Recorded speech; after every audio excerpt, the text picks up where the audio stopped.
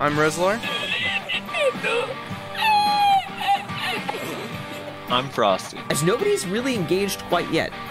Yep. Oh, there we have a bit of. Oh, was that a triple stun for the Mystic? And welcome back to the Value Pack.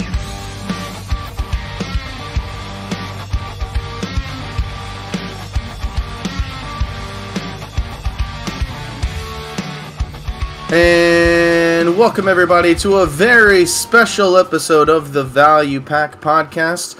This is our 2-year anniversary special, and by God is it special. But before I tell you guys why it's special, first I want to thank our lovely patrons: Badgerana, Infrax, Hawaiian, Auscultation, I Has Issues, Jeremy Johnson, Calahad, Lord Carrot, Mayo Knight, Minari, Oponism, Slidetech, and Talus Acceptum.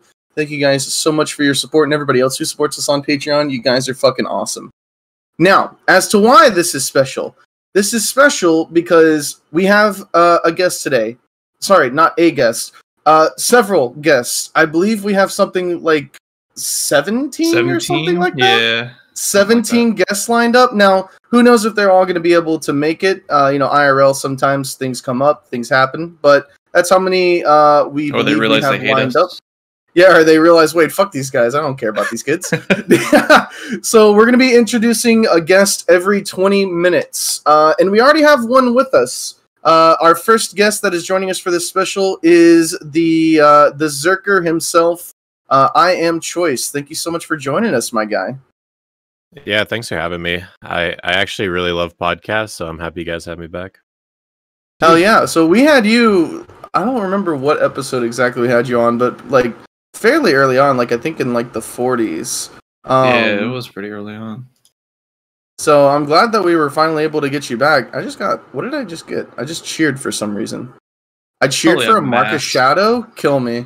Alright, so we were talking about stuff and then we were like, hey, wait, we should be recording. So go ahead and kind of explain what you were talking about with your build choices or whatnot. Real quick. I was actually kind of nervous that a bunch of people are going to cancel out on us because they were going to remember last minute that we used to have them record on their end and then send us the audio. Yeah, the audacity. Yeah. One of the other guests actually asked about that. I'm like, no, you're good, man.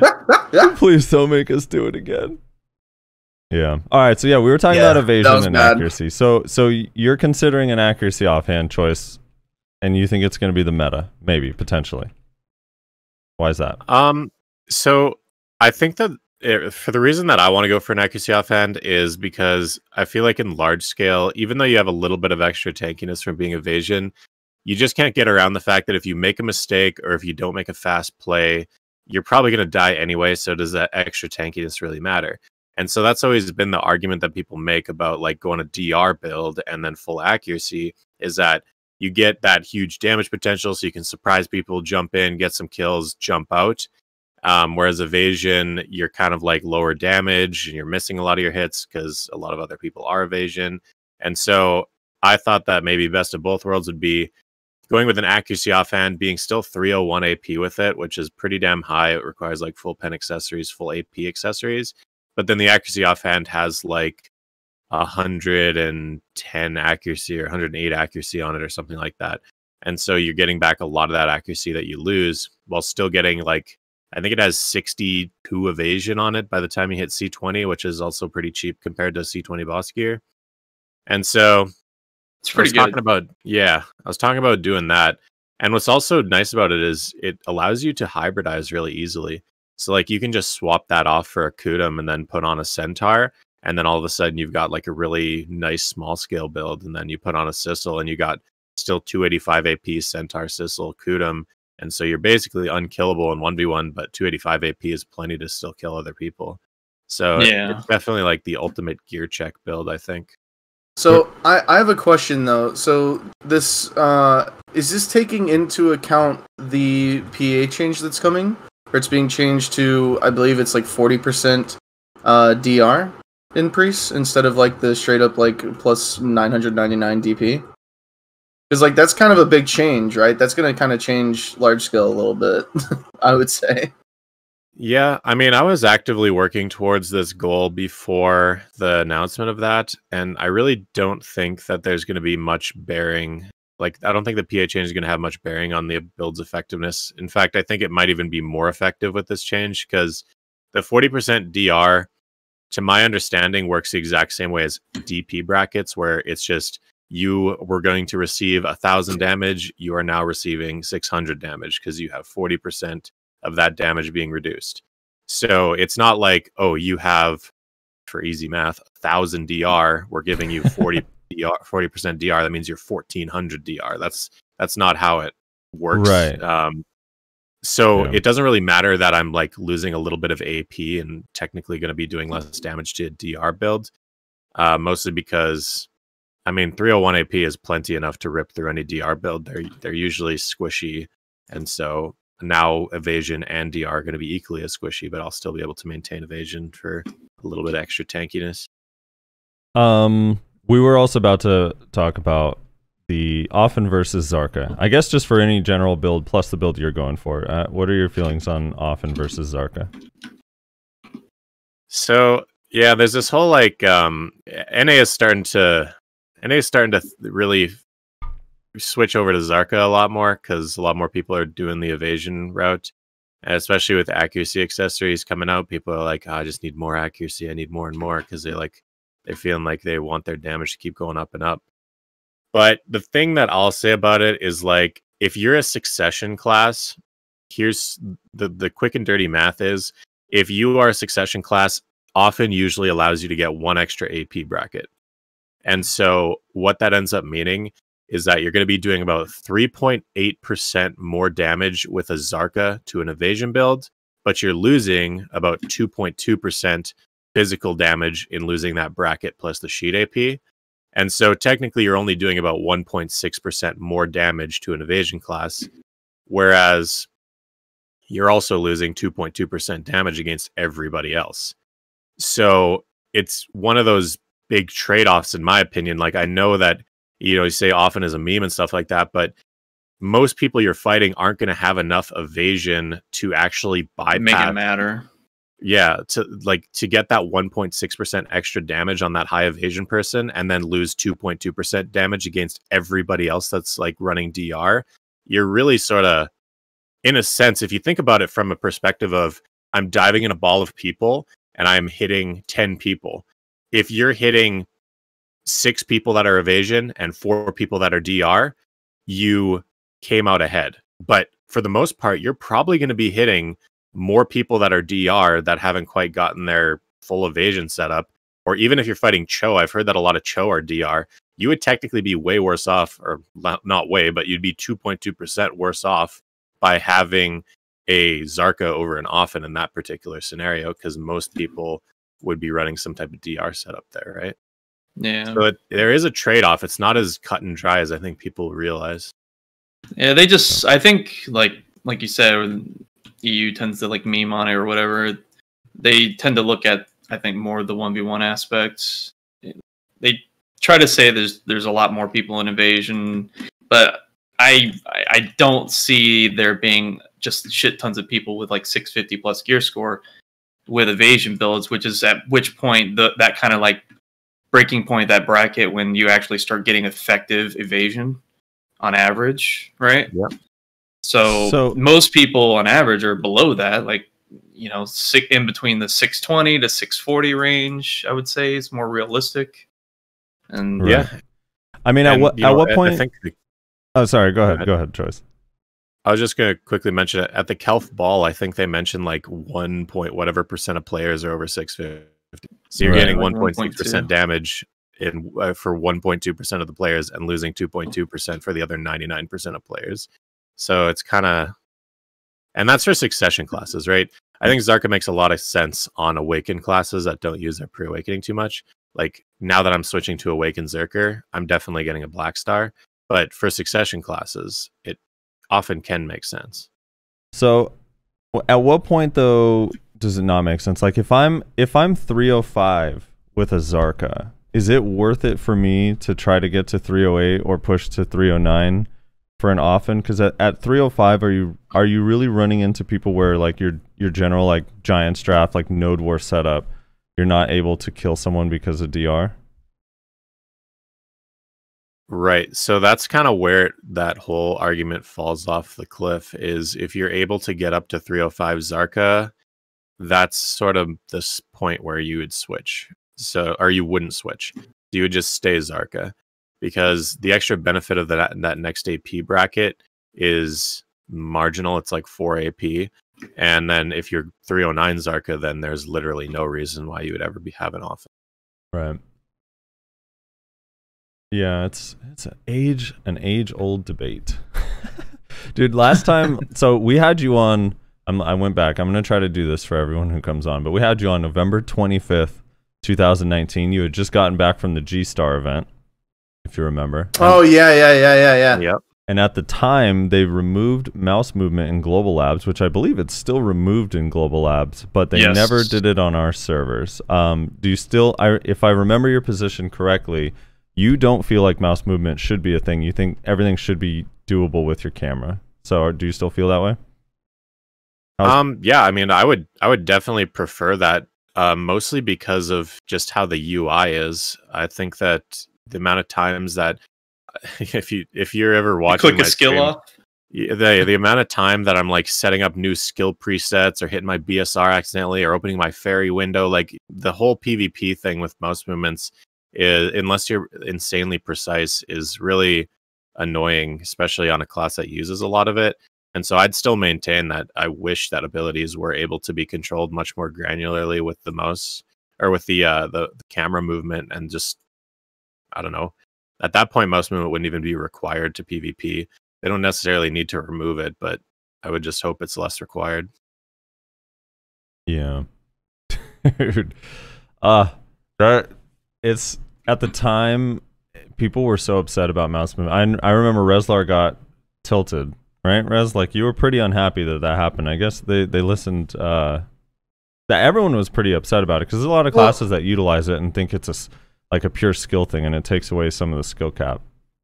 Yeah, well, the thing is like, yeah, if they replace mouse movement with a way to do the things that you need to do naturally, I wouldn't have a problem with it. The thing is they removed mouse movement and then didn't replace it with anything.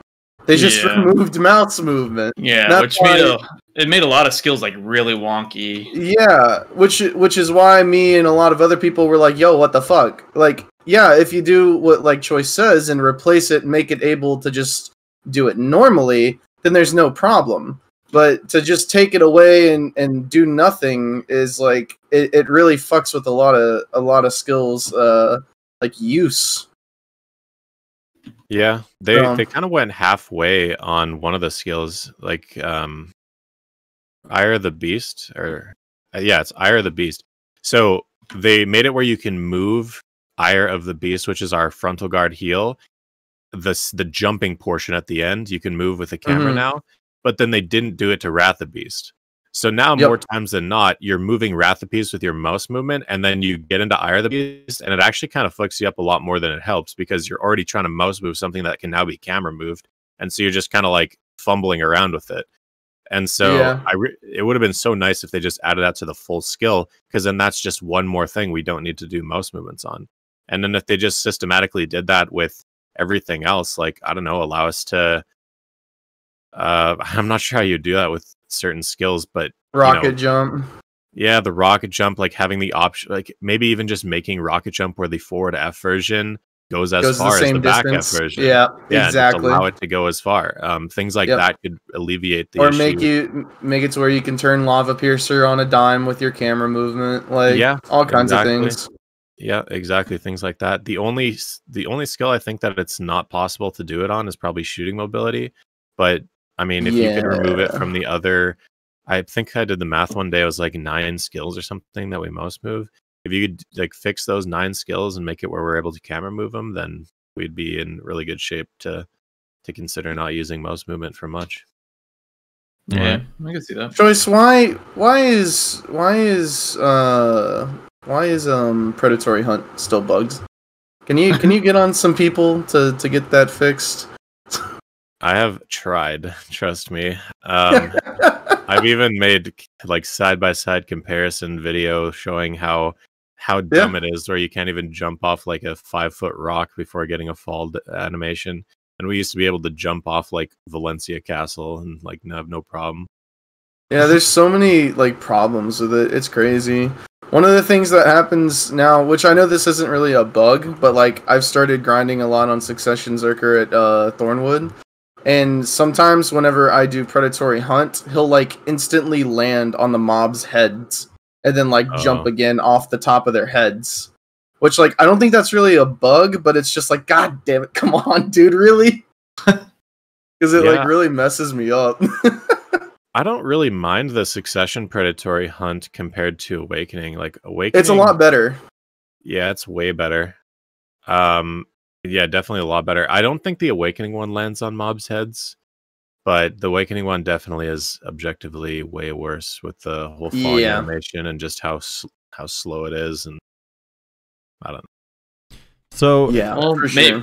Maybe PA taking over publishing will make them get more information a lot better. You know, like, doubt it. Real quick, Choice. Maybe the 30-minute cooldown on 200% being, you know, that you're switching back to Awakening. I assume that has a small reason to do with it. What are your thoughts on that change? Do you think it's good, bad, and is Zerker fucked? So I guess thinking about the entirety of all 200%, you pretty much have two different 200% that are used. You got Zerkers, and then some people are using Succession Wizard Meteor. So the 30% cooldown has very little bearing, I think, on wizards at all, because first of all, you already have like 50 wizards in your guild, so you can just easily cycle around the 30-minute timer. Which is fine, but for Zerkers in particular, obviously you don't have that many of them, so it's definitely this nerf is 100% targeted towards Succession Zerker just because of that, in my opinion. So thinking about it from that perspective, I feel like they over nerfed Succession Zerker in that sense. You know, 30-minute timer is definitely getting their point across, saying like, yeah, we don't want these whole 200 cheesy 200s to be going off, and that's okay. But I think that maybe even just like a 15-minute timer or like a 10-minute timer would have probably been more balanced, I guess, or like not completely obliterating Succession Zerker in large scale. At that point, you would still, for like, especially in cooldown timers and stuff, you know, you'd be engaging, let's say, once every minute. That means that 1 out of every 10 pushes, you have a 200.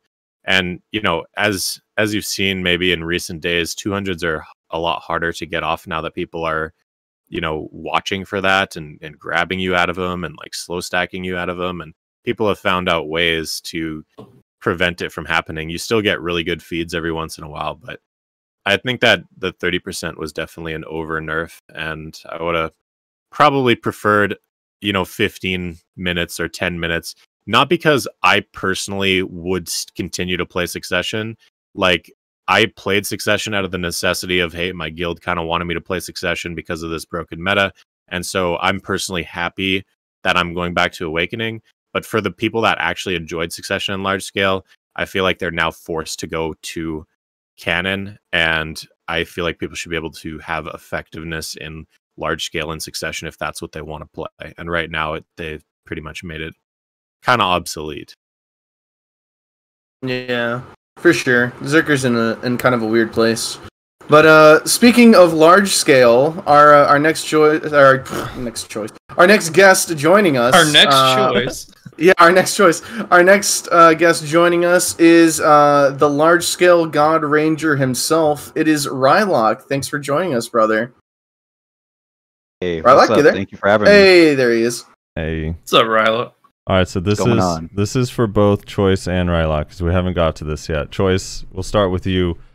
PA now is a 40% damage reduction instead of 999 million DP. Is this a good change or a bad change? Plus the 1 minute effect where you can no longer receive PA. Also, if you know, Choice, I know you're in the partner Discord. Does that include, like, does that persist through death, that debuff? Ooh, that's a good question. Yeah, that's a pretty good question, because I know that horse debuffs don't, so there's a chance it might not. Yeah, but the 40% change, do you think it's enough to be impactful that in large scale? Is it going to be something we notice? I'm interested to hear what Rylock has to say. All right, Rylock, let's hear it. I mean, I think it's a good change. Before and for the longest time, the meta has always been just kind of like, you know, mages, right? Like, it's mages, and then more recently Zerkers, and everybody else was kind of fodder.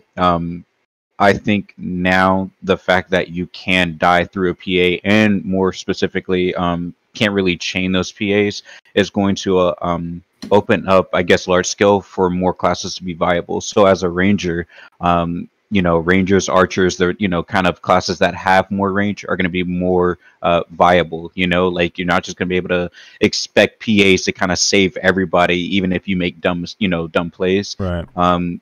Which and then in turn will make flank classes more viable, because it's going to be, okay, well, how do you get to those rangers and archers, and, you know, so I think it's a good change overall. I'm happy for it. And if nothing else, I agree with that. I agree with that same kind of sentiment, because, you know, you just fade out those 8 seconds, and now classes like yours and other flex classes actually have a spot, or you know, a position now that's actually viable. So one of the arguments that I've been hearing from a bunch of people is that this is a net buff for mage classes because they have so much range damage. So now all the melee classes are going to have an impossible time getting to them. And one of the arguments I made is kind of like what you're saying, Rylock, is, well, I understand that point, but now WizWitch actually have to account for rangers and archers that are far away, and thus they have to choose if they're going to kind of stay out of their range or go into melee range to try to deal with the melee ball. But I'm kind of curious what you think, if it is a buff for them or a nerf overall. I think for maybe good, you know, mages, your Rinzid and Roots and all those guys, Huntlers, right? Like, for those guys, it'll be a buff, you know, because they're gonna do what they always have done. But it's not gonna be this just blanket, you know, every mage in the game or everybody who's, you know, re-rolled and played for like a good 2 hours are now gonna be god tier, right? It's going to force mages, I think, to be a bit more aware about just, you know, their overall gameplay. So the good mages are still going to be able to perform. They're still going to be able to, you know, do more than enough. But I don't think it's a blanket buff for them, you know. Yeah. I mean, I could see that, because there's definitely a lot of guilds out there that kind of force people to create a tag character for, you know, Witch Wizard, just so that they have more bodies for that. And, you know, those individuals that aren't very experienced in the class aren't going to be able to perform as well now, because they're not just able to stay like super protected for longer periods of time anymore, and that was their damage. That was my biggest critique about like this entire mage meta to begin with, because I remember when Rangers had that, I guess, bug where our Descending Current would just knock people down. Never saw so many Rangers reroll in my life, because it was easy. You just press one button, you're getting knockdowns, you're getting down smashes, and eventually you're going to kill somebody, you know? Whereas, you know, I felt with mages, it was kind of the same thing. You didn't even have to be good. You know, you're just like, all right, here's PA, here's self heals. I can get kills without even trying. And now it's going to be like, no, I have to put some thought behind it. And I feel that'll be more than enough to, at the very least, force people who have rerolled mage to say, okay, I now need to at least spend time trying to be good at the class, you know? Yeah. Yeah. Choice, does this change save Zerker in large scale? Q buff's going to become more impactful, right? Mm-hmm. Yeah, so just before that, something really interesting. I can hear everybody in here except for Rylock. It's really weird. I've been like turning on your stream in order to hear Rylock talk, because I can't hear him in this for some reason. And I've got him fully turned up. Yeah, you might want to check. It might be the perms, Rez, maybe? Yeah, maybe the rolls or... No, there should... I mean, they have the same... Rylock, can you hear Choice? Yeah. Oh, because, I mean, you guys have the same exact perms. Yeah. This is the awkward moment where we find out Choice's head muted this whole time. He said he can hear you. Yeah, he can hear you. Yeah, he can hear you. I have him on 200% volume, and I can hear him on your stream and whatever, but I literally can't hear him. I even changed my Discord from like I changed my Discord location Like I put Here, on let's try. I'll give you admin choice. Just try and leave and come back real quick. All right. And he deleted. Say something, Rylock. Huh? Oh, I can hear him now. Okay, hey, all right. Okay, so Okay, there we go. So his last thought. It was a lot. Yeah, I was able to hear him. Okay, I was cool. able to hear him.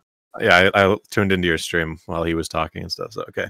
So basically, he was saying how mages are gonna have to get good now, and like reroll mages are gonna have to think about going back to their other classes. I think that this is an overall really good thing for Zerker because I didn't try to rely on PA in the first place. It was kind of one of those, hey, nice, I got it, and I lived. But for the most part, Zerkers play very similarly to a Ranger in a sense, where we're kind of off to the side and kind of maybe behind the ball, and we don't go into that initial brawl for most of our pushes, especially with Q buff. And so I think that this is a pretty big net buff to range classes and especially Zerker, because we have a ton of damage that we're constantly outputting. And I personally think that this was healthy for the game. I'm happy that the PA got changed in the way that it did. I would have preferred maybe it gone to Shy so that there was a little bit of a deliberation going on there. Like, do we lose 100% of our damage on this player, or do we get this defensive capability? Like, do we have this defensive capability of losing all the damage? There's some type of a trade-off there. Whereas there's still no trade-off for having a mage. If you have a good mage, they're just still the ultimate player. Yeah. So I agree with that because we've had that same discussion before on this podcast, and I like that concept. Get rid of bubble and put PA on Shy immediately. Yeah, I agree with that. Like, it doesn't make sense that Wizards have all the utility and all the damage and now mobility when you include a succession movement. It's just like insane. It's a little overloaded. Yeah. A little, just a little bit. I was just but dude, they're gonna make every class as strong as Suck Wizard, bro. Oh yeah. So I can't wait for my 1 to 2 second full heals. It's gonna be great. That's what I've told my chat numerous times. It's like, okay, when you look at, in my opinion, class balance, it really breaks down to it's broken down in 3 tiers where it's all right. Survivability, damage, and mobility. If you have 1 out of the 3 outside of, I'd say, maybe Suck Ranger, you're probably lacking. You need some buffs. If you have 2 out of the 3, you're probably fine. Just some tweaks here and there, and you're good. 3 out of the 3, you're OP. And the only class right now, in my opinion, that literally has all 3 is Suck Wizard. They have mobility, they have survivability, they have damage. Like, what are they missing? Literally, what are they missing? They have slows, the ultimate class. Is disgusting. Yep. They don't have a grab, they don't have a block, but they don't really need it. Yeah. No, they don't. Pretty much that. 100% offense is my defense. Well, could you imagine if they did? Oh my god. Yeah. Jesus.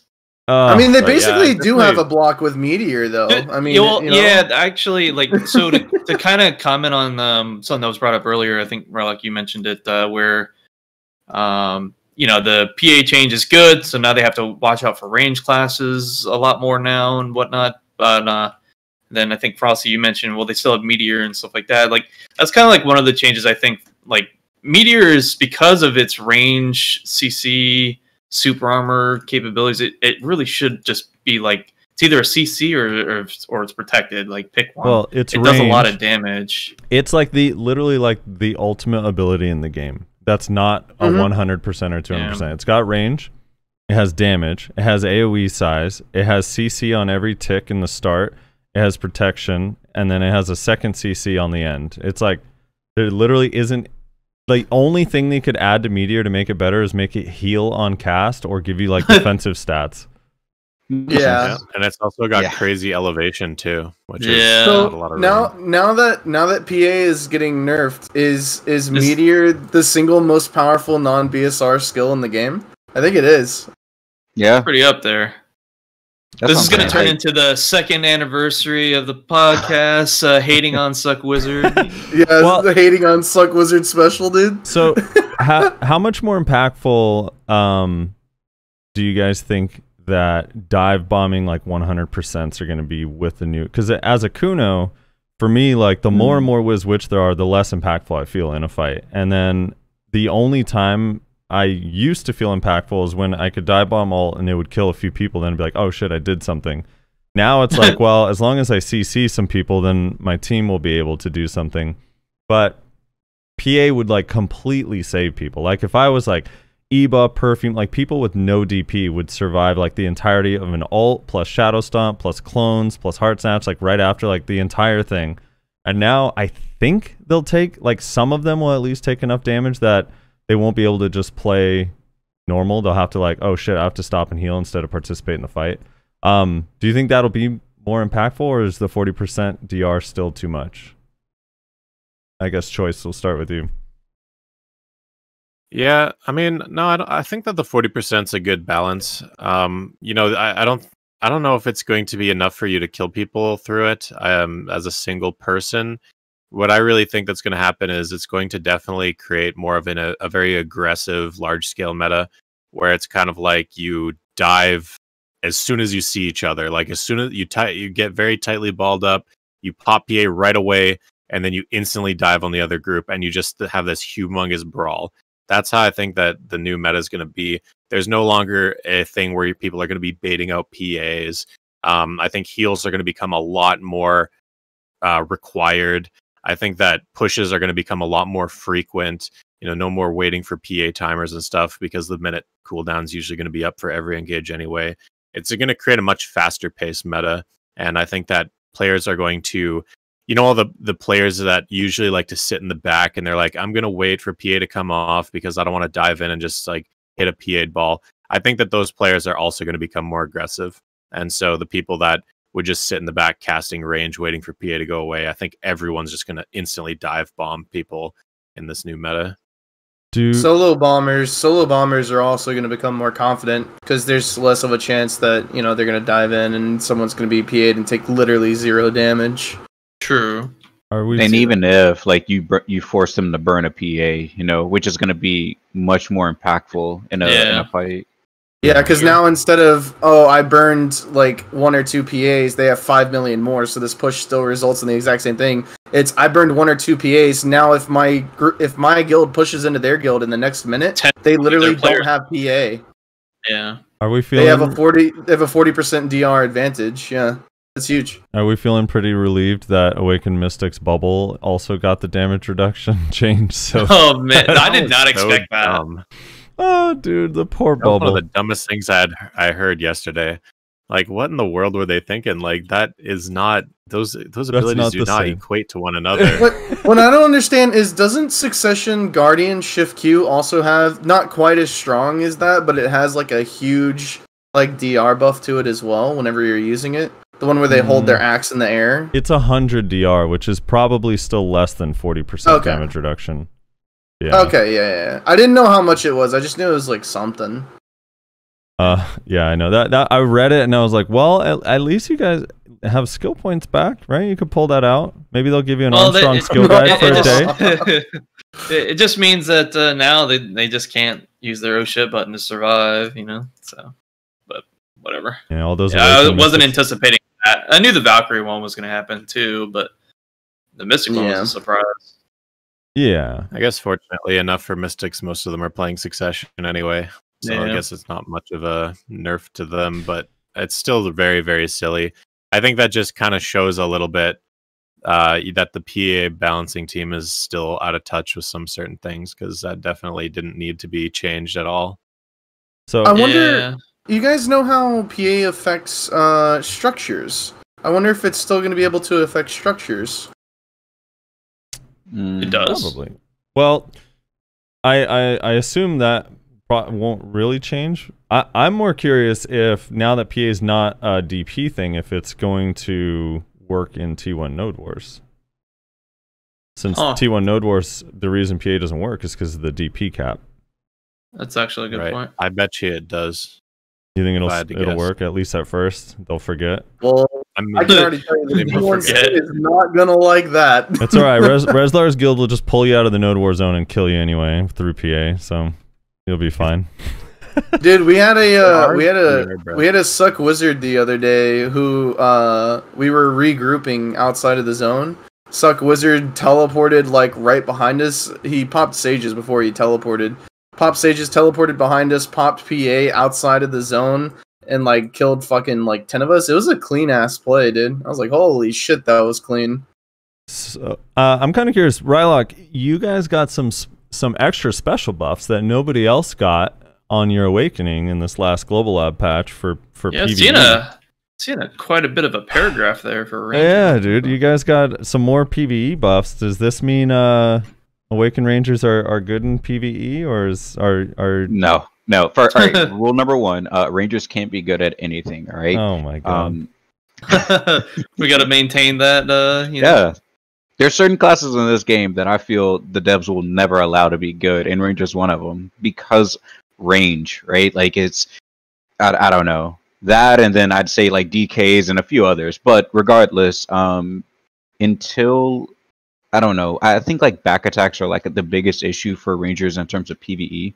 So I don't know. You can give us more damage, but we're still not going to be, like, it's so weird to me that we got nerfed in the first place. Like, we literally got nerfed when Succession came out, and now you have, like, suck strikers that are just clearing unimaginable numbers, right? Like, yeah. I would have never thought, like, oh, that's a thing now. And I haven't heard anything from them, but I don't know, it's whatever. Well, selfishly as a Kuno, who I miss playing Awakening in PvE, like, I can do it at Star's End just because I'm overgeared. But it, like, Secrea, Awakening Kuno is so bad. So I'm like reading through the Ranger notes, and I hear every Ranger say that they're trash at PvE. But I know if you put in enough work, you still get pretty decent trash, just not compared to like the top, the top. But I'm just like, what about Awakened Kuno? Where's our PvE buffs? I mean, I'll say it, like, it's Ranger is not bad. I think the class in and of itself for PvE is pretty comfy. It's just there's a few other classes. When people come to me and are like, oh man, I'm thinking about tagging my Ranger for PvE, I'm like, I mean, if you're gonna tag a class, why not tag the best? It's okay, right. But hey, part of it is fun though. Like, if you enjoy grinding on it, you're gonna grind for way more hours, and in those instances, at least for me, it's worth it. Like, I tagged a Sork and a Mystic already. I've been through like every tag, and while they're super good at grinding, I was just like, Rip 10 bill. I'm not enjoying this grind at all, and I literally would rather grind on Kuno, even though it's worse. So there's speaking of classes that get extensive lists of buffs, let's talk a little bit about the class that our entire community is convinced doesn't get entire or extensive lists of buffs. Let's talk a little bit about Musa, and to help us do that here is Shaky Bay. Shaky, you there, brother? Yeah, what up, man? Hey, what's good, brother? Man? Pretty well. How about yourself? We have several Musas in our community that are convinced that PA has a specific like hate boner towards Musa just as a class and everyone who plays it. Does PA have like a jaded thing against Musas? Do tell. I don't know if it's like so jaded. They just don't really understand like the issue, it seems. Like, Suck Musa is great. I don't think Suck Musa needs any changes in terms of like PvP. Recently we did get the Rabam buff, but I think that was just for every class in general to like tweak them, because I think a lot of people were complaining about the Rabams for the most part. They're all bad. Yeah, I mean, the Musa one when it came out was pretty good, but it was only a thing where it worked with Suck, because with Suck we can take away 12% evasion, which is just an extra hit rate. The skill itself doesn't have any accuracy modifiers on it for like the Rabam. But I think the big thing Musa's complain about is Awakening Musa, because Awakening Musa is currently useless at like endgame meta because of no accuracy on it. That's like the big thing I think Musa's complain about, and then the PvE has been really bad ever since all the sucks come out. So they've tried buffing the PvE and it's still just like. Musasa's been using the Awakening. He says he likes it a lot. I mean, they got some buff to help it out, but I'm not sure exactly where it's at. The thing is, my hash is pulling like 1,700 more trash than my Musa, so it's a pretty big difference. That's how stars are. That's pretty huge. Yeah. Yeah, Hash is There busted. we go. Well, one of the Sorry, things with Hash. Go ahead, Rez. I was just gonna say, can everybody hear everybody now? I'm trying to fix this issue that we're seeming to have. Seems whenever someone Can new everybody- joins, they can't hear. Yeah. I'm trying I to can hear figure everyone out. now. Choice, can you hear Shaky and Rylock? Uh-oh. Choice, can you hear it? Sit with me. Okay. Choice, you there? Okay. Yeah. I think I can hear everyone now. All right. Okay, there you go. So- yeah, I think I found the problem. It should be. I think it's fixed now. So Okay. Shaky is the compared to Hashashin, is it just the damage or is it also partly the pulling? Because I know Hash with like Holiday Throw and the way that Hash can pull is so much nicer than Musa.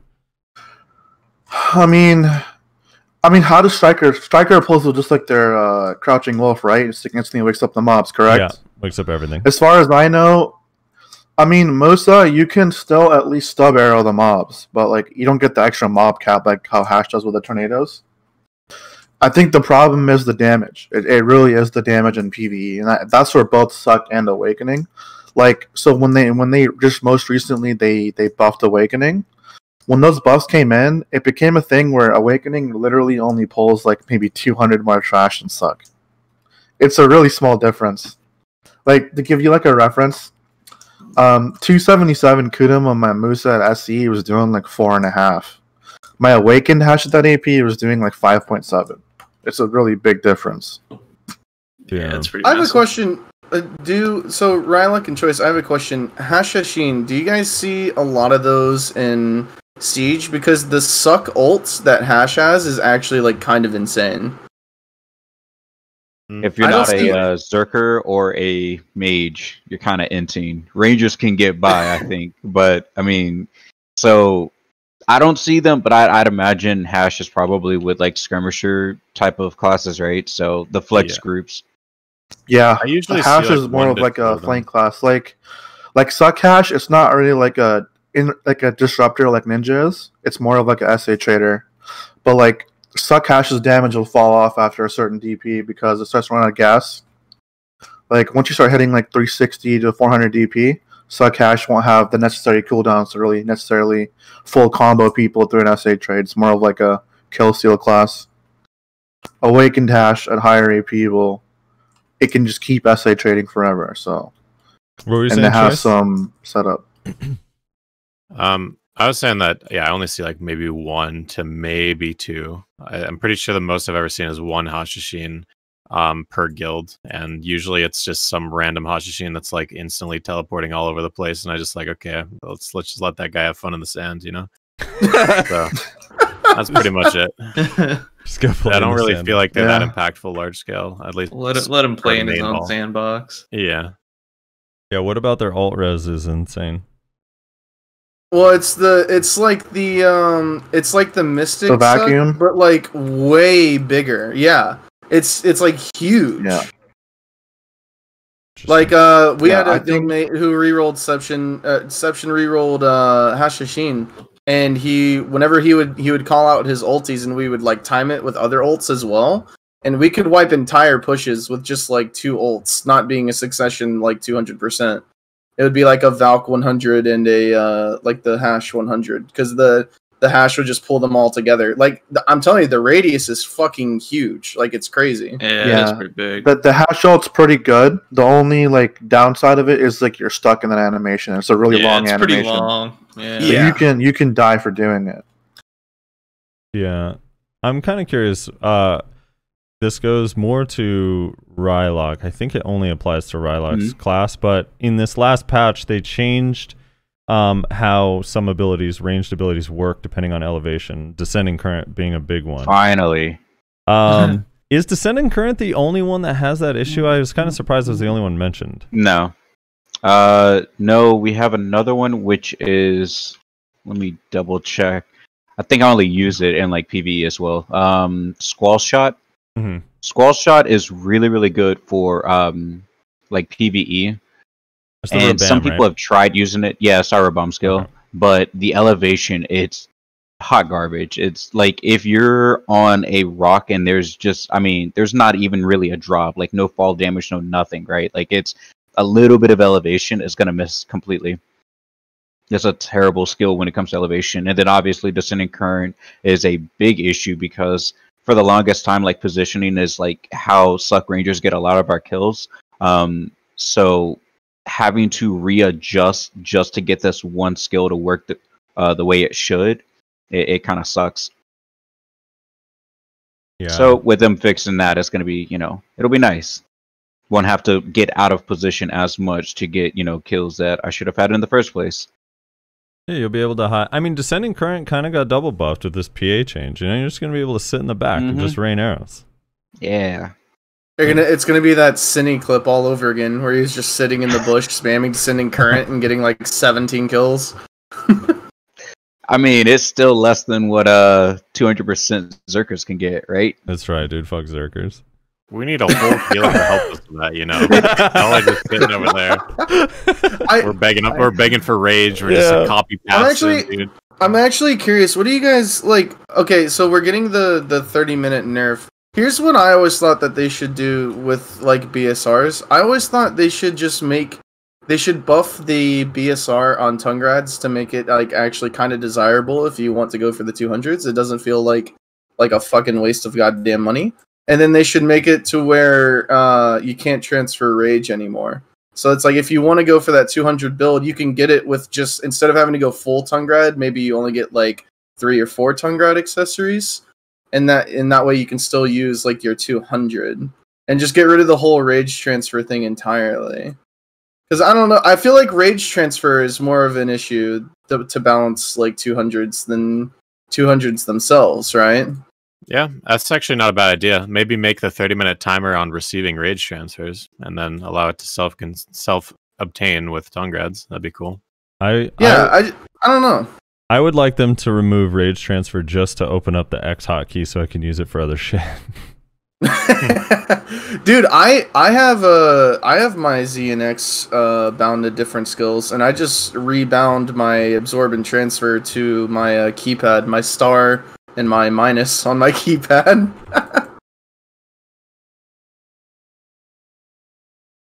Yeah, I always thought that 200% should be self-collectible. There should probably just be some type of a 20% bonus for having the full Tungrad setup, and that would definitely make it. Yeah. Where it wouldn't be too overpowered, because, you know, 200% is a lot of rage to collect by yourself, and it would take several pushes to accumulate that. And then if you whiff it, then kind of just, you can't just get it back the very next push. Yeah, exactly. Yeah. Like, it's, I don't know. It's just like, I don't know. Like, I think the 30-minute thing is fine, but I don't know. I would have rather they did that instead, personally. So they're about to add a new awakening skill to every class. I want to let's start with Shaky Bay, since you got 2 classes you got to worry about. What awakening skill does Musa need, and what awakening skill does Hashashin need to actually be like, hey, this is an improvement for us, this helped?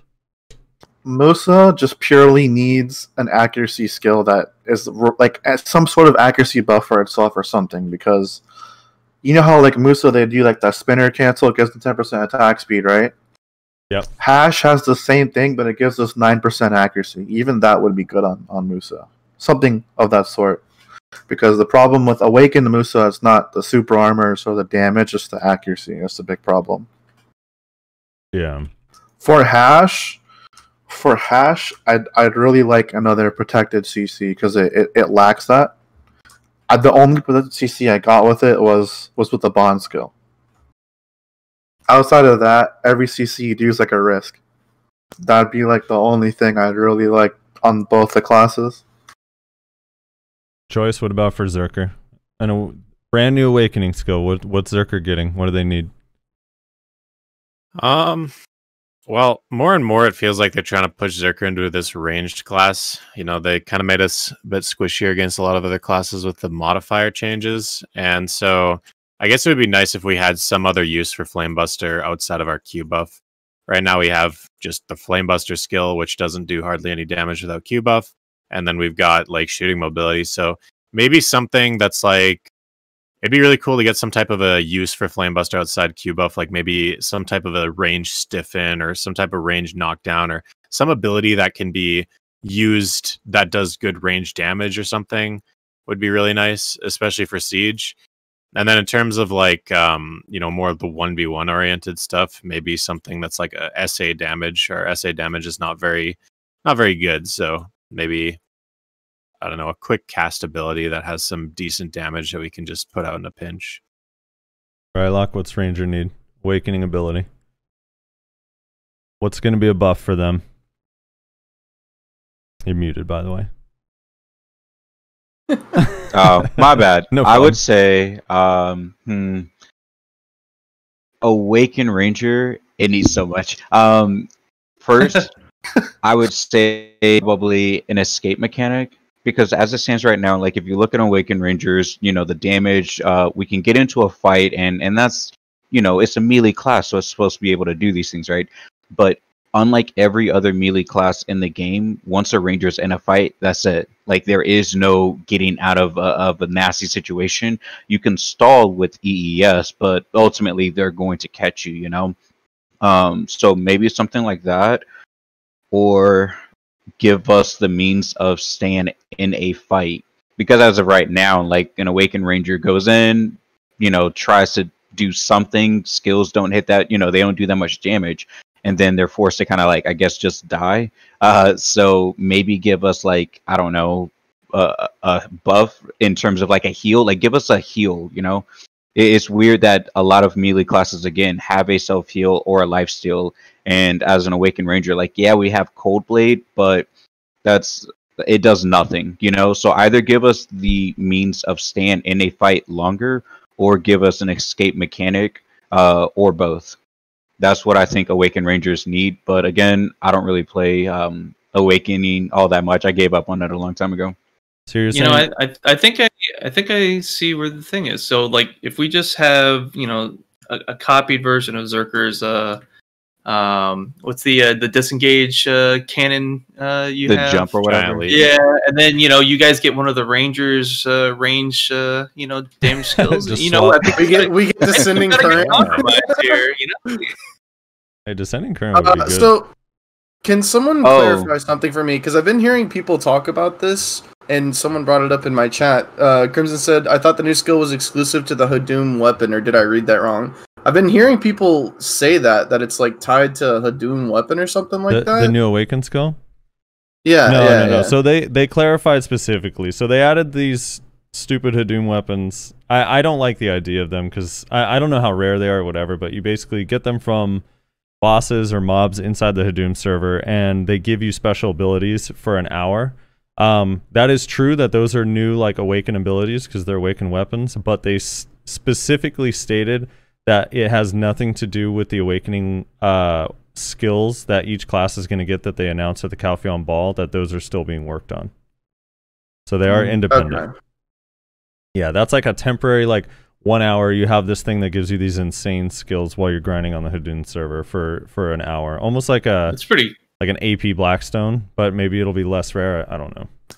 I'm actually like all for the new Awakening skills, but I really wish they do like, if people have like 2.8k SP, they're just sitting on like 500 or 600 SP. I really wish they would add a way for people that have super high SP to like keep investing in their skills to do more damage for just having class loyalty. That would mean a lot, in my opinion. Yeah, like in Diablo 3, like Paragon levels kind of thing. We're just just something like that. I think they should do that because a lot of people now are just sitting on like a lot of SP. Even my hash is sitting on an extra like 300 to 400. Oh, real quick, I guess I should maybe amend my answer for the Ranger buffs. I had a Ranger who actually does play Awakening much better than I do. Mm-hmm. He said protected damage, and I can kind of see that because like when Rangers are in Awakening, I guess like 1v1s especially, it's a lot of just kind of like rotating your protections and fishing for knockdowns as opposed to actively being able to trade with that damage. Right. So that's Flannel's take on it. Tell Flannel that he probably kills people standing up with Waltz, and it has SA with the bond skill. Okay. Yeah, You know, as a class that counters Ranger the most, because like Musa and Mewa, they like quite literally dumpster Ranger in 1v1. I think the biggest thing I exploit against them is the fact that their movement isn't protected. There's a gap in between almost anything they do. I think that's another issue they have. And they're really susceptible to slows. Yeah, they are. Well, I mean, that's a lot of classes, but that's like another thing. But I think the gaps are the biggest problem. There's so many, and there's nothing they can do about it. They're forced to play through those gaps. Or just roll succession. Yeah, and then just more AP is never a bad thing. That's true. I mean, Suck Ranger is fragging. So, they mentioned briefly that they were thinking about adding core skills to succession. Would this be a good or a bad thing in your guys' opinion? Oof. I'll take it. All I'm saying is if they give us back the float on Rising Storm on Musa, it is going to be broken. Oh my god! All I'm yeah, gonna it will say. be. It already does too much damage, so oh boy. My whole thing with the core skill, like, I think it's cool, sure. Like, they should kind of like keep the same kind of concepts between, you know, Awakening and Succession as far as like those extra special elements are concerned. However, where the fuck are my goddamn BSR skills in Succession? I need my 10% to knock off T9s, damn it. Another thing too, like, I see how they're adding like Awakening skills. I don't know why they don't add more Suck skills. Like, I know Sucker, like, it's not balanced with Awakening, but like Succession feels a lot more underwhelming with how many skills you get to use compared to Awakening. My only thing about the core skills is I'm confused because wasn't the whole thing about core skills to make Awakening as strong as Succession? Yeah, that was kind of the idea. It's funny, yeah. Well, that's why I think this is just me riffing, but that's why I think that the idea is not going to be necessarily that we get to choose a new skill to put a protected CC on, but that it's going to let us remove one and put it on something else instead of it just being decided for us. Ooh, I don't know about that. Because that would be kind of interesting. Go ahead. No, go ahead. That was it. So I think that's where like the disparity comes from with how much they know about like what the community says, right? Like, I don't think they know exactly why some Sucks are stronger than Awakening. They just don't know. So they're putting in these balance changes and then they think it fixes the class. Like, for example, they've buffed Musa quite a bit, to be honest, for Awakening. This last like 4 months. They gave it like 3 new super armors, right? But like Musa never had a super armor problem, and that was never the problem. It could already rotate SA all the time. Yeah, they do. A lot and then now they just give us more super armor, so we just have more skills to trade with. But that didn't really buff Musa, Awaken Musa. The problem is the accuracy. The class has like 6% to 12% modifiers with no way to negate a lot of, you know, evasion. So then you go into people that are sitting on like 650 to 700 evasion, where the meta is just run evasion, and if some guy's running accuracy, you wear more evasion. It doesn't really coincide with how Musa wants to work, especially because the class in its passives is built around evasion. Then the way Awaken Musa has to work, you have to run Bags and Zarka and like Dawn. It's just like you can't run that meta. You got to try Choice's new build with 285 and an accuracy offhanded. Yeah, he was talking about that but earlier. I can just use Suck and have like 50 to 71% modifiers, so I'm chilling. Choice, what about you? Are you re-rolling back to Succession Zerker when core skills for Succession come out? No, definitely not. The problem with melee classes in general is I think slow stacking is just such a rampant problem. Yeah. That you go in, you just instantly get slow stacked. There's like honestly no point in playing anything that's melee and large scale because of that. It's pretty, I don't know. Unless you do the slows, then that's good. Yeah, maybe. But in terms of like the core skills and the new Awakening skill, I'm not a huge fan of these blanket changes. I don't think they achieve anything. You know, if they were talking directly about how, oh man, look at how many people play Awakening Guardian and how many people play Succession Ranger. We want to balance these out. And then they're like, here's our fix. We're going to give everybody an Awakening skill and we're going to give everybody a core skill. Like, what? Yeah, they're just creating new problems with their attempt at solving the issue. And that's what I'm saying. That's where the disparity comes from. They don't really have a good connect with their PvP side of the community. I feel like every other change has been good, PvE and life skills, but like PvP, it still needs a lot of work. Well, they did say they're trying to, I guess, talk to like KR players or something like that to get feedback. They did that a while ago. Yeah, they did it a long time ago. And it showed some small adjustments, but it wasn't. I think for the vast majority of classes, it wasn't anything super amazing. Well, one thing's for sure, there's a lot of exciting changes coming up to the game here shortly. It's time to introduce our next guest. It is a good friend of me and Frosty's, and actually the very first guest we ever had on this podcast. It's Rainer. Rainer, you there, brother? Yeah, what's up, guys? What's up, dude? People hear Rainer, him? Hello. Quick sound. I'm about to leave. Okay. Choice, thank you for joining us, man. It was fun. Thank you, Choice. Yeah, thank you. Oh, always a pleasure. Take care. I didn't say I had to. I said I had to leave and come back. I couldn't hear him. You cut out. Yeah, you cut out when you said it. You said I'm about to leave. I'm about to leave. Yeah, so somebody in my chat posted that apparently this is a new bug with Discord where every time someone new joins, sometimes people won't be able to hear them and they'll have to leave and then rejoin, causing a bit of a domino effect. So we picked a good day to do this, to record in Discord, basically. Nice. We picked a good day for it. Now, Rainer, can everybody hear Rainer now? Rainer, say something? Yeah, I can hear him. Okay, cool. Now, Rainer, you don't play BDO anymore, right? You've kind of quit. No. Yeah, I quit for some time now. I tried coming back when Guardian came out, and I basically like grinded her to 61 and then stopped playing again. So kind of the reason I guess I just got burnt out of the game, and I didn't really see any changes coming to the game at the time. I mean, Succession came out, but like I didn't really care about that stuff because I liked Awakening weapons and the aesthetic. But there wasn't like what I wanted to. Yeah, go ahead. I was just gonna say that's what I wanted to ask you. Is that like all these like crazy changes coming up? They're nerfing PA. They're talking about reworking like Node Wars. The Nova's coming out. Like, is all this stuff enticing to you as somebody who's quit that you might want to come back?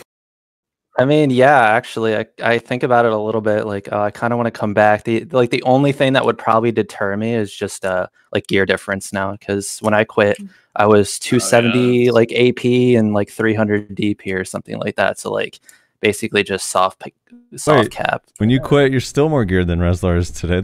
I was about to say. Am I really? Oh shit. Well, I was in a siege guild for a little bit, so maybe you could be the outside voice of reason to try to convince all those shitters to get off this fucking game. Yeah, Rainer. Why should I hear it I hear it every couple days from Rainer in Discord. Why should we quit this game, Rainer? Go ahead, tell us. Hey, I haven't complained about BDO in a while. Okay, the last time I complained about BDO, we got into a little bit of an argument. You called me bad at the game. It was hilarious. The real reason Rainer can't come back is because he's gonna fall out of platinum rank in League. Ooh. Exactly. Can't have that happen. Hard stuff. That is important, bro. So are you interested in Nova at all, Rainer? Dude, she looks hella cute, and she looks like the first like non-lewd female character in BDO, which is kind of cool. Not that I like don't like the female aesthetics, you know, but she looks like she has like full-on armor and stuff. It's kind of cool. Also, I like her weapon. I'd like to get. We haven't really talked about Nova yet, which we're probably going to talk about it later as well. But I'd like to just kind of go around the chat room real quick and get everybody's impression on Nova and what they think, because it's kind of it's an interesting class with all the like soldiers and shit. Like, so let's start. I guess we'll just start at the top and go with Choice first. Choice, what's your kind of first impression of like Nova? My first impression is some type of mixture between Guardian and Valk. And I feel like they're going to go with more of a support orientation for her. I feel like she's going to have a lot of CC, a lot of freezes. I think it's going to be like a DP type of class. People are going to run DP on her. Fair. DR or evasion? Kind of have to run evasion, but I don't think she's going to scale with it. Like, it seems like she's made for DR, but then people are probably going to have to run evasion if they go full DP. It's gonna be interesting if she does have like multiple freezes, because I have a feeling like there's already kind of like occasionally you get debate over freeze as a CC. So if a class comes out that has multiple of them, we might that might have to be a serious discussion that this community has with itself. So a lot of people feel that freeze is fucking busted. I'm fine if she's just like a tank that interrupts. If she does damage as well, I will maul. Like if she's like another guardian, that's gonna be the case. Yeah, she's gonna do damage. There are no tanks in BDO, because when Guardian came out, it was busted as all hell. And if we get another one, no thanks. Yeah. So we know she has at least 2 freezes. She has a single target and an AoE freeze so far. Who knows? Who knows what else? You guys got it all wrong. The thing is about Nova is she's actually gonna apply burns to you, just like Guardian with her fire. Omega low. Yeah, I just hope she's gonna be like a traditional tank that interrupts. So that'll be cool. Yeah, that would be fine. I'd be okay with that. I'd be okay It'd be with annoying that. as hell, but I'd be okay with it. Yeah, but I think that's what they will do, because it just wouldn't make any sense with them just releasing Guardian and dropping another version of it. Yeah, Me? really. I don't. Yeah. Think What about you? Yeah. It's just another block to break.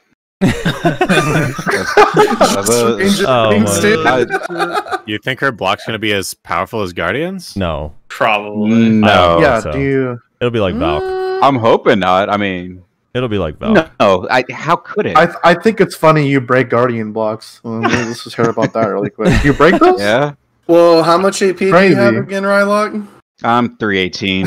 How do you feel about? Do you have any accuracy? Or are you a non-accuracy?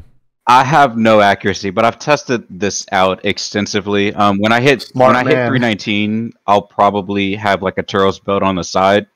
But yeah, must be nice. That'll put me at 316 AP with the accuracy belt. So we'll see how that goes. Is that so you're full AP monkey? He's juiced. Is that because you get to put a little tree on the ground that gives you accuracy? Is that why you don't need it?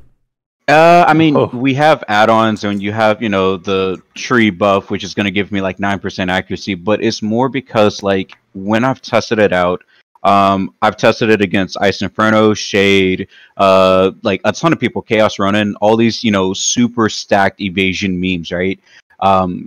When I was testing it just, among, I guess, the BDO population, I don't really have issues with killing anyone when I'm running full AP.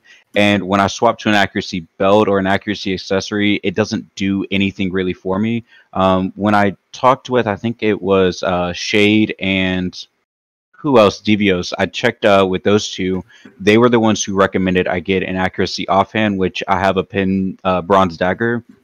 That gets me over a certain accuracy, threshold. Right. So anytime I'm running across evasion memes, I have to throw that on. Everyone else, full AP works for me.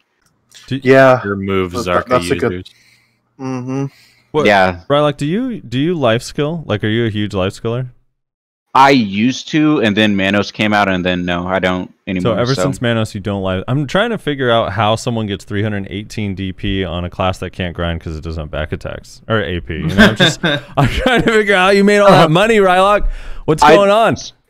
I told my chat exactly what I do. First of all, I think I'm pretty lucky when it comes to making accessories. I can make prize duos, suck, and then Ted's okay.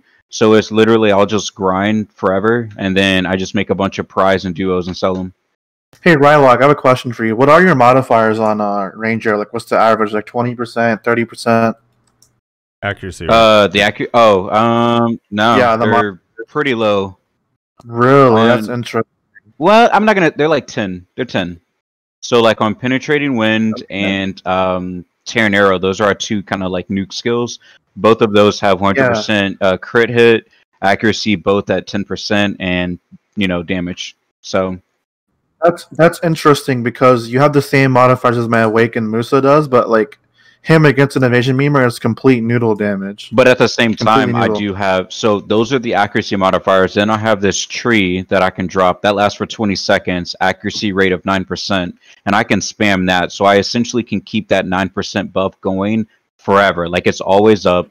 Then with, skill add-ons, I have accuracy on like Blast and Gust, which is 3%. So I constantly have accuracy going on top of having a Zarka. So I feel Probably like I more have realistic. Yeah, but like to be like 15 to if you're 20%. below, if you're below like 20, it's kind of like low, you know. So like you're doing a lot of damage then on your own like class. Because like I have to swap to my Musa, that suck, and that's where he does the damage even in trades because he's averaging like between his non-accuracy skills, he averages like 30%, and then when I want to blow up someone, it's blooming 71%. Maybe Shaky, this will get you into gear to fast track you to that 331 AP build you were talking about. When's that coming? I think it's gonna be for Musa. I mean, I'm getting geared, dude. I've been PvEing a lot. Like I said, for me, I don't struggle with killing really anyone. It's just because the AP, like you can evade, 9 out of 10, but if that one hits, it's gonna land and it's gonna hurt. It's only against like the super tanky evasion memes, over, I don't know, 800, 1,000, whatever evasion. Then it's like, okay, I need to throw on an accuracy offhand, which I still get like, let me see, I don't know, what's 287 AP? Oh my god. Wait, what the fuck is Choice's AP if he can still be 285 then? Jesus. Choice, what's your AP when you're full AP? I don't have a maneuver. Alright, full AP with Kudum then.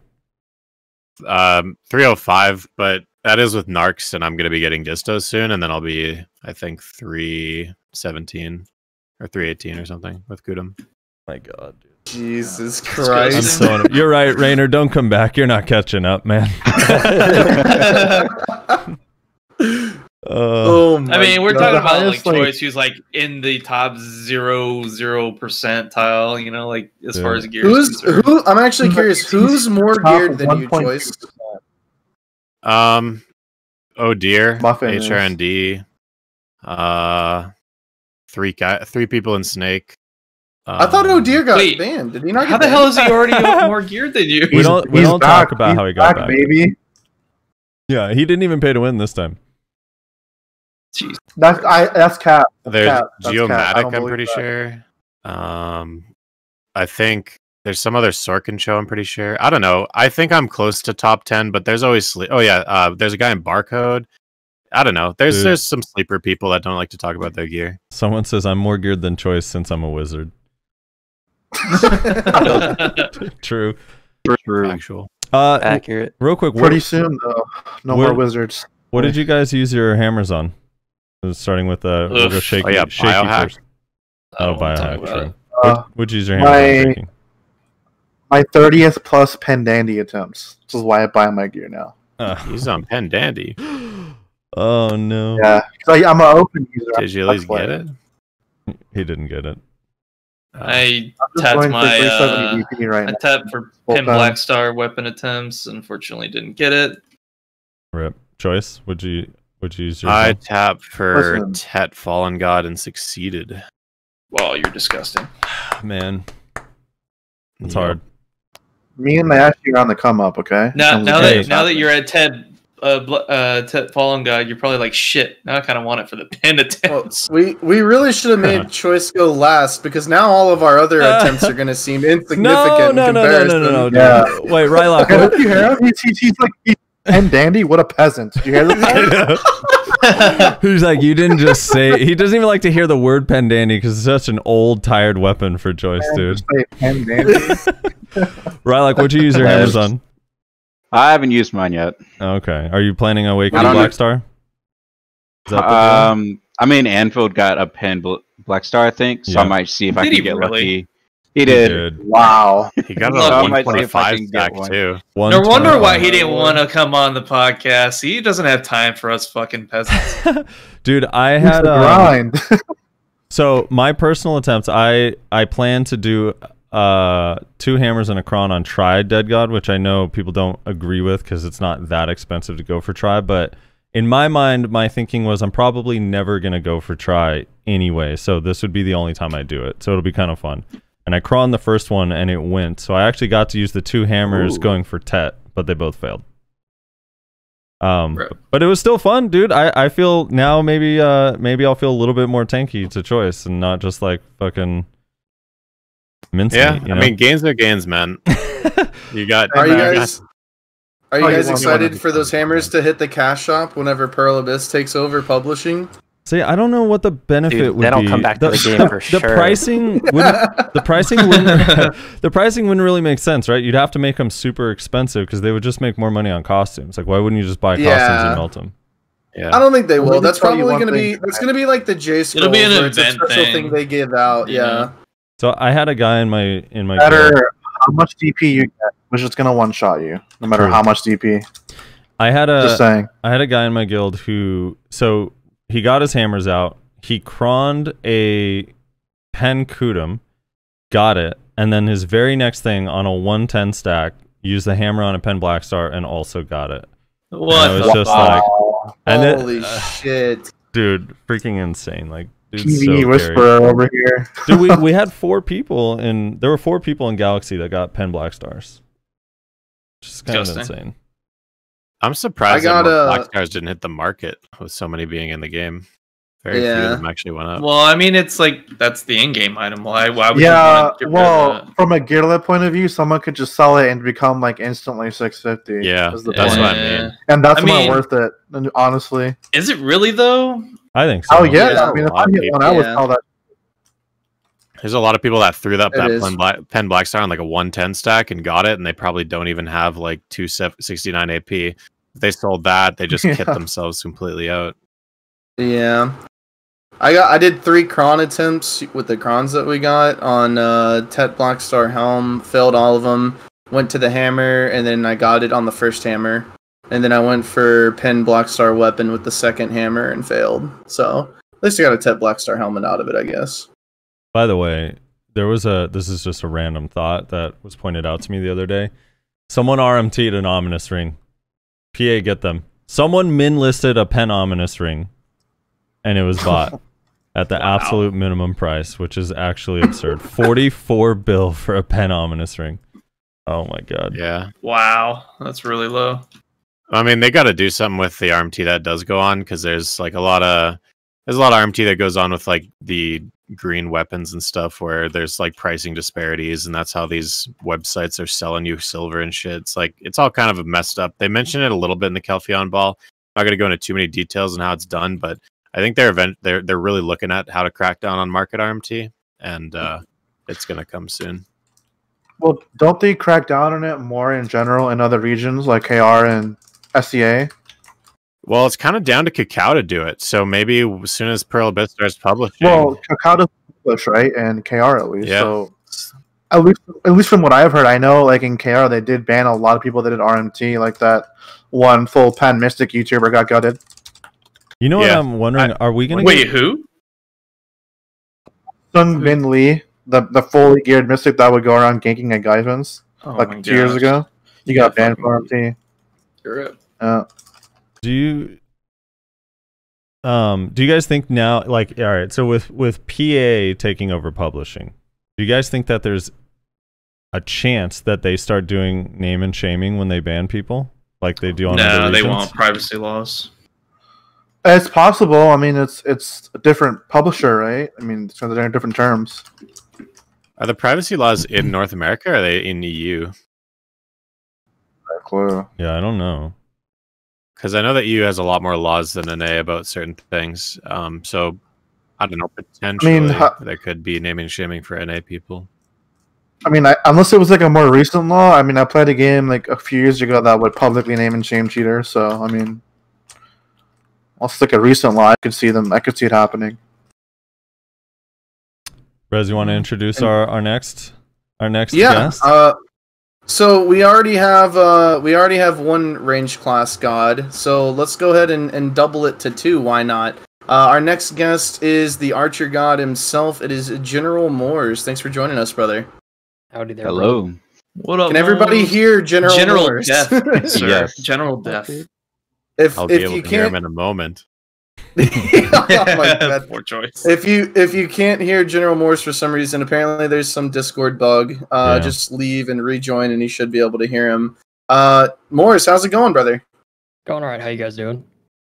Good, man. Doing good. We're talking about all the crazy shit that's going on. I've been listening to it with my chat. Yeah. So let's start with I think I want to start with PA with you, which I know we already kind of talked about it with everybody here, but I want to hear it from you again because you're another arranged class, right? So in Node Wars and in Siege and stuff, how do you think that this PA change is going to affect Archer? Because we were kind of talking about, Frosty mentioned that he believes, and there's a common belief that it's actually going to be interesting to see how which wizard range classes, Ranger and Archer, are going to be affected by this change. I think it's the same thing like with, I think it was Choice, I think you said this right, that they're going to be able to frag out harder now because what you're hitting isn't going to be so tanky as it is right now, because when they pop PA, we don't do anything. They just sort of take our arrows like they're sticks. They don't care, but after they change it, people actually die, so I think, like you said, people actually do more damage and frag out harder. Archer's still in that tough situation where a lot of his stuff is still going to be heavily mitigated as far as not having the succession type of scaling and also split damage just like Ranger. And of course no back attacks, but he also lacks a lot of elevation utility. Can't hit things above or below. So the elevation thing was kind of addressed in the recent Global Labs. Which did they do it? Did they address it for every skill that has the issue, or only one or two of them? See, I think they did it for Arrow Explosion at the moment, or I might be incorrect. It was a janky translation on Global Lab, but I'll double check for you right now. I think it was Arrow Explosion. I'm pretty sure. Was it? Because I'm pretty confident. Yeah. Like that'd be cool and all, but a lot of our other stuff is just not really suited for being up on terrain or below it, which is funny considering he's an archer. Yeah, that's the one thing when I played Archer I always had a problem with was elevation. Any wars that were on like mountainous terrain, it just felt terrible. It felt so bad. Yeah, so Arrow Explosion's the only one. That is unfortunate. Hell yeah, you guys are fixed. You guys are saved. Oh my god. Yeah, it's something. So go ahead, Russ. Well, I was just gonna ask, with the new Awakening skill that they said they're gonna come out with for every class, what do you think Archer needs? And I kind of want to put needs in air quote because in my opinion, Archer's pretty fine. It's not like at the bottom. Fine in the sense of his kit. Like his kit's totally fine. The problem is, of course, his squishiness that he still has. Yeah.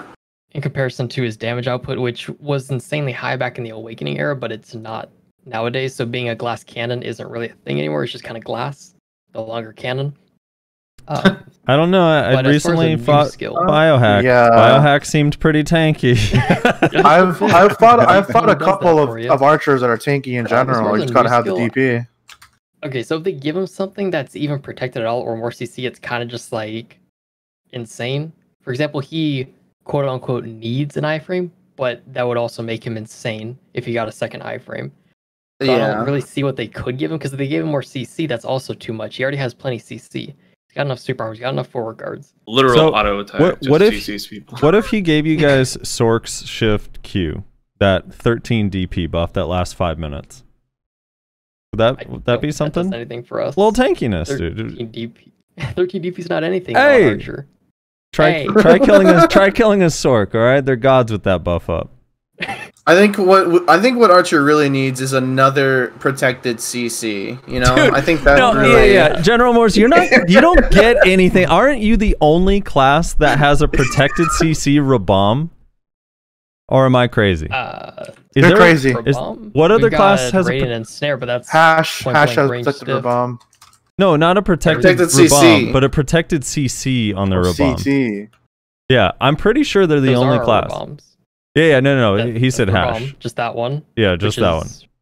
Right next to you. It's not arranged. Oh. The Ranger bombs aren't protected.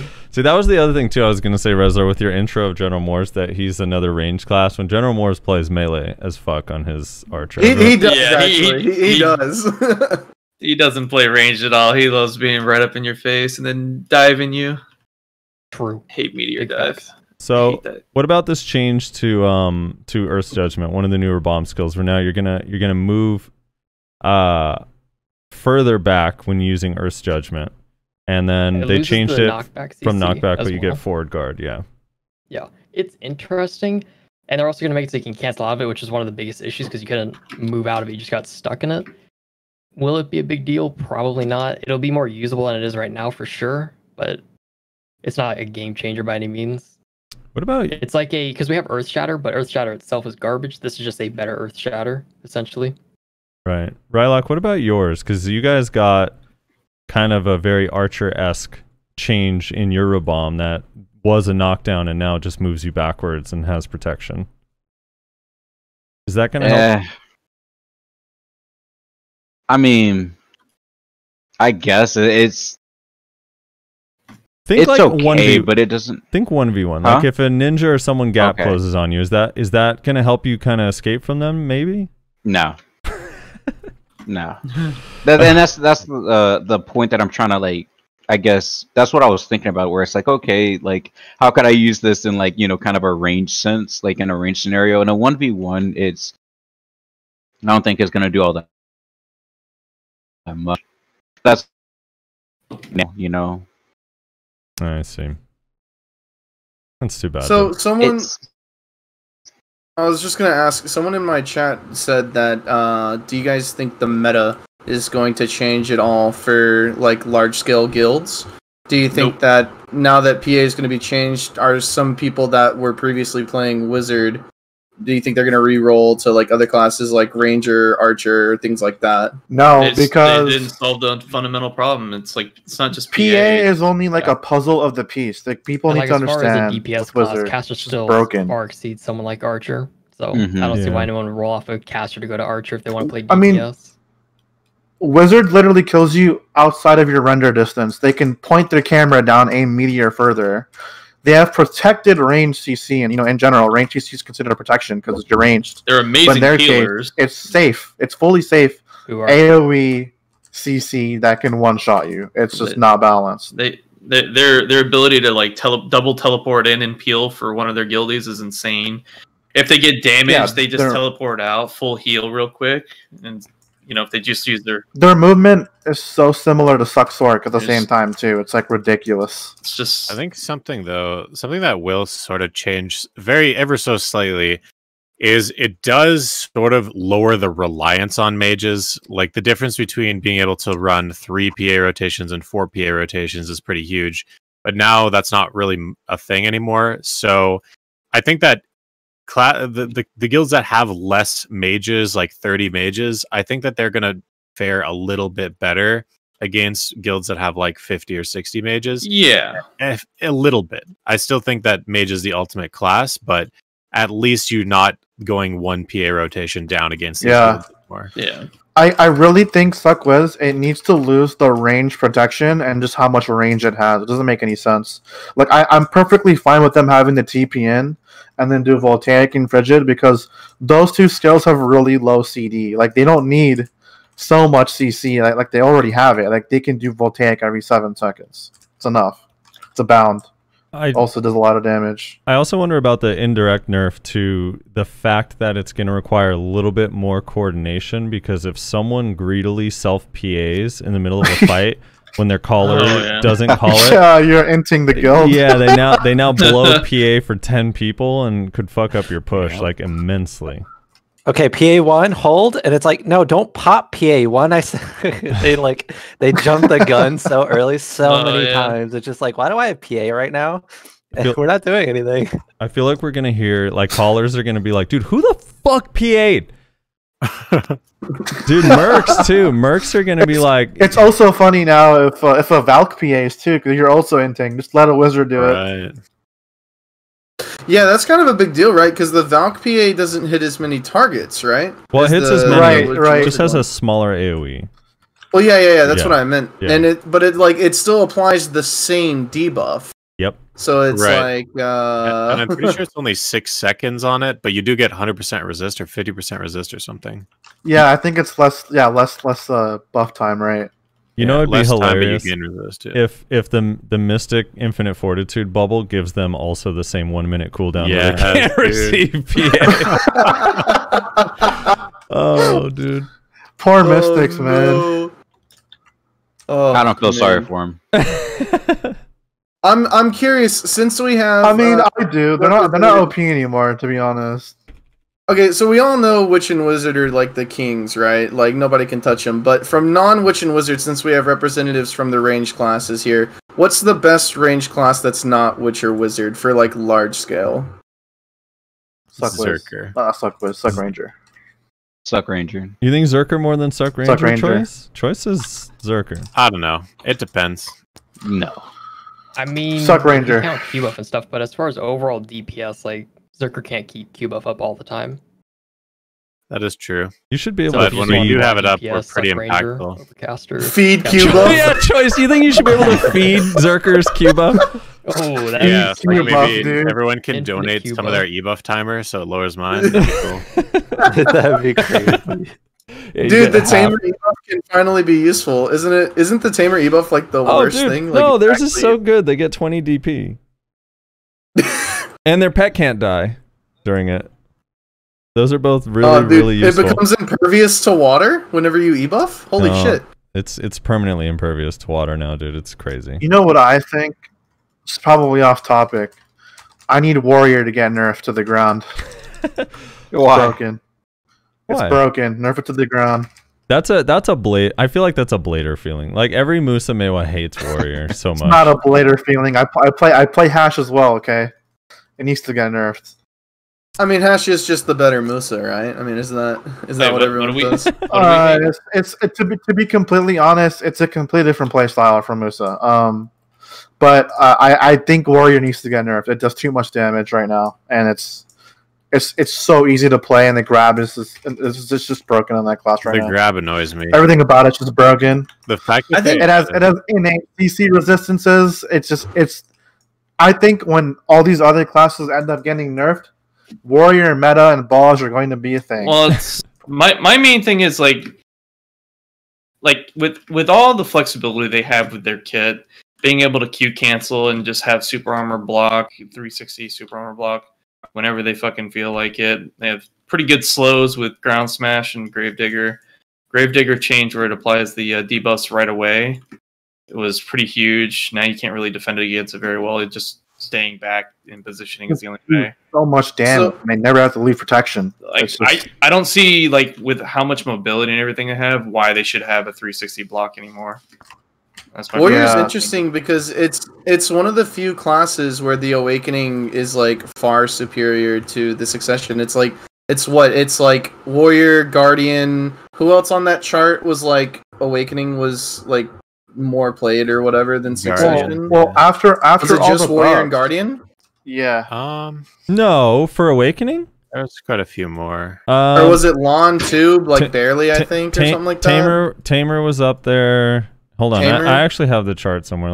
Give me a Yeah, second. bring up the chart because I actually can't remember. But there wasn't a lot of them, if I remember. There was only like 4 or 5. Choice, you said that the grab annoys you. Why is it? Just because of the speed, or what's up with that?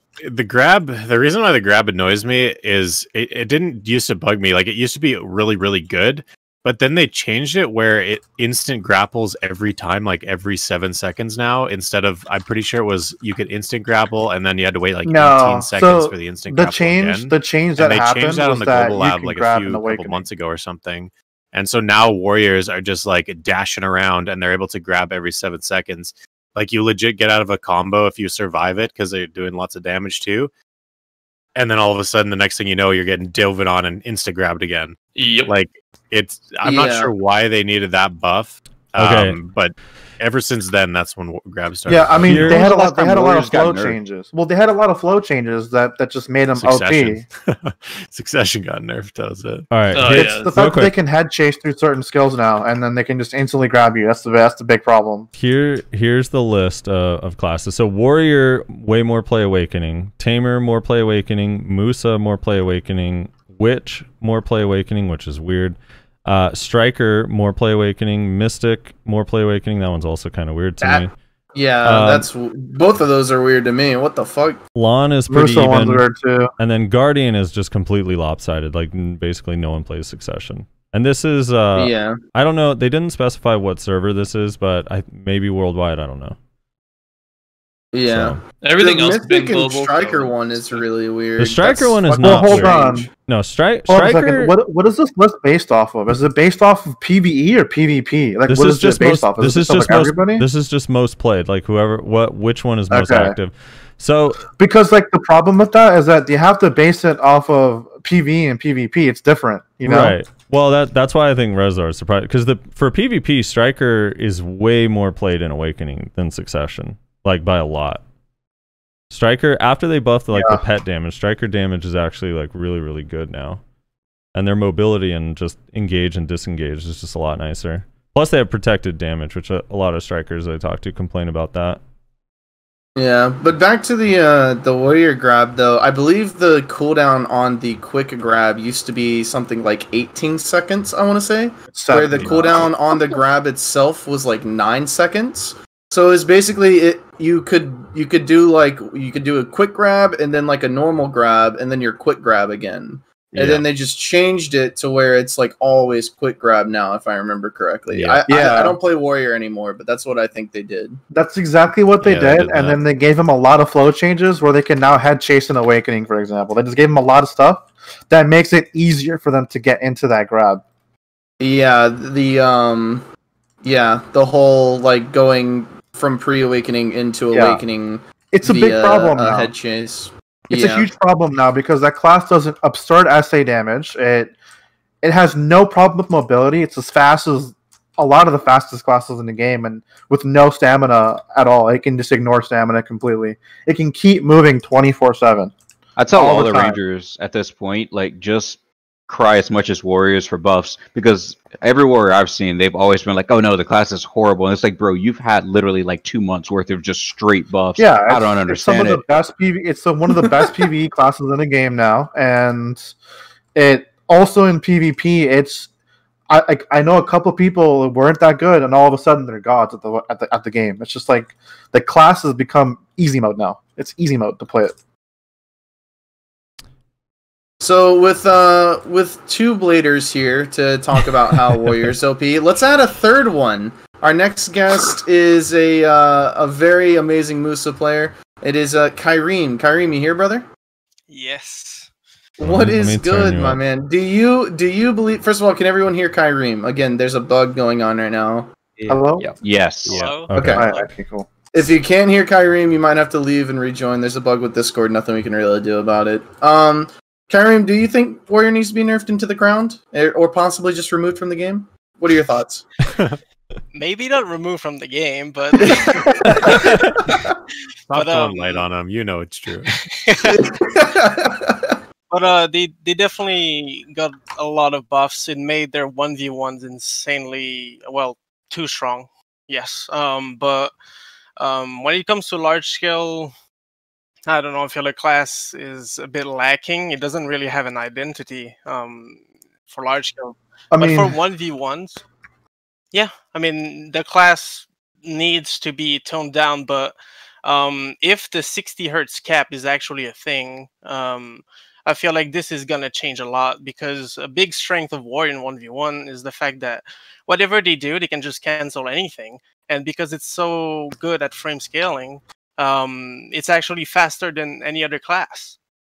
Like you can do. I mean, I know Crunk God is fragging in Node Wars with like lower end gear, and Siege with lower end gear, like stuff that you shouldn't be able to do unless you have like 50 or 60 more GS.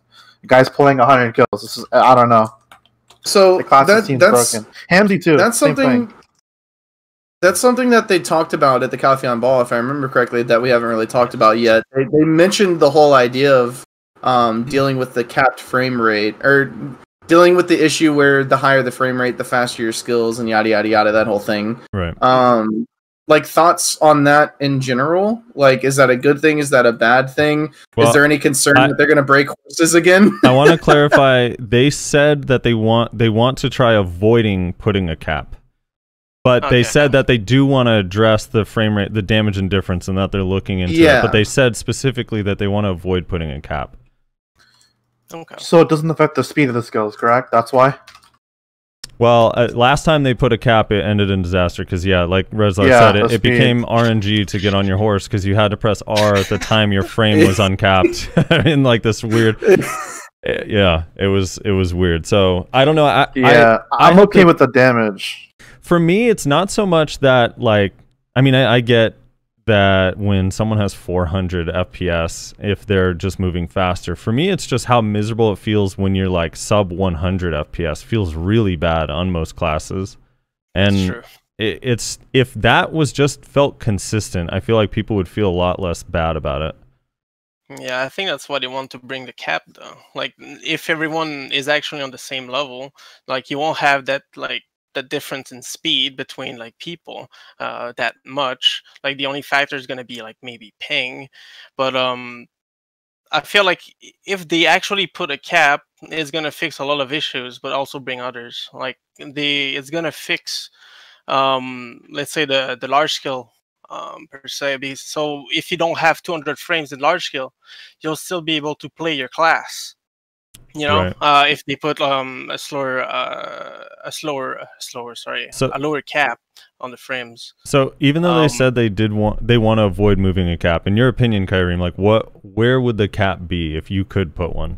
If you could put one that didn't fuck with the rest of the game in a negative way. At least 120, like 144, something like that. Yeah, 144. I think 144 is the best place to put it at. Because 240 can be pretty oppressive, but 144 is actually, I'd say, in a good position. But it actually won't change all that much in the actual game because a lot of people play on those frames, so it might not fix as many issues. But yeah, like something else that the cap frames is gonna fix is how, you know, like after playing Hash now, ever since the class came out, I've seen the difference on why people would complain about fast classes. Like sometimes I'm not saying Hash is not fast, but like you still have that that feeling where like your skills are heavy and actually take some time to do. Like they do a lot of things well, but there's still that that feeling behind it. And when you compare, let's say, to a ninja, right, or a warrior, even more better example, whatever they do, they can just cancel anything. Any mistake, any bad positioning they have can be like just cancel instantly and just reposition yourself, go back into a grab or just a quick block jump. Like it's insanely quick. Yeah. And I feel like it's because of the frame, like how frames make it so much worse than it actually is. Because the opinion of the crowd, right? I mean, they don't all go potato mode and Nintendo 64 graphics and go super try hard. Like they actually have like okay frames with decent graphics, so they don't go like at like 200 miles an hour. So yeah, so well, even if you try to and that's what I'm saying, right? Like Warrior, it's just like Ninja and Warrior, they don't have to worry about their stamina. They don't have to think whether if this is a good time for me to engage because my stamina is low. They just do it. There's no like thinking. They just do it and then they get a playoff. To be fair, at this point for me, it's kind of like, while yes, they are a nuisance, Suck Wizard is still a thing, and I know they're getting nerfed, but it ain't enough. So, oh yeah, no, I don't know. Like, there's definitely bigger we know fish Suck Wizard needs to get nerfed, but like when these classes get nerfed, other metas will arise, and Warrior will be that class that's gonna strive. If that doesn't get adjusted okay with any new meta, I'm fine with that. I know, right? I'm with you, Ron. At this point, I'll take it. If Warriors run the server, so fucking be it, dude. Oh my god. It'd be the same thing, though, right? Like. It's another class being abused. No, but it'd be the same thing. Here's the difference. So with Wizard Witch, outside of just 1v1, like Wizard Witch makes all of these game modes that are arguably fun, depending on how you feel about them. Node War, GVG, small scale, like 3v3 or higher. It just completely takes away the fun. Like anytime a GVG begins, it's like, okay, 4 versus 4, this is super fun. Like more people should come. And then the second a team has 2 or 3 wizards, like people just aren't You just having regret fun. it. Yeah, and you want to leave. But like, even with if warriors were really strong, like I don't know, think about when Lawn was at its like absolute peak, right? Like Lawns were irritating, and it was annoying, but you could still just kind of avoid the Lawn and GVG, right? You could just try not getting hit by the Lawn's like stupid spin shit. But like with Wiz it Witch, was the like same there's thing when Guardians were a thing. Yeah, but Wiz Witch, there's just no getting away from it. And that's my thing. Like, even like if let's say warriors become meta, like there's a counter. Even rangers become meta for whatever reason because range and PA changes. I still have to watch out for ninjas, kunos, hash, like all these classes that can shut me down. Whereas when you're looking at these mages, it's just them. It's been that way forever. It's like, oh well, we're good, but we're not as good as Wish, or we're good, but we're not as good as Wizard. It's like, so wait a minute, y'all are literally just competing with yourself, right? Like that's it. Yeah, no other class really matters to you guys. I know. Yeah. So I miss the days when all I had to complain about was Sorkai frames. Yeah, right. Yeah. Same. Awkwardly, yes. I want to talk because we have a lot of people in here in voice now that probably hate me. Kyriem, Nayashe, Shaky. Nayashe has been like gushing like every 2 weeks. He's like, "Oh, dude, Frosty, when Kyriem comes on, he's gonna teach you a lesson about grab. Oh, he's got some good stuff. He's gonna teach you a lesson about grab." So go ahead, Kyriem. I'm all ears. I'm gonna. You have the floor. I'm with Kyriem on this one too. Hold the phone. We should first explain that we have been having this like debate like within our community for like months about grabs and how they fit into the game and balance and whatnot. And so basically what a lot of people have been saying is that they believe grabs should be removed, if not just nerfed in some way or another, remove the protection on it, increase the cooldown, yada yada yada. Our concession, me and Frosty's concession that we have agreed on that would be reasonable, is increasing the grabs cooldown for almost every grab in the game, except for maybe Zerker, because that's kind of like their whole thing, and just making it longer cooldown in general, because like a 6-second Guardian grab is way too short. Hold on. I want something really fast. Wait, real quick, Jake. Because I really want to get to Kyriem's opinion on this, but I do want Kyriem to know, like I've always said that grab cooldowns are too short, and I do not, I like vehemently disagree with protected grabs. Always have. So that having been said, Kyriem, I want to hear your opinion on grabs and how it's a no skill free win button. Well, hold on. We should hold on. You disagree with protected grab attempts, right? Protected grab attempts, like obviously, if the striker's punching you in the head while holding you, if he's not CCable, or if he's CCable, it'd make it useless. But yeah. But I agree with that. So, Kyriem, you have the floor. Let's hear it. Yes. Okay. So, now I have the experience with a grab class. I've had the opinion of people like literally raging all the time, just like, oh my god, I get grab. It's like, yeah, but when we fought like a couple months ago, all you did against my Musa was literally dash grabbing. Yes, sir. So like, he knows. And so it made me think like, and like I even tagged my Musa again today. I said, let's give it like an actual comparison. And God, the grab, the way I can describe it is, while it can be countered, and it's a big argument with grabs, is like, yeah, it's not totally free because it can be countered. But I think saying the grab is free is not a good word. Like it still takes like the game knowledge. It still takes you like a good timing to actually land it per se, but it's just not as restrictive. Like it's really not. Like whatever the matchup, all I have to do is position myself so that whatever movement skills it does is going to be in my grab range. And all I have to do is just predict at what time it's going to come in and just, bam, just grab it whenever I want. And it's actually a fun thing to do, like in a sense, because it allows you to actually play the game. Like it allows you to stay on the move, stay aggressive, put your own pressure, versus a non-grab class per se. Like, well, you just have to wait. like you wait, like you need your opponent to do a mistake, essentially. Like a good They need way to blow their cooldowns. Yes, you need to find a way as a non-grab class to force your opponent to waste any protection and make sure they either use a forward guard or an unsafe move. So, like, one of the best ways of doing that is actually SA trading, because at that point you force forward guard, right? Like you don't want to die, you force a grab on you or a forward guard. So these are two things you can actually counter, but they all require like a lot more work than running on your opponent, and you know, like whenever you want you can actually land a CC, and that's where I feel like grabs are, and they definitely need a higher cooldown, like especially the faster classes. Like the ninja warrior, the fact that he can move that quick with no restriction, and the fact that they can just teleport on you and actually grab, is very, very oppressing, especially when you have a lot of stamina to worry about.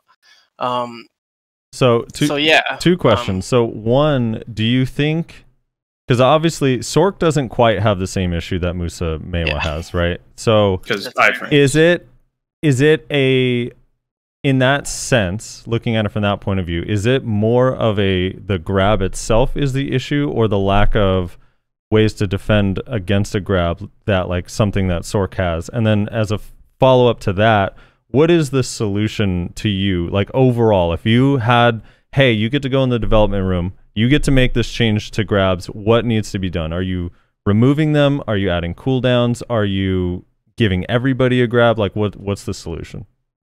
Okay. Well, first, for the, like, I don't know, like for the solutions, like I'd say what kind of change I do, like definitely the cooldown, like we talked about. I'd also put them actually protected when they work, unprotected on attempt, maybe a few classes exception. Besides that, I'd remove certain grab options. So I'd you know how like you can use your grab like in certain situations, like for hash, you need to do your left dash, go into it, or have your weapon on your left side, right? Those are like some conditions, and I'd like to add conditions to other classes too, so it actually makes it more bearable and less oppressive. If you put requirements into doing grab rather than just dash grabbing all the time, I think it would make it much more easier to deal with, and still keep the actual strength of it, because like you don't change the whole fundamentals of the game. Is just that add the pre-requirements, like the conditions leading up to it. Yes, so like you shouldn't be able to just solar flare grab per se. Like you'd have to, like, I get maybe head chase into it, fair, but like solar grab is a bit too much.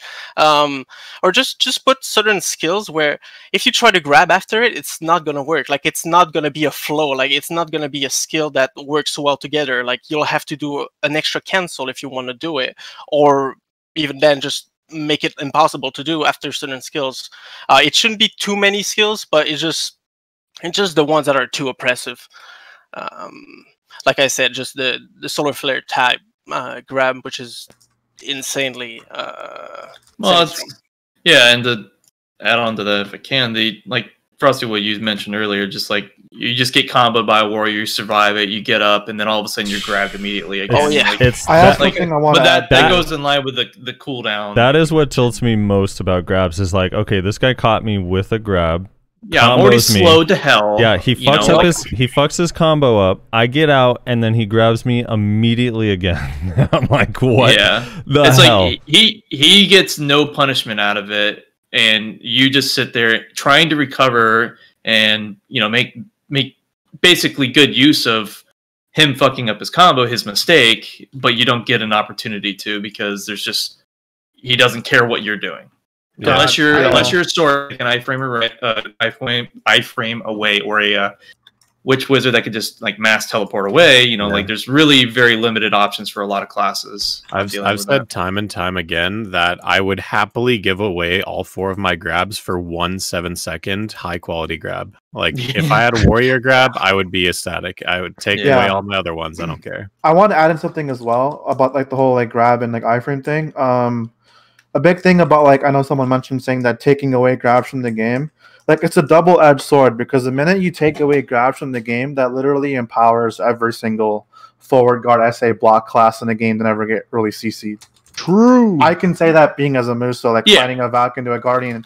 It's a literal 20-minute fight. I have to just fish for Stub Arrow. I can't go SA trade them because it's just getting grabbed or them winning the SA trades. So, like, I don't think removing grabs from the game is a solution. Now, so what like Kyreem said about having a condition, I do agree with that. The other thing, too, I want to add in is the cooldown. So, you know, hash grab is a 13-second cooldown. Fighting a warrior is a 7-second cooldown. I mean, it's in their favor because of that. Nothing else. It's in their favor because they can grab me twice as much. So, well, it's like also here's another factor for like beyond that point is even for classes that are non-grab classes, like.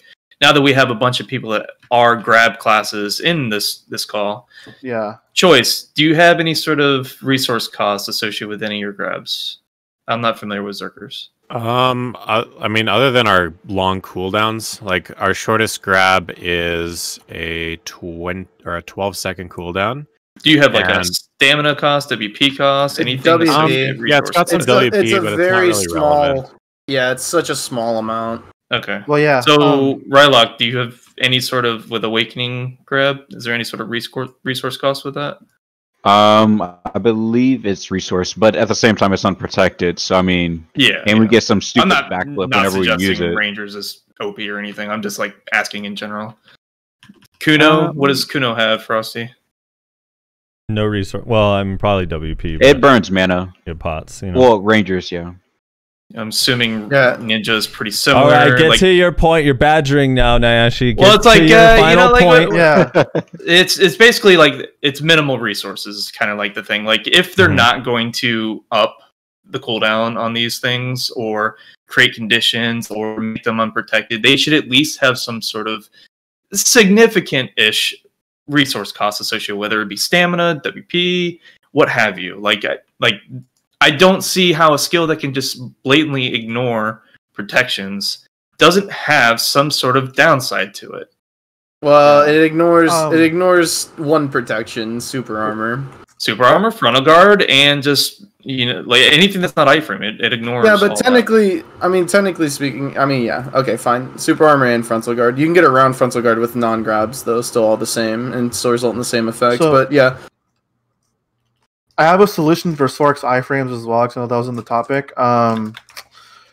They could literally just give him the hash treatment. Hash has the most balanced iframe I could think of. Like, the way Hash's iframe works is that the beginning animation of it is a super armor, the vanishing animation is the iframe, and then when you come out of it, it's the super armor. So there's still gaps to trade and grab, for example. They could give that to Sork, and that would balance it a lot more for large skills, and they can't just iframe and 40 people not take damage and just your random Grim Reapers and one-shot 3 people and then keep iframing, you know? I mean, the class has its counters, but for a large skill, you can definitely abuse it.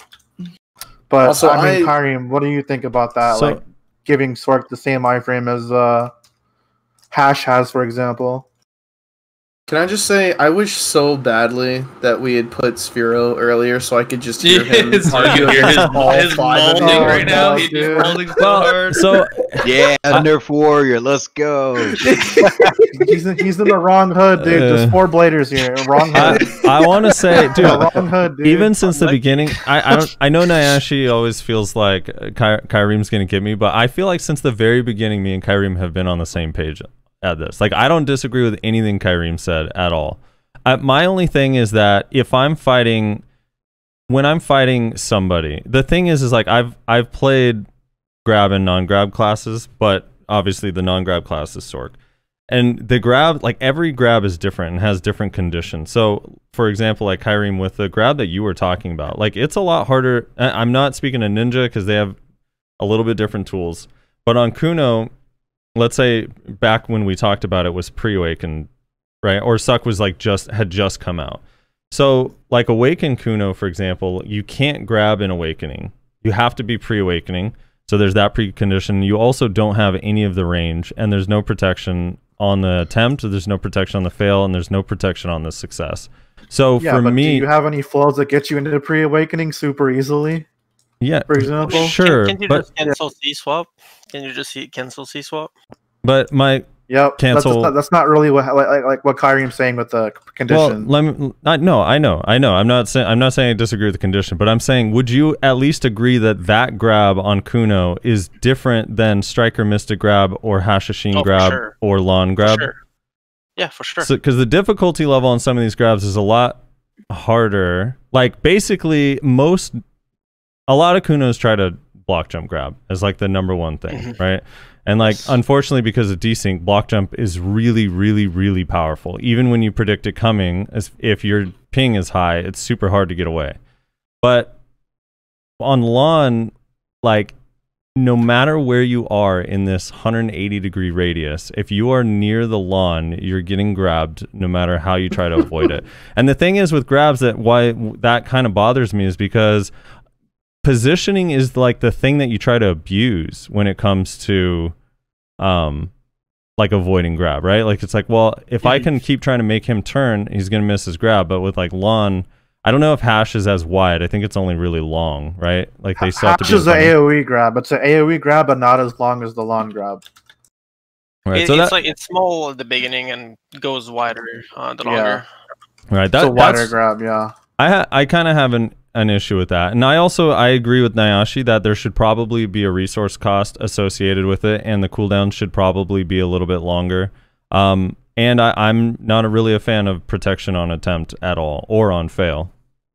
I think so. I feel like I'm on the same page with Kyriem for the most part. I think the whole grab thing wouldn't be an issue as long as like I just don't think super armor, forward guard, block belongs in BDO, because then the classes that don't have grabs, they're at such a disadvantage against those classes because those same classes have grabs. So what ends up happening is you have these classes that fight these super armor, forward guard, block classes have to fish for CC all day and stay away.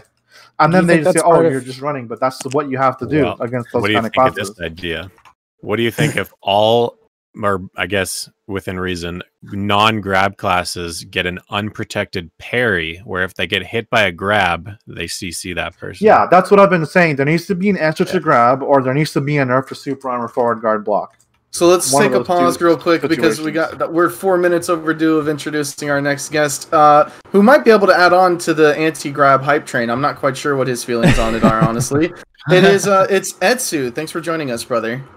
Hello. Also, what class are you these days, Etsu? Yeah, what are you playing these days? I play Sork, the class that everyone hates. Sork, here we go. Alright, time to move on from warrior discussion. Let's talk about how Sork is busted. Sork is busted in a number of ways. I will admit that. There are some busted mechanics of it. Harshan's nightmare. Really literally one of the only class. Before we get into it again, I just want to make sure, can everybody hear Etsu? If you can't, you might have to DC. You're not missing much. Etsu, I want that seems to work. Here's where I'm going to start with Sork for you, Etsu, because you guys had a short, like a brief Dark Age that lasted about a week after the PvP damage ratio changes, and your guys were bombs. I'm gonna be honest. Yeah. I didn't even think that period where people complained about damage was actually I didn't even think it was that bad. But I played Awakening DK before Sork, right? So like damage wise, it was still more to me. I didn't think it was more, right? And then I didn't think it was the problem. And then they buffed Sork, and then the next week they buffed Warrior, and then the next week they buffed Sork, and then the next week they buffed Warrior. Feels great to be a weak class. And then the next week they buffed Sork. So what state is Sork in these days? Do you feel like it's a pretty good class? I think it's really strong. The only problem is, and I just want to get this out of the way, no matter how strong it is in my head, I still always compare to Suck Wizard. So like it is really strong, but all the broken things, it's just like you better nerf Suck Wiz before you nerf Karshans. That's just, I think Karshans is broken. Karshans is broken. It really is. Like you could be, I tested it on stream, like you could be 330 AP versus someone with heavy evasion at 380 and still one cartions them. That's broken. But nerf wizard first. That's all I'm saying. Before it's ironic because I see Suck Wizards fight like Sorks. They literally win by out Sorking the Sork. Yeah, dude, thank you. You know how many Suck Wizards are like, bro? It's like it's so funny. It's so funny, dude. So I'm curious as to like, so you're a Sork, so you're a non-grab class, but Sork with its iframe spam capabilities, I feel like you don't have as much of a problem with grabs as something like a Blader does, right? Or is that incorrect? I would say, well, okay, I don't have a problem with other classes having a grab, I guess. I have a problem with there's classes that I can't handle because I don't have a grab, but I think that's healthy and okay, because that just means that's like an unfair matchup for me, which is fine. I think that's fine in its own sense, but I don't really have problems with the class having a grab. Yeah, I mean, well, I appreciate the sentiment that it's fine for you, but I do think that I don't think that that's by design is the thing. Like, I think that like every class is supposed to be able to deal with every other class because it's not really like a Trinity style game where it's like, well, this class deals with this deals with this. Like, it's kind of like if it was, I would. We might have totally that be soon. on board. I mean, we have Shy and we have potential Paladin coming. So, what are the weak I assume it's just all the 360 block classes. Which, by the way, when I say 360 block, that means they have forward guard, and while they're forward guarding on their block, they also have super armor. So just to make it easy, 360 block. Fuck Valk. Fuck Warrior. Fuck Suck Wizard. Yeah, I mean, Sork, believe it or not, they have a lot of bad 1v1 matchups. Fuck Hash, Maywa, for example. Guardian. Wait, can I say one thing? Yeah.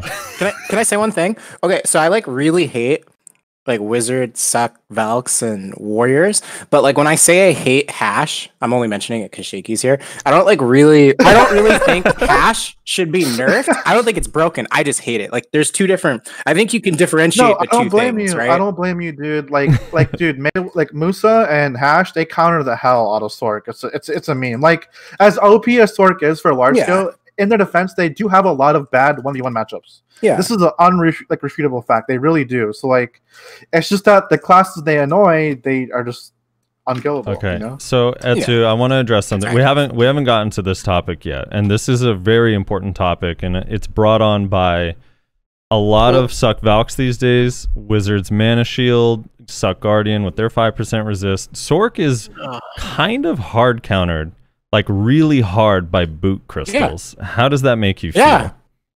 Oh yeah, I was really upset because it's funny that you mentioned that. You know, this one day I was at Star's End and I was having such a good hour, and some warrior like asked duel for spot, and I'm like, yeah, easy, my spot, obviously. So I duel him and I float him, you know, floats usual, and then I grim him, and Grim's a KD, and I grimmed him and he just got up and grabbed me.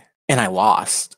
It's a problem for a lot of classes. I was so upset. The problem with Sork is like the only floats like you really have is Eruption and Ignition, and you can't really combo with just those two skills. And then the rest of your skills are KD. So it's like those two boots counter a whole class, which I think is very unhealthy. So that's just me. For the details of it, so adamantine crystals give per crystal 50% knockdown and bound resist. So you guys are aware. 25. Or 25, sorry. 25. No, 25. Yeah, 25. So combined, it's 50%. Plus, with the rest of your gear, you can get up to 100%. So here are the knockdowns and the bounds on Sork, for those that don't know. Turn backslash, Storming Crow, bound, Grim Reaper's Judgment, KD, Darkness Released, KD. What are your other? Oh, Dream of Doom, the slow version. KD. What other ones? I'm blanking. There's more. It's like it's the same issue on Hash as well. We have the same problem against Dead KD Hunt. Crystal. Oh yeah, Dead Hunt, Dark Flame, the flow to Dark Flame. It's like the entire kit. Like it's hard. Oh yeah, the slash, the slash on Violation. And the thing is like it's already hard. And like whenever I see a Sork versus a Valkyrie, like there's just this little part of me that dies inside because they finally, after a 20-minute 1v1, the Sork gets a CC and then they resist like 2 back-to-back CCs while they're on the ground, and then the Valk gets up and just Celestial Spears. or shield throws.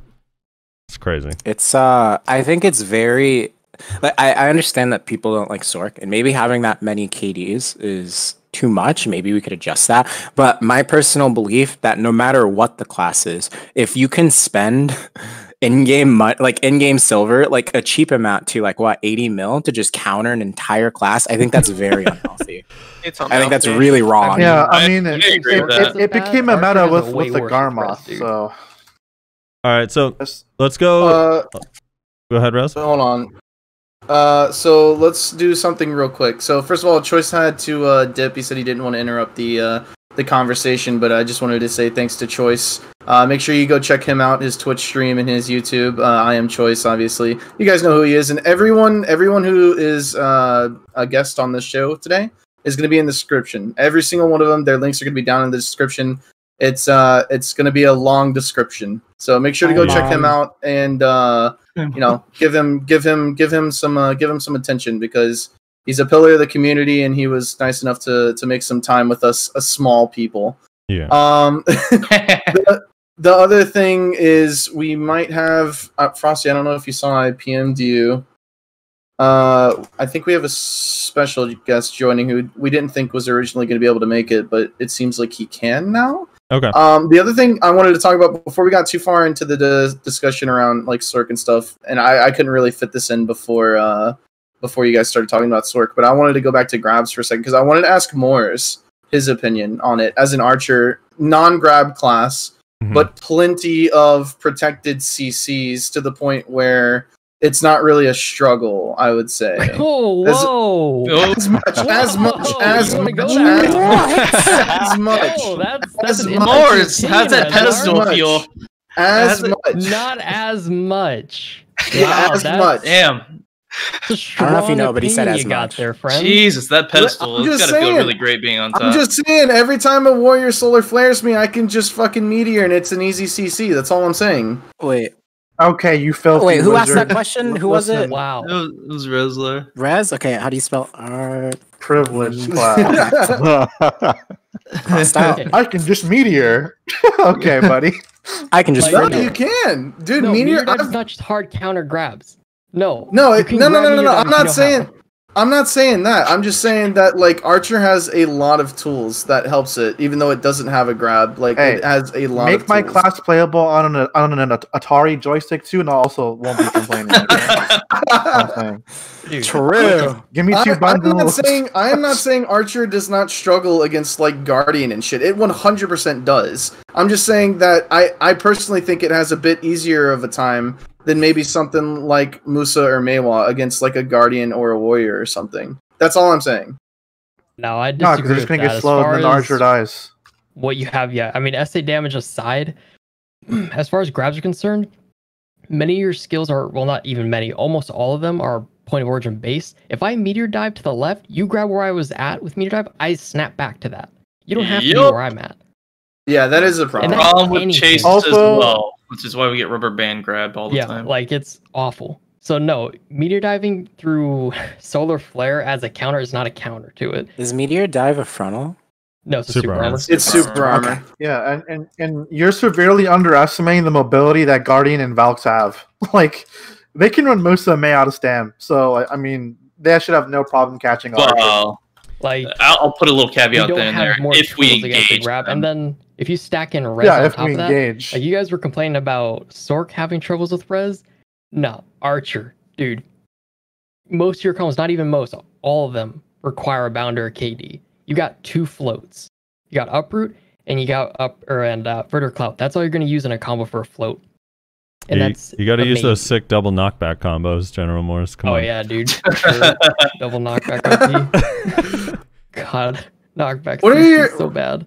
Really quickly, I don't want to stray too far off topic from Sork because I know that like everyone here hates Sork, right?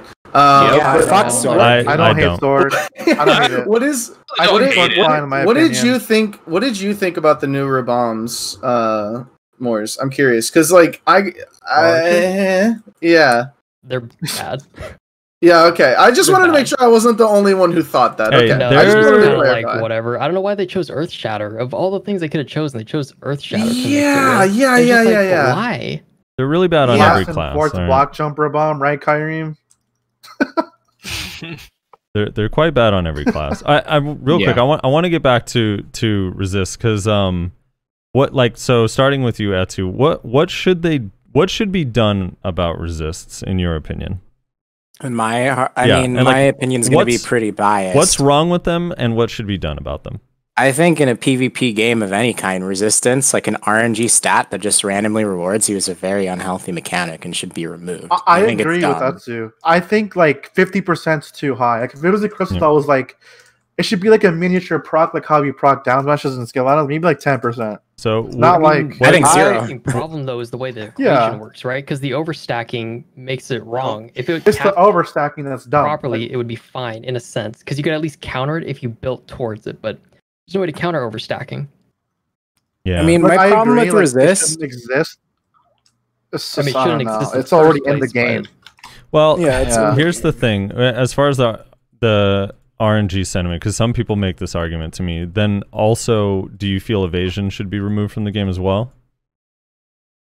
I mean, that one's. I understand why you're bringing that one up because we did talk about an RNG stat rewarding you is unhealthy. I don't have a problem with evasion. Because you have to invest so much money into it. And then, again, there is a counter to it, which is accuracy, right? Which is typically cheaper. Yeah, but how do I counter resistance? Like, what I have to do, realistically, is give up damage crystals and run... there are crystals for this. Ignore resist. I literally have an Oasis offhand to do that. And yeah, it's not enough. The other equation. And it ignores the resist for one of them. Like, you can't run ignore all resist crystals either. No, is the other. I think another thing too, like that whole resist build setup. It's pretty much locked behind people who have the Garmoth and their Danny, so they can afford to move their Hooms around, right? So like, I think it's just gonna get worse and worse and worse as people get their Garmoths. It's gonna become more and more common until everyone just starts complaining about it because that KD stuff, it affects a lot of classes. Hash as well. Our grab is considered a KD inbound as well. So it's like it's scuffed. I don't think it goes away. Yeah, it's gonna get worse and worse. So and it's mainly OP on Valkyrie and Warrior and Guardian. Etsu, what's your opinion on this? Because I've had this argued to me that resists are the only thing that prevent some of the slower classes from being just destroyed by classes like Sork, Ninja, and Kuno. Get good. I see some people do just. I know what you're talking about. There'll be like a striker that'll talk about it. Like, bro, I need these for large scale, and then I'll look at someone who's like actually a good player. No offense, and they're doing just fine. So I don't know. In my opinion, is just like. What about the solution that if like resists can work as they do, but if you're CC'd, your resist drop to 0?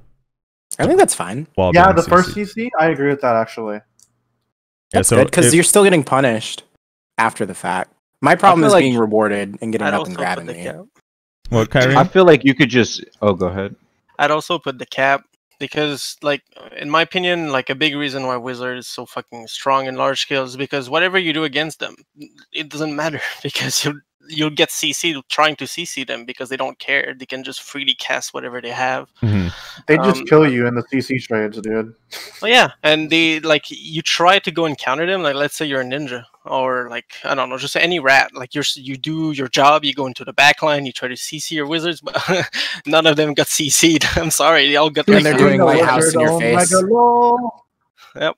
So like that, preventing them from being able to freely cast anything would help a lot. And like we talked, being it on the first CC only and putting being negative, like ignore working from 60% down to and going downwards from there, and not from the actual resistance they built into, because it's still pretty important in certain like PV spots like Ash Forest for instance. But, I mean, it's okay, dude. As soon as you do a forward guard, you just get meteored, then you just get blown through your forward guard, and then they win. Y'all PvPing at Ash? Y'all, wow. Some people, some people get cannoned while grinding Ash Forest. It's a thing. Frosty, by the way, do you happen to have a like overlay of everybody who's talking on your stream? Absolutely. I do. Okay. Yep. Okay, good. Because I didn't have one, and I just put one up, and then I realized that would be good to have for the actual video. I mean, a little too late, but this whole production is scuffed like our regular podcast, anyways. But hey, we made it 2 years, so I just want to say our next guest that we want to introduce helped us make it 2 years. It is our part-time editor for about I don't know how long. How long? 3 months, I think. It's Yeah, I think you fired him. You fired him at 3 months. I'm pretty sure. Oh my god! Whoa! What did he play soccer Val? Why'd you fire him? Piotr, are you there, brother? Yeah, what's up? Hey, what's good, man? Dude, first of all, do you resent me for firing you? Apparently, no, not at all. Like you guys just pulled me in on a whim because you didn't have time to do it. No, me and Rezlar go really far back, and he's my buddy. And he needed some help, and I had some downtime at the time, and he was struggling getting the podcast up with his schedule, so I don't mind at all. Yeah. And that was also when we did things in a really fucked way as well. We had the guests individually record their own audio. Did anyone here have to do that when we had them on? Yes. You know, I asked, like, hey, I'm like at Nyash, bro. Do I have to do Audacity again? He's like, no. I'm like, woo! I was like, nah, bro, you're good. I remember that shit too. Hey, you know what? We were learning, okay? It was tough. It was a hard first year. I want to talk about something. So, this is crazy throwback, but 2 years ago, Danum, everyone here who 1v1s knows who Danum is, put up a post about resistances, and he was testing resistances, and he had a really interesting conclusion on one of the tests. So, in one of these tests, his test subject had 30% float resist, which was 20% base and 10% from Nuver. And he had 30% float penetration, 20% base and 10% from the offhand. And in his results testing floating on a character, even with technically 0% resist, the person resisted his float around 30% of the time. I'm kind of curious what you guys think. Like, if that's intended or how that works. I was always under the impression that the resist system was designed with this kind of rule set, the unspoken rule set that's in the back end. There was always a base 20% chance to resist, and a max PvP resist chance of up to 60%. You could go over, but it would only ever be 60%. Yeah, so someone else ignore, they can counter your ignore. Yeah, so that which would be is stupid. The idea. That was the rule set that I've always understood it to be. Well, according to this, even if you counter even the base resists, you're still going to get resisted sometimes. Correct. That was the idea. You could literally go naked with just DP, and you'll always have 20% no matter what. You're saying? Correct. Yes. That was the original rule set that I don't remember where I got it from, but I did get it from a lot of different sources. Mind you, player-based sources, because a lot of this was player figured out. So I think it was like tests that were done, and among other things, people speculating probably. Yeah. But also testing myself kind of alluded to that. I don't remember specifics, but yeah, that was always the rule set I've been going by. It's been fairly accurate. So, Piotr, what have you been up to these days in BDO? I know didn't you take a little bit of a break to play Arcage? I left for about 8 or 9 months playing Arcage. I would pop in every once in a while. Like I tried to come back for Guardian, and Guardian's really boring. So then I quit again. True. Then I came back because I love BDO, even though I don't always play it. So I wanted to come back and just do Node Wars. But I felt at that time when Succession was out, I really hated where Archer was at. Mm-hmm. I feel like I feel like it's pretty low. As far as everybody talking about tiers and stuff, I think it's pretty bad right now. It's a for-fun class, my dude. It's a for-fun class, exactly. But I was not having fun in Node Wars. So then I exchanged all my experience in SP off of that onto a Wizard because I wanted to feel, powerful in Node Wars. You got your acceptance letter to Hogwarts. And now I regret it so much. Funny thing about that, my Wizard's name is Harry Piotr. So. Hey. Wait, so two things. One, you played Arcage for 8 months? Yeah, that's impressive. Are you okay? So, that is impressive. Our server actually, up until a month of me quitting, neither side had killed Leviathan. Wow. So the PvP on the server was actually extremely healthy. It was very back and forth. The sieges were good. It was honestly really fun. Organic. It felt there was biggest thing about sieges in BDO at the time was everything scripted. I mean, things are still scripted, and nothing there was scripted. It was just blood for blood. It was fun, and I came before I played BDO. I played Arcade, so it was fun. Same. So was it became Daily Age online, right? Yeah. However much you wanted to. If you knew what to do, which again, having the background in the game, I knew what to do, so I didn't have to do as much of it. I did perfectly fine, but a lot of people did burn themselves out doing Daily Age. So yeah, I just couldn't get into it because one of the things is like, even though I do get excited basically every time a new MMO comes out, but that one I was just like, dude, this one is already, like, it's already old. And it's already like, I'm kind of like most people. For the people that played it, honestly, that's all that Arcade Unchained was. It's like a nostalgic feeling, like when I played Kingdom Under Fire. Like people still fucking play. I mean, RuneScape. It's not a bad game, but the people that play it are the people that play it. The real question is, are you excited for Arcade Unchained Unchained? No, I won't be playing. What about Arcade Rechained? When are we getting that? Yeah, dude. Yeah. Arcade all chained up again. The flying pay-to-win flying mounts are back in the shop, boys.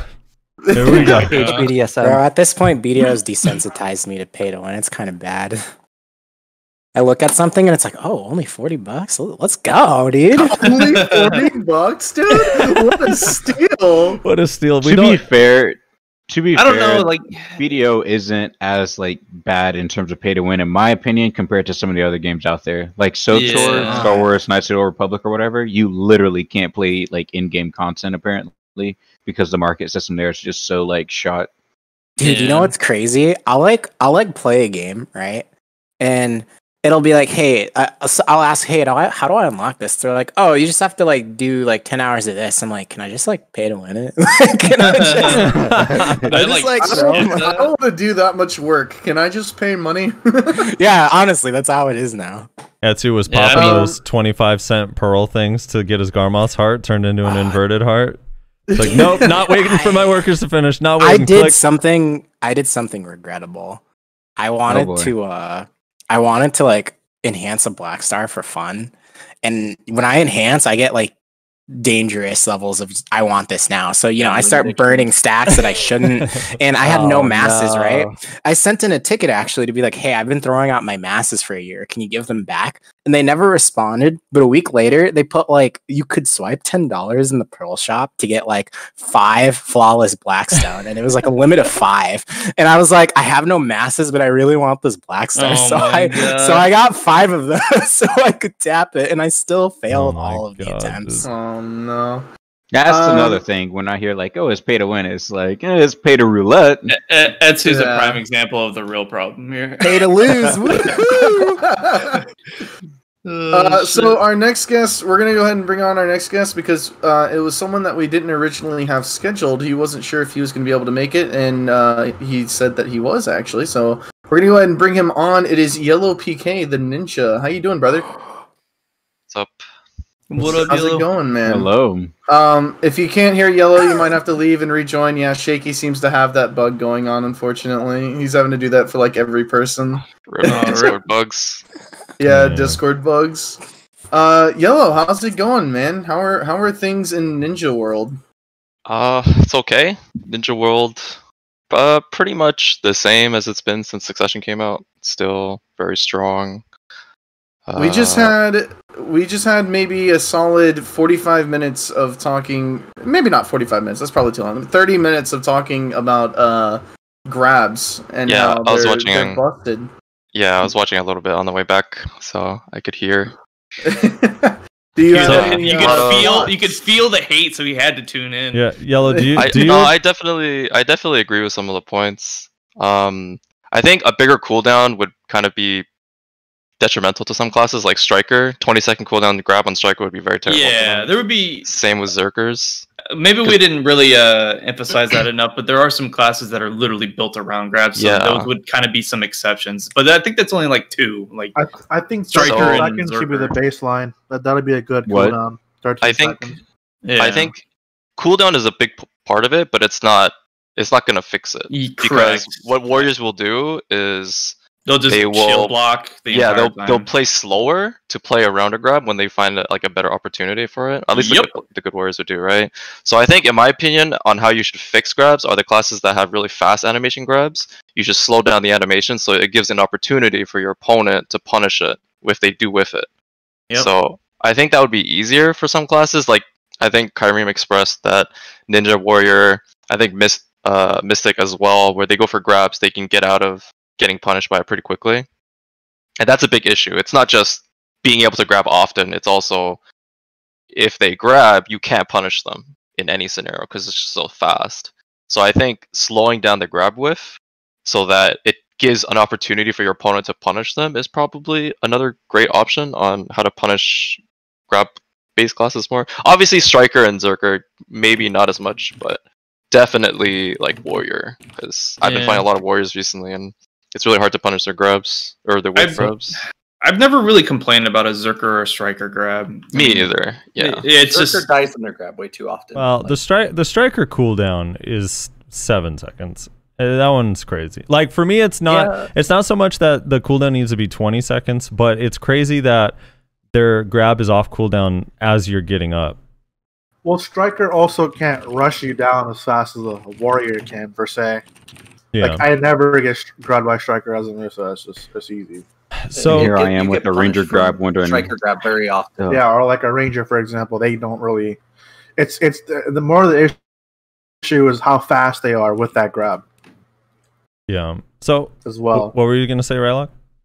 I was just saying, as a Ranger, I'm over here like, wait, y'all are getting, protected grabs and be able to like engage and then just straight up grab somebody. Like, must be nice. You CC yourself with your grab. Yeah. Honestly. So Yellow, what are your feelings towards resistances in the game and how resistance are becoming more and more meta?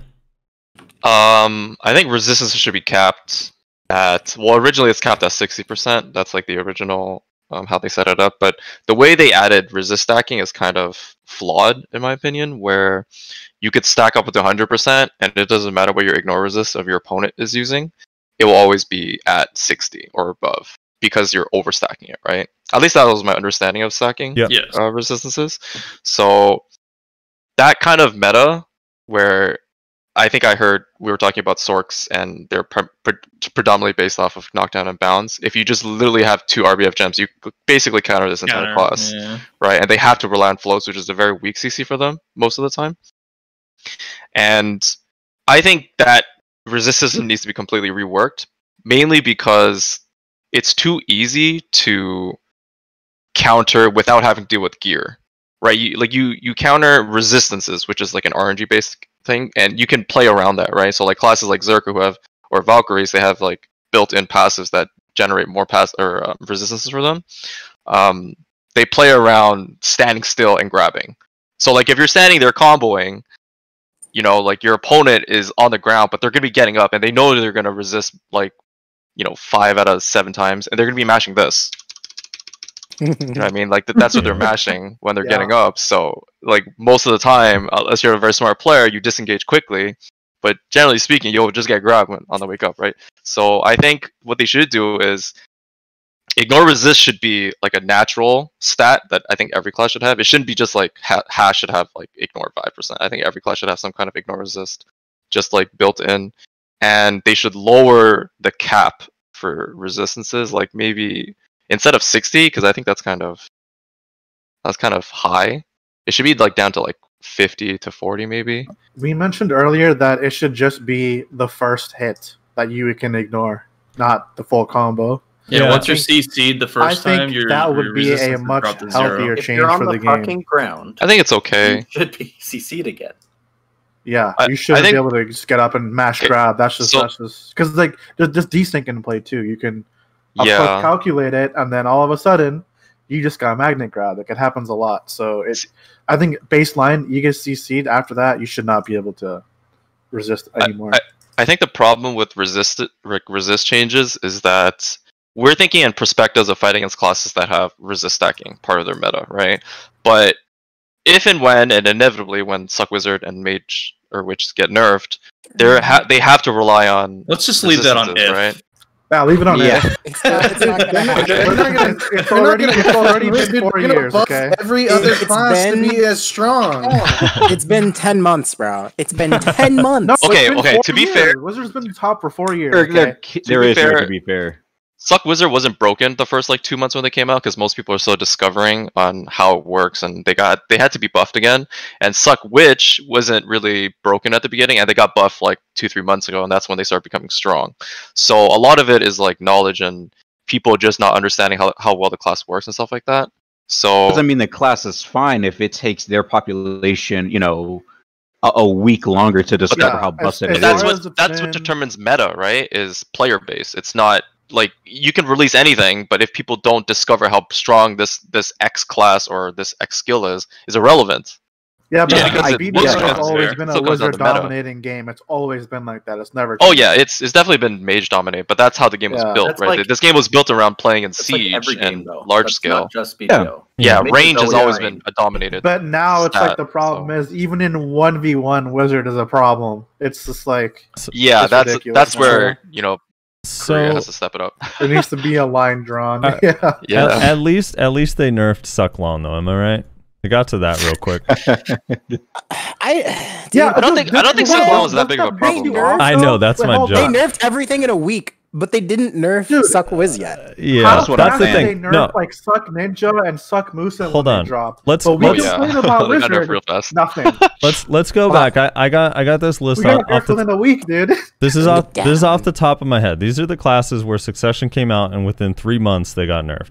Musa, Ninja, Yep. Kuno, Yep. Lon, Ranger, Warrior, Sork.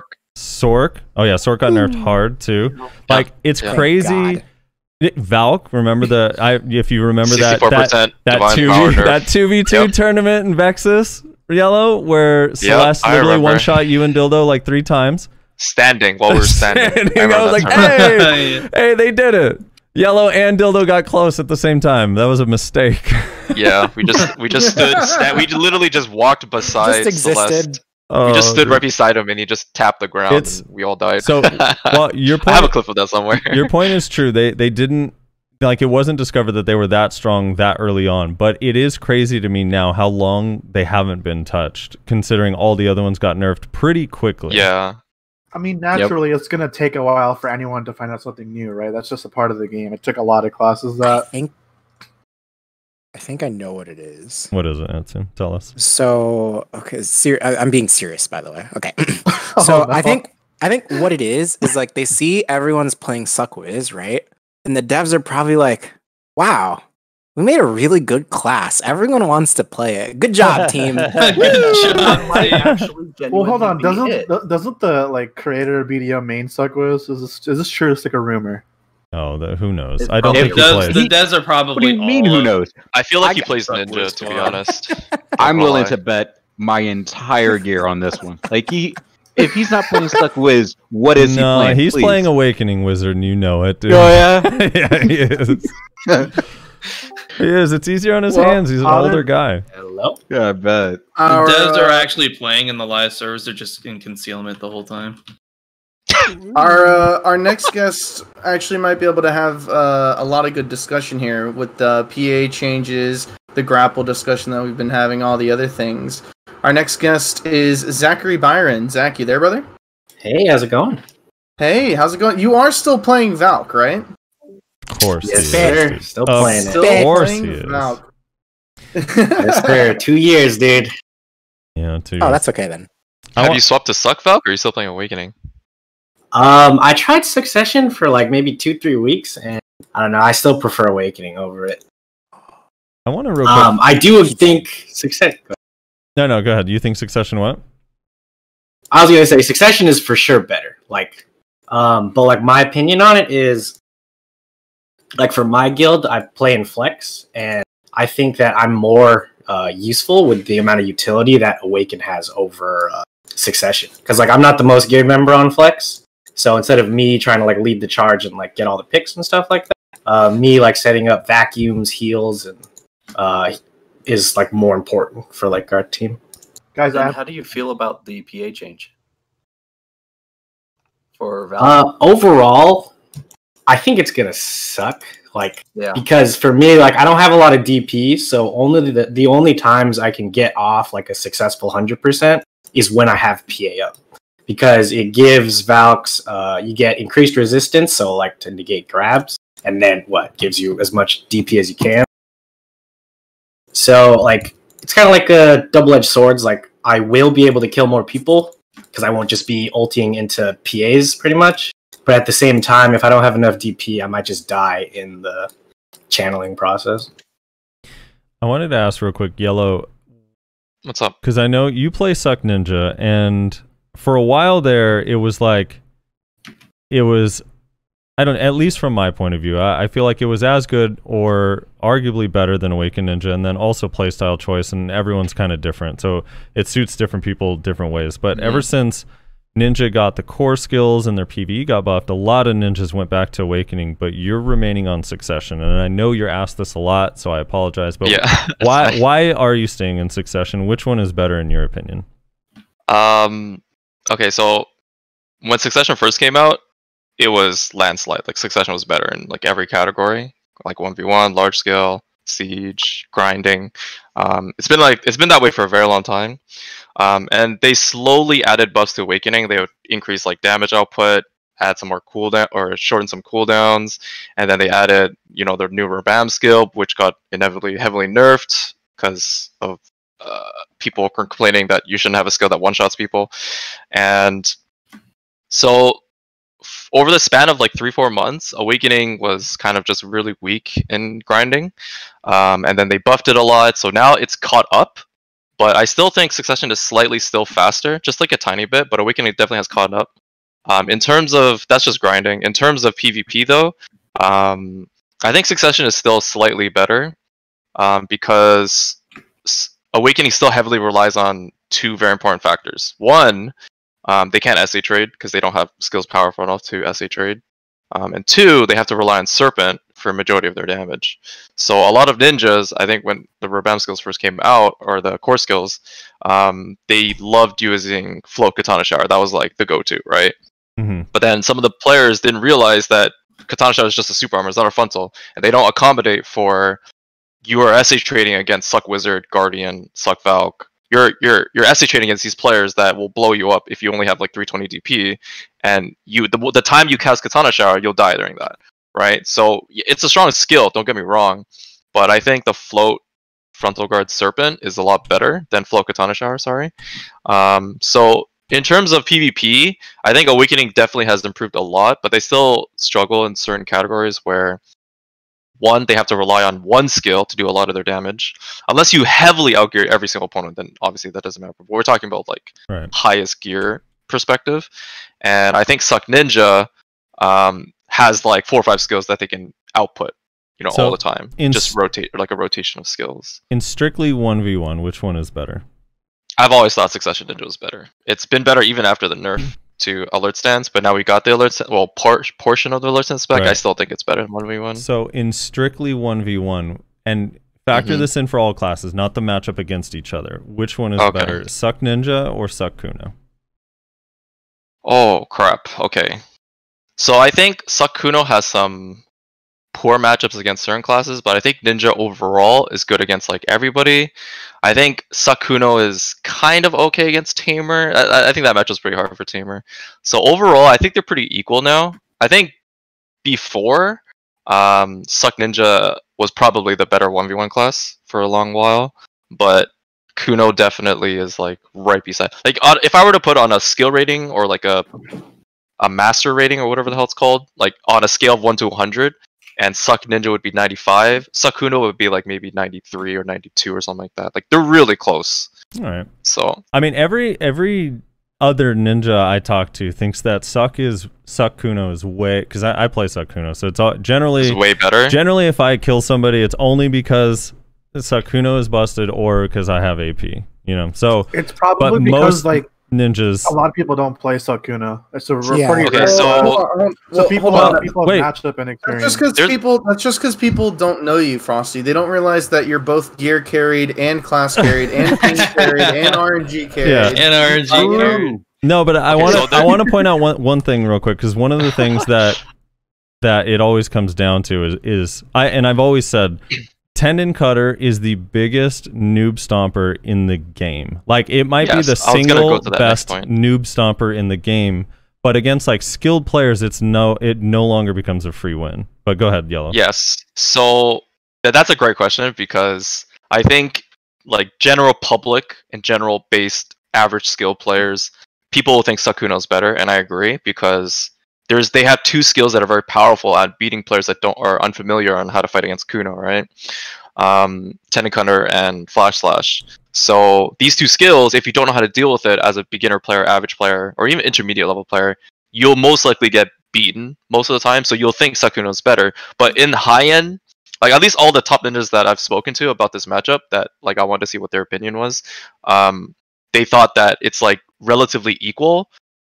And maybe slightly Kuno favored, but that just comes down to who's playing better on that particular day, or who has like the matchup more comfortable. Like for me, I haven't felt uncomfortable fighting against Sukuno yet, but that's just I fought against so many and I practice against so many. So in my opinion, I think it's equal when it comes down to the highest skill and equalized gear and whatnot. Well, it's funny when I fight people like you or Godicus or like Floppy or Bear, like people that kind of are aware what to do.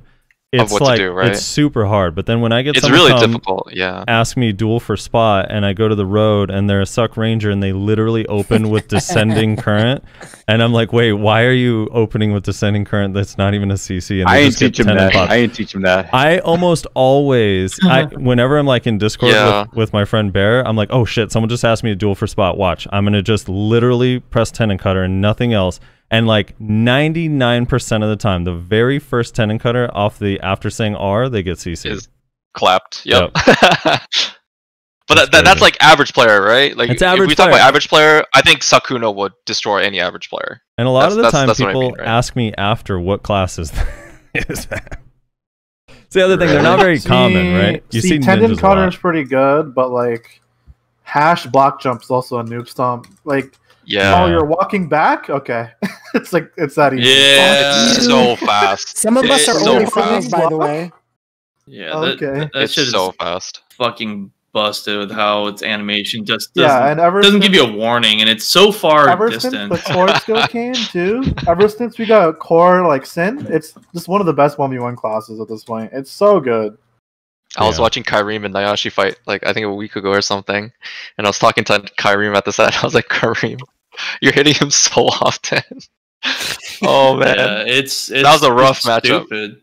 Well, I mean, it's a lot different if I fight Kyreem with Succession.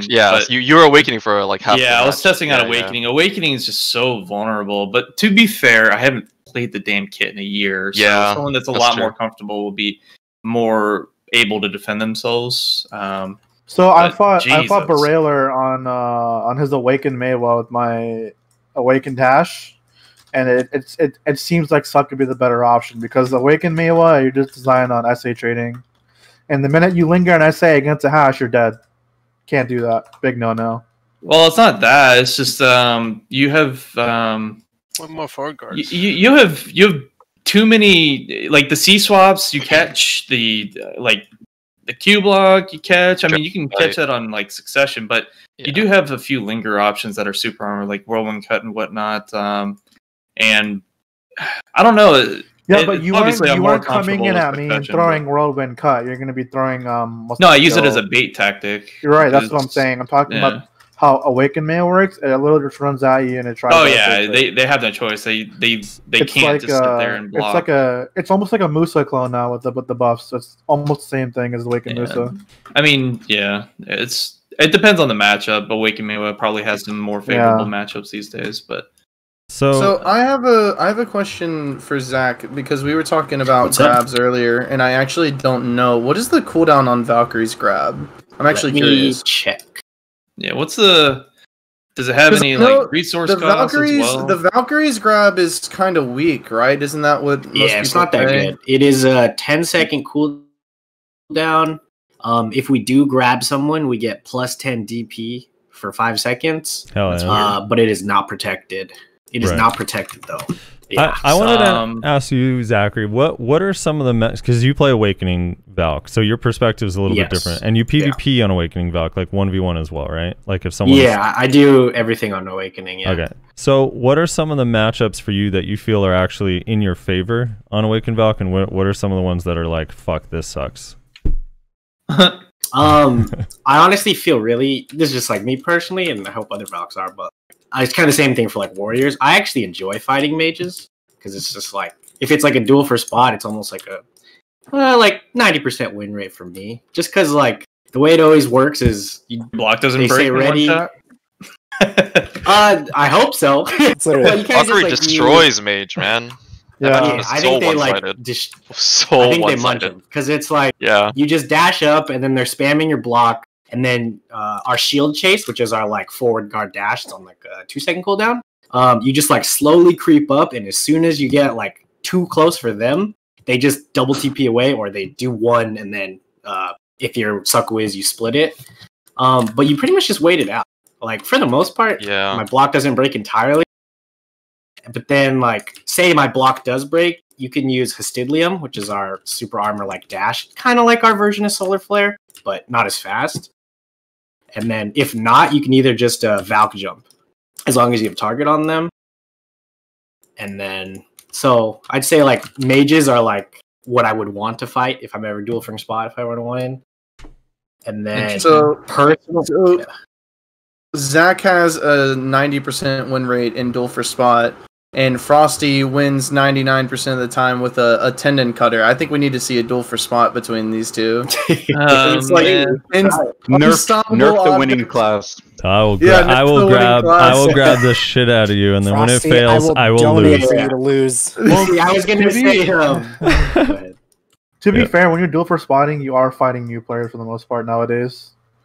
You know, it's very rare you're going to see someone who's experienced in duel for spot. Meanwhile, Frosty had to fight Choice just yesterday. Well, he actually just came up to kill me for no reason. That was different. Because he didn't want the grind spot, he left. And I was on Awakening Kuno, because Awakening Kuno is like a pretty chill grind at Star's End, so I just do no damage to him. So I just like how I like how you said that like it was used so toxic. He's like, he just walked up to kill me for no reason. He did. He fucking lava pierced it in and just started attacking me, and I was like, what the fuck's happening? And then like literally the next day on his stream, he's like, you know, I thought Frosty had more gear. Yikes. That's so fucked up, dude. I'm like, yeah, dude. I'm like, damn Choice. I'm just laughing at how like, yeah, it's so sad me being undergeared with only 377 DP. I just melt. Let him hit you. I want to see you do damage to him. It's probably you just gotta get the same AP and then you're gaming. Get like 309. You're good. I'll get there. Just get 309 forehead. I mean, it's doable now. 309's easy. It's doable now. Rylock's you guys are wild. I like how Rylock's saying to the. I know it's I'm trying to hit 370 DP this month. Because my AP. Why would I get 309 when I could just Carshens you in the face? Wait, Etsu. The reason it's easy for Rylock is he uses an Offentet for his main hand, Awakening, and offense.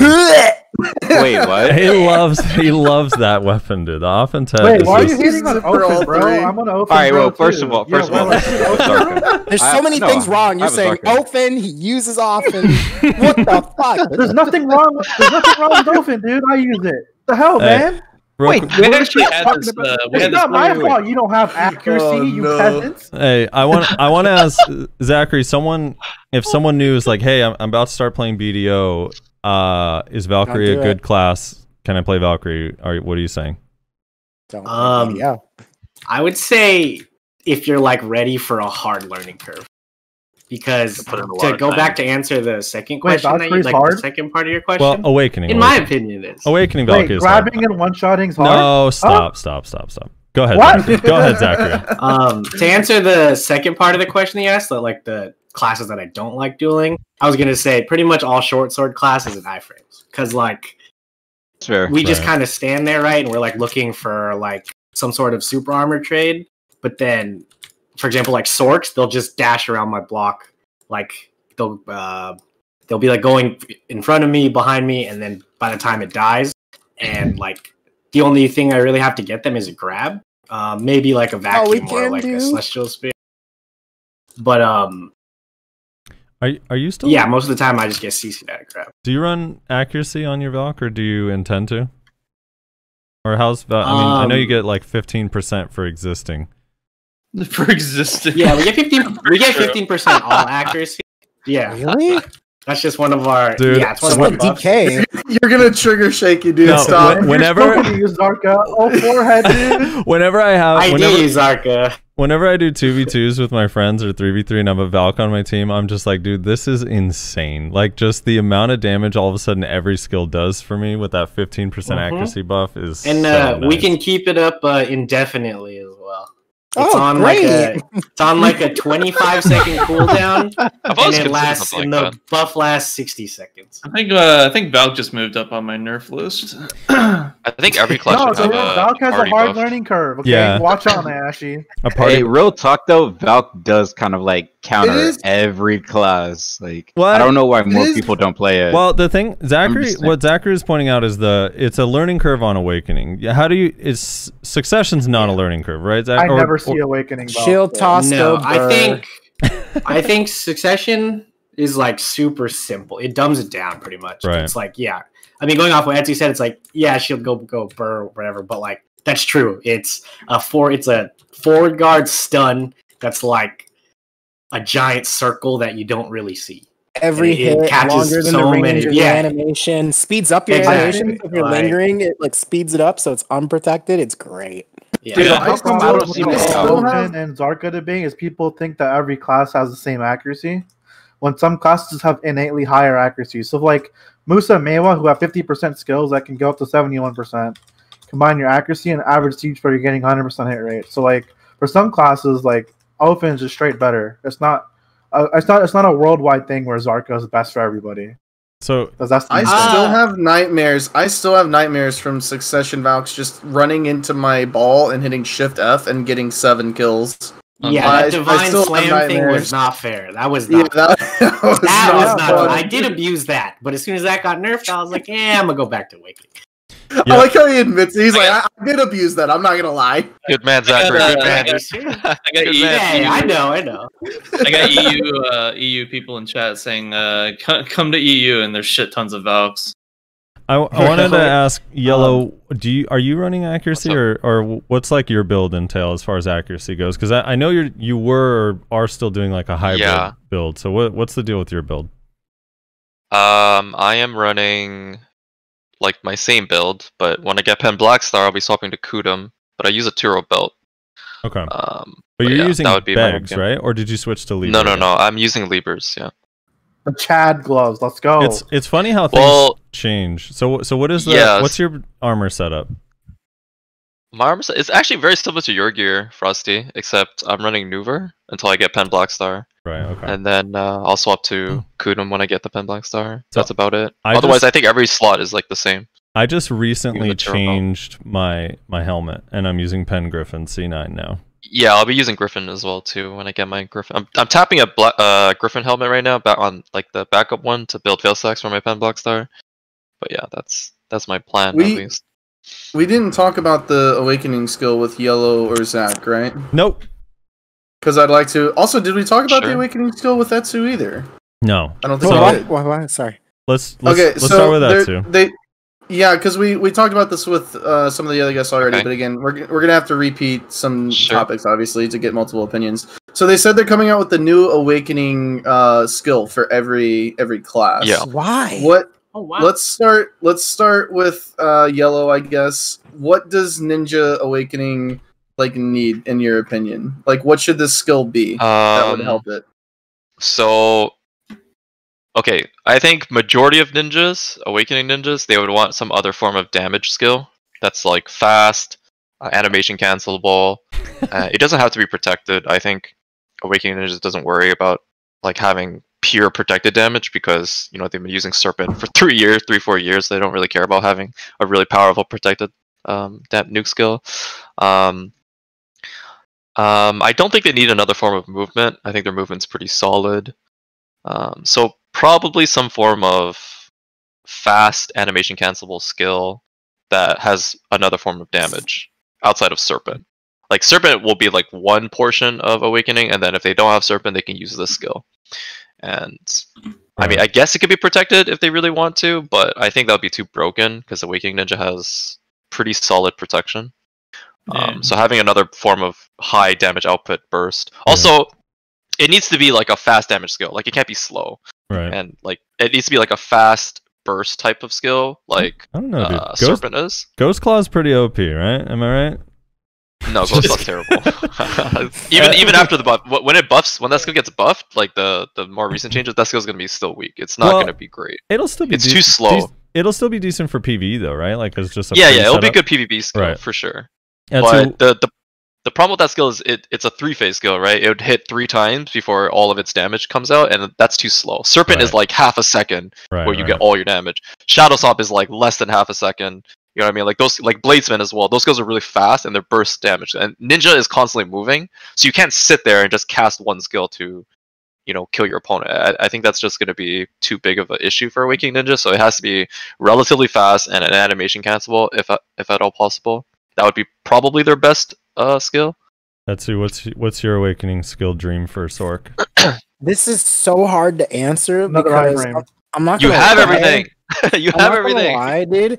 When they buff this class, I always think, what in the fuck is going on? Like, I honestly don't get it. Like, I was like content with how Stork was before, and then they gave us more shards, which we didn't need, but whatever. Like, even crazier, they gave us protected Grim. That would have been the only thing I needed, but I have it now. And like now we just have Carsons. That's like a whole different thing. So like for you to ask me. They had cancel. I mean, you can it cancel doesn't. out your Red Frame now. It doesn't have to make them stronger. It doesn't have to make them OP. Yeah. It can just keep them lateral. I have the perfect skill for you, Etsu. The one thing you guys are missing for Awakening. Reroll coupons to suck Wiz? No, target chase. Target. I made a tagged ninja, and I was like, "Holy fuck! I can just run forever, and there's no stam cost." That's actually, I take everything back. Yeah, give us target. Oh my god! That then pushes it to the threshold of OP. That's like what we need. Honestly, dude, because some people run, and I can't do anything about it. So it's like, actually, give me a target chase. There's definitely one thing Sword can't. That's what I've been saying. Musa and Meiwa are like that one fat kid in gym class. They're really fast, and then they run the mile, and then they're just dead. Some of us can't run the mile, bro. I was kind of counterintuitive. Yeah, you have really fast fat kids at your school. You never had one before? This is taking a weird Suck Ranger. I literally have to like put my weapons away. Zachary, I literally have to put my weapons away to move as fast as y'all do. Yeah. Zach, what about you? What does Valk Awakening need? So this is actually kind of fun fact. 2 years ago, when we first did the podcast with you, I said that all Valk needed to do was get rid of Terra Sancta's bound and give it super armor, and I actually did get that. So like that's what I'd say prior, because the thing that we were missing is we were missing super armor. Like we had the damage, but nothing was safe. You couldn't trade with anyone. Since we do have that, I guess if I were to add another skill, I'd want something more like utility. So I don't know, honestly, like just another heal. Because I don't want to put like we only have 2. We only have 2. He's a third player though. You got I'm sorry. Skill floor. I'm sorry. He said And now only I'm 2 hearing heals. only 2 heals. Zach plays support, dude. He likes that. Get Leonard Linear armor. Yeah, that's what I'm saying. I like designated roles. It's his head, not your head. I mean, and then to counteract the Valk being quote unquote easy, like you try Valk in large scale. Like maybe 1v1s, it's pretty simple, but yeah, like play Valk in large scale and see if you can. Yeah, I've seen those 100%. Okay, so what? I mean, yeah, but that's 100%ing. That doesn't take. Go ahead and ask the Ranger. Last time they got 100% kill. Hold on, since we're on this topic, everybody else gave us their opinion on what their class needs, right? Or did we miss anyone? Because I'm rotating so many things that I can't remember. I can't keep track of who we've asked. This question. I've mentioned mine constantly throughout all other podcasts. Yeah, and also we don't care about the opinion of Maywall, so it doesn't really. All right, let me throw out a Maywall community and the Warrior community to cry, so that wizard gets nerfed. Let me throw out an idea real quick, and I don't want Ninjas and Kunos to be mad at me for saying this. I'm just gonna throw out the idea, and you guys tell me what you think. What if they made like a target chase light, like a basic version that only gives you like, I don't know, somewhere between 2 and 5% move speed for the other classes to recover stamina while sprinting? Would that be so bad? I don't care if other classes get target chase. It's not a big deal. That skill's not incredibly broken on Ninja and Kuno though, because you have to still use Ghost Step to maneuver around, right? So you're still burning stamina. It's not like you're just running without casting any other skills. So you're still going to be using stamina. You know what? I don't want to run. So, give me a block like Valk, so I can stand there. Meme buff idea for Ninja. Since target chase is never not on, they should just make it so it's just always on. It's a toggle. Exactly. Always That's on. what I thought too. Dude, it should definitely be a toggle. But then you're gonna basically nerf the Kuno's disengage that gives us target chase for no reason. Why would you do that? Come on. What? They should make it, dude. You know what would be awesome? It's their new Rabam skill. What would be awesome is if they made target chase a toggle, and then to compensate for that, they made it cost stamina. That would really make it. It would have to be a lot faster. They were it cost stamina. They were super creative with the name too. They called it Target Shackle. You could guess which skills it has. Target Shackle. Yeah, very creative. Put it on Tending Cutter. Very creative. Yeah. All I want, just give me an S block in my succession. So I want to ask some of the newer players or the newer joining members like Otter, Yellow, Zach, Etsu. How do you guys? We'll start with Etsu first. How do you feel about the Nova? Are you excited about Nova in any way, or no? It looks like a CC. It looks like they took everything I hate about the game and they just made this freeze class. Like I hate freeze, dude, and that's like what it looks like it is. Like it looks like they listened to everyone. Like, hey, this is what you guys hate. Boom, Nova. There you go. Like that's. I thought they did that with fucking Shy. They're like, you know what, non-combat class that you literally. No, can't but Shy won't kill you unless you have negative gear. Yeah, I know, but it just annoys me to the point where you just like want to just kill your mental. I know, but it's okay though. Your mental. I mean, I think that's great, dude. When I see a Shy in RVF, like they're playing it just to piss you off. But like I think that's fine. They just run up into a pack and do their bubble and just fuck, now I can't move. I have always said if a Shy is in RBF uses the bongos, that should be an instant 24-hour ban, in my opinion. dude, if I played Shy, I'd be a red Shy probably, and I'd go underwater and bongo people to mobs. I'm surprised that doesn't happen more. See the debuff that Nova has, the minus 60 AP in their BSR. Oh, great.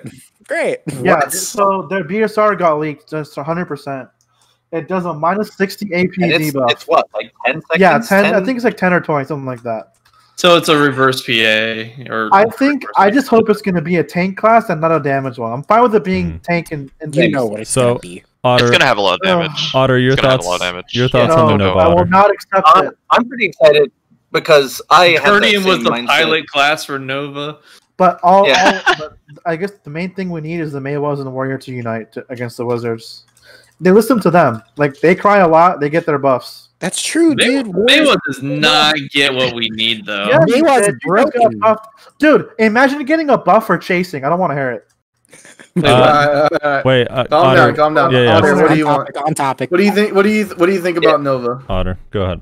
I like it. I like support classes. Like one of the big reasons I liked Archer when it first came out, even though everyone fucking hated it, and I kind of did too at some points, was Full Bloom. You could get mass KDs, and even though you have it with mages and stuff, I like the support style of certain classes. When I do Node Wars, I'm not looking to frag. I'm looking to CC and support. And I feel like Nova is something that would be fun. I thought Guardian was going to be that, and then it was just a boring golfing. It was an abortion of a class. If it has damage, we all have to mold collectively. I mean, I'll be fine with it doing damage because I know they do, because that's what sells. And I don't know. Shaky. I'm also excited. Shaky, let's be real. Yes. even if we all mauled, it's not going to change anything. Suck Wizard didn't matter. You got to get the right classes. Dude, we need the warriors to maul. Underestimate how much they listen to warriors and Maywalls, dude. Yellow, they get the treatment. Your thoughts on Nova, Yellow? Okay, so one, a lot of us hate freeze because it's one of the most powerful CCs in the entire game. And only 2 classes have it, so I guarantee Nova will have freeze. And I think Nova will be the class that could deal with suck mage as well in Siege. I think that's what they're trying to prep for, where it's predominantly based off of Siege, like how a lot of classes coming into play, they're normally really strong at Siege. So I think Nova will be a class that if you have a lot of Novas, you could deal with like the suck mage problem where they just block and freeze everything from like a radius, and then we can deal with mages that way. But that's just gonna make the suck mages play Nova. So there would just be a lot of Novas everywhere blocking, which in my opinion, I think blocking is a very powerful mechanic in this game. It's gonna have the same type of block mechanic as Warriors and Valkyries have, where it's super armor frontal. Oh god, please don't. So, and they also have like range freeze. I don't if you guys saw the trailer, there's like 3-4 freeze skills already that I saw that are guaranteed like big AoE freeze, which is really stupid. Hopefully they tone that down, but I doubt it. It's gonna be really strong, and it's also gonna hit hard. Like don't be. We know classes. Every new class that's come out, they all hit hard. Right. Every single class, they have all hit hard. Going to hit more like Striker hard with the clones, or if it's actually going to be its abilities? Because I think it's going to be like Guardian hard, where you swing once and your opponent is dead. Nova kind of reminds me of League of Legends Azir with the soldiers that come out. Yeah, if it knocks people around in fucking large scale, could you imagine that shit? Oh, they also have a grab too. That freaking range glitchy ass grab that like Hash has. Well, that's mobile. Yeah, so we don't know if that's 100% going to be in the game. We don't know but how if they it do works. have that, it'll be really strong. There's a theory that the grab mechanic, and I actually kind of hope it's true just because I think the idea is cool and unique, but probably will be really frustrating to deal with. But the theory is that the grab thing is like a tether, and if you break out of the tether by going too far, then you get CC'd like a grab. So for a short duration, you have to stay within the tether. So I think it's kind of interesting. League of Legends. Like Super Smash Bros, where you tether to like the ledge, right? Something like that. Like certain classes coming back to the ledge. Something along those makes sense. While we're on the topic of Nova, I'd like to just kind of go down the list because me and Frosty actually have a bet on what the Awakening weapon is going to be, and we're probably both wrong. I hate my bet now in retrospect so much. you were very drunk when I you don't made know. that bet. It was so late. I was so tired, and I was drinking, and I guessed it was going to be a sword. You said a bastard sword, yeah. I regret it. I mean, for a paladin, that kind of makes sense. So hold on. I want to start at the top of the fucking chat and then just go down and get everyone's guess as to what the Awakening is going to be. So Etsu, you lead us off. What's the Awakening going to be? And keep in mind that the data mining showed. What did it show exactly again? Sword, Scythe. Gauntlet, Sword, Scythe. Which I have a theory on that. All right, go ahead, Etsu. What is it? Well, you gave me a lot of time to prepare for this answer. No one doesn't. Dude, I don't know, like a Thanos glove, like. Hey. That 100% Nova turns into like a disintegrate your guild. Wait, with how many Infinity Stones though? That's the real question. 5. Does he only have this Google image? Oh Jesus Christ! Reality Stone. It just changes the whole terrain. Maybe it's like a glove that has like claws at the end of it, like where your fingers would be. I don't know. Morris, what do you think? I don't know. So you're saying this class is gonna finger me to death? Oh my god, Morris, that's a timeout. I'm server muting Nayashe. Morris, what are your thoughts? What's the Awakening gonna be? Either a Pata sword or a snake sword, to keep in line with the retractable flail thing she's got going on with her mace. Oh, okay. See that? Okay. Kareem? Yeah, but we have a data mine. I just attached to a gauntlet. I didn't see the data mine. But the data mine is very weird. All the data mine says is that the item is called Gauntlet Sword Scythe or whatever. That's all the data mine says. So apparently the file also said for DK Gauntlet Sword. So yeah. Ooh. And that's where mine comes It's in. floating scythes. Yeah, exactly. That's what Made of I'm thinking. ice. It's something floating. Yeah, I'd say maybe a like a flail that has multiple balls on it. That would be sick. I think that'd be so cool. And still one-handed or two? I'd say one. Yeah. Yeah, probably change keep my the answer? shield. Yep. No, you can't change your answer. You're locked It's in. no, fuck you. It's a gigantic ice scythe. There we go. Next. Ashley, what's the weapon? Man. A hornbow? That stupid thing, that's got to be fake. There's no fucking way that you can switch from a mace and shield to a fucking hornbow. There's no fucking way. DK goes from a heavy sword to tiny daggers in the air. It just doesn't make sense, though. I don't know. I think it has to be... The only thing that makes sense going from a shield... Like, every single class that has had a shield and one-hander in this game, at least that I'm thinking of right now, has swapped to a two-hander. That's exactly right. Wait, Warrior, Valkyrie. Yeah. Valkyrie. Warrior, Valkyrie, okay, is the exception. That was one. That's fair. Everyone else, yeah. But yeah, so I'd say a two-handed scythe or mace. It has to be. Like, I think a scythe would be pretty cool. But I'm thinking of D2 with the or D3 with the. That's exactly what I was gonna say too. Rainer? I just think that would be cool. Yeah. Rainer, what's it gonna be? So it's either literally going to be like a gauntlet that literally has a sword on it, or yeah, I think that's. I think that's what it is. I think it's literally like a gauntlet, like a huge gauntlet that's literally going to have a sword attached to it, kind of like I'm trying to think. Awakening DK? Isn't that what Awakening DK's weapons like? No, because her swords are floating. This is But going to she be has a gauntlet. She has a gauntlet though. I think he means that the sword is literally attached to the gauntlet. Like it's a fucking... it's literally attached to the gauntlet. It's almost like a fucking Wolverine type thing going on, sort of thing, right? Yeah, almost. I'm like trying to think. There's like a Bleach. good like Shot the sword. example from a game, but I can't remember what I'm thinking Assassin's of. Creed? Yeah, but like this is gonna be like a huge like sword. Shredder? Oh, never mind. Shredder! Oh, is it kind of... I'm thinking Waldo?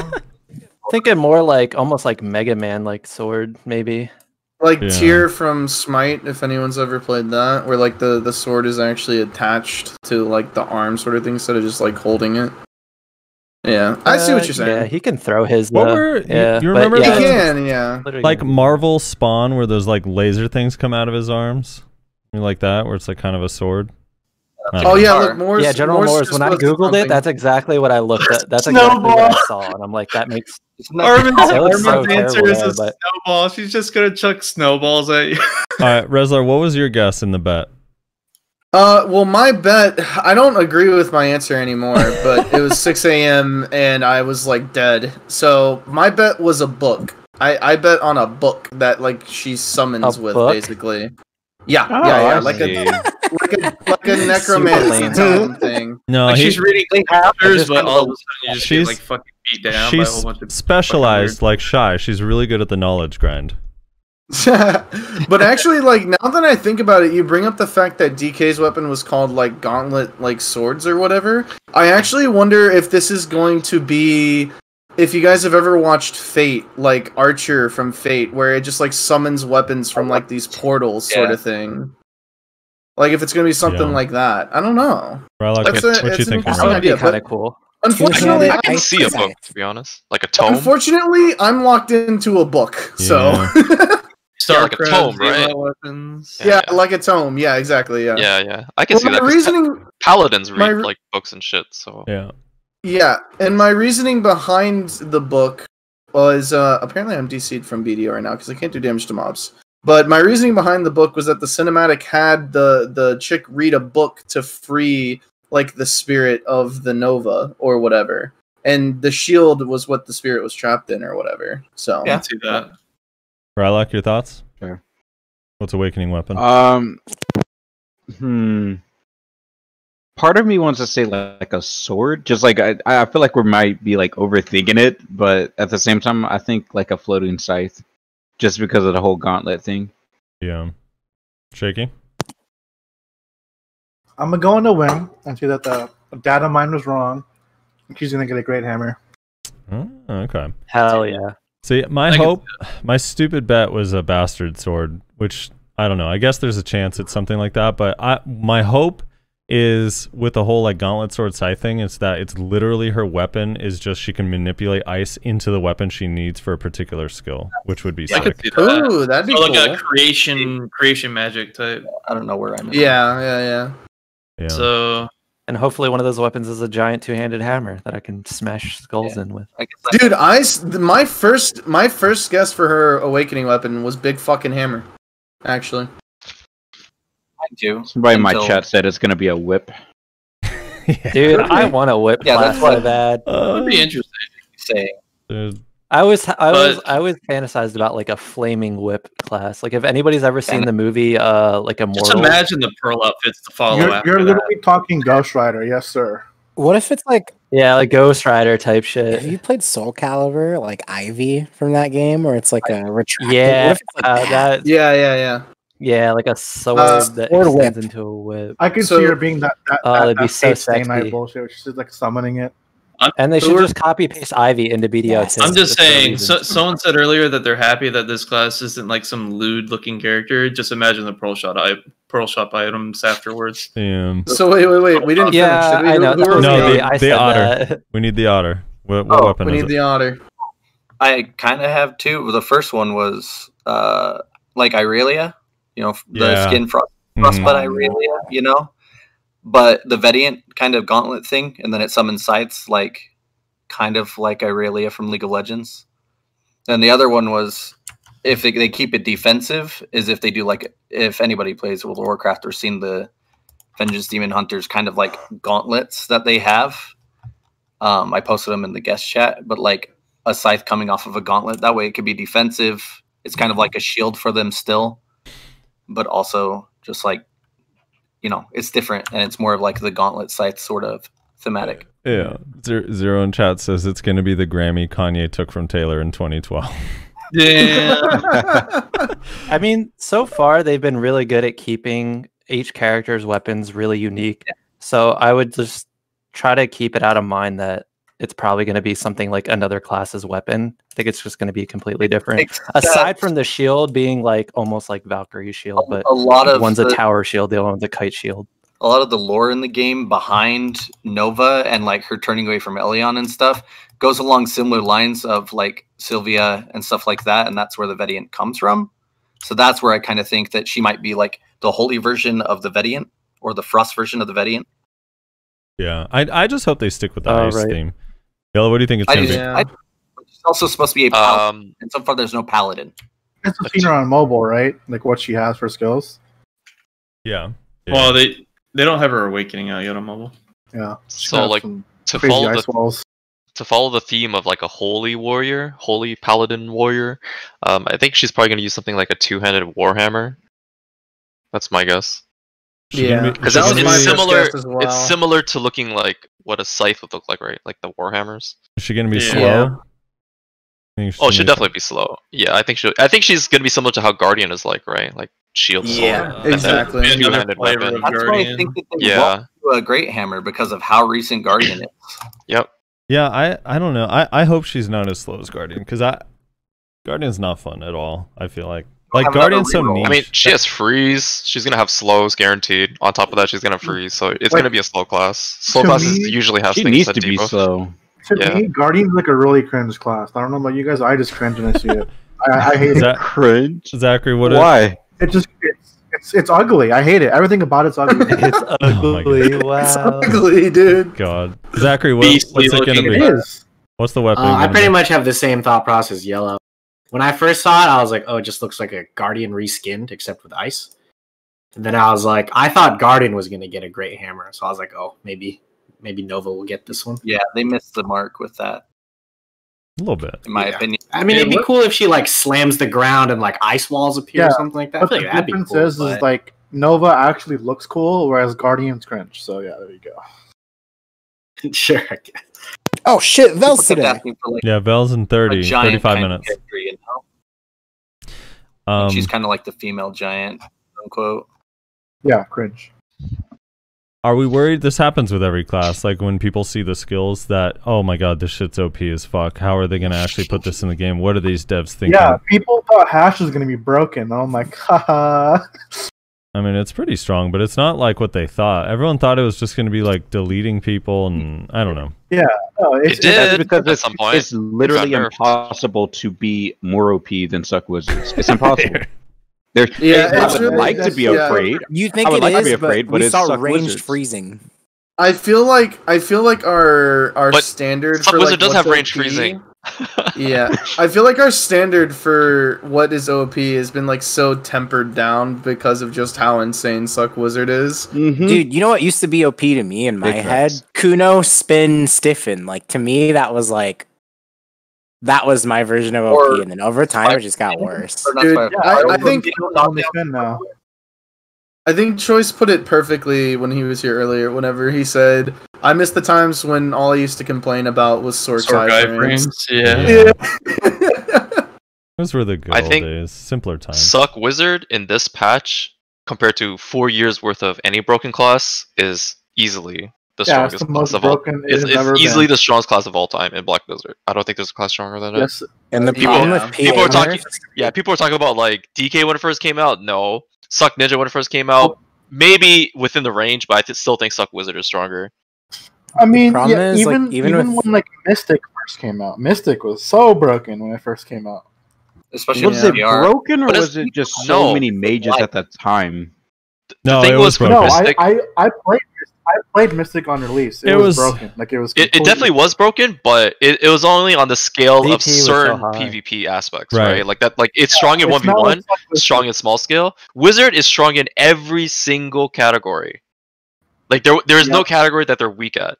And even if you nerf PA, it's still broken. It's still going to be strong. People are saying like, it's going to change. It will change, but there'll still be Suck Wizards doing so much damage and AoEs and freezes and bounds and everywhere. For Wizard to be nerfed, their ranged skills need to have less range first of all, and it just shouldn't be doing protected CC from that far. It makes no sense. Dude, why is Meteor protected? The range is protected. Yeah, it's Can I wait? ask What? Can I ask it's a stiff range skill. Well, hold on. We got unfortunate news. We got our first person that needs to dip, or not our first, but Zach. I know you got to get going here soon. Yeah. You got some IRL stuff you got to attend to. Sir. So thanks for stopping by and giving us your thoughts on Valk and stuff. I appreciate having you. Keep going, man. You're a beacon of hope for all the Valks. Yes, yes, sir. I used to play Valk back in the day. That shit was awesome.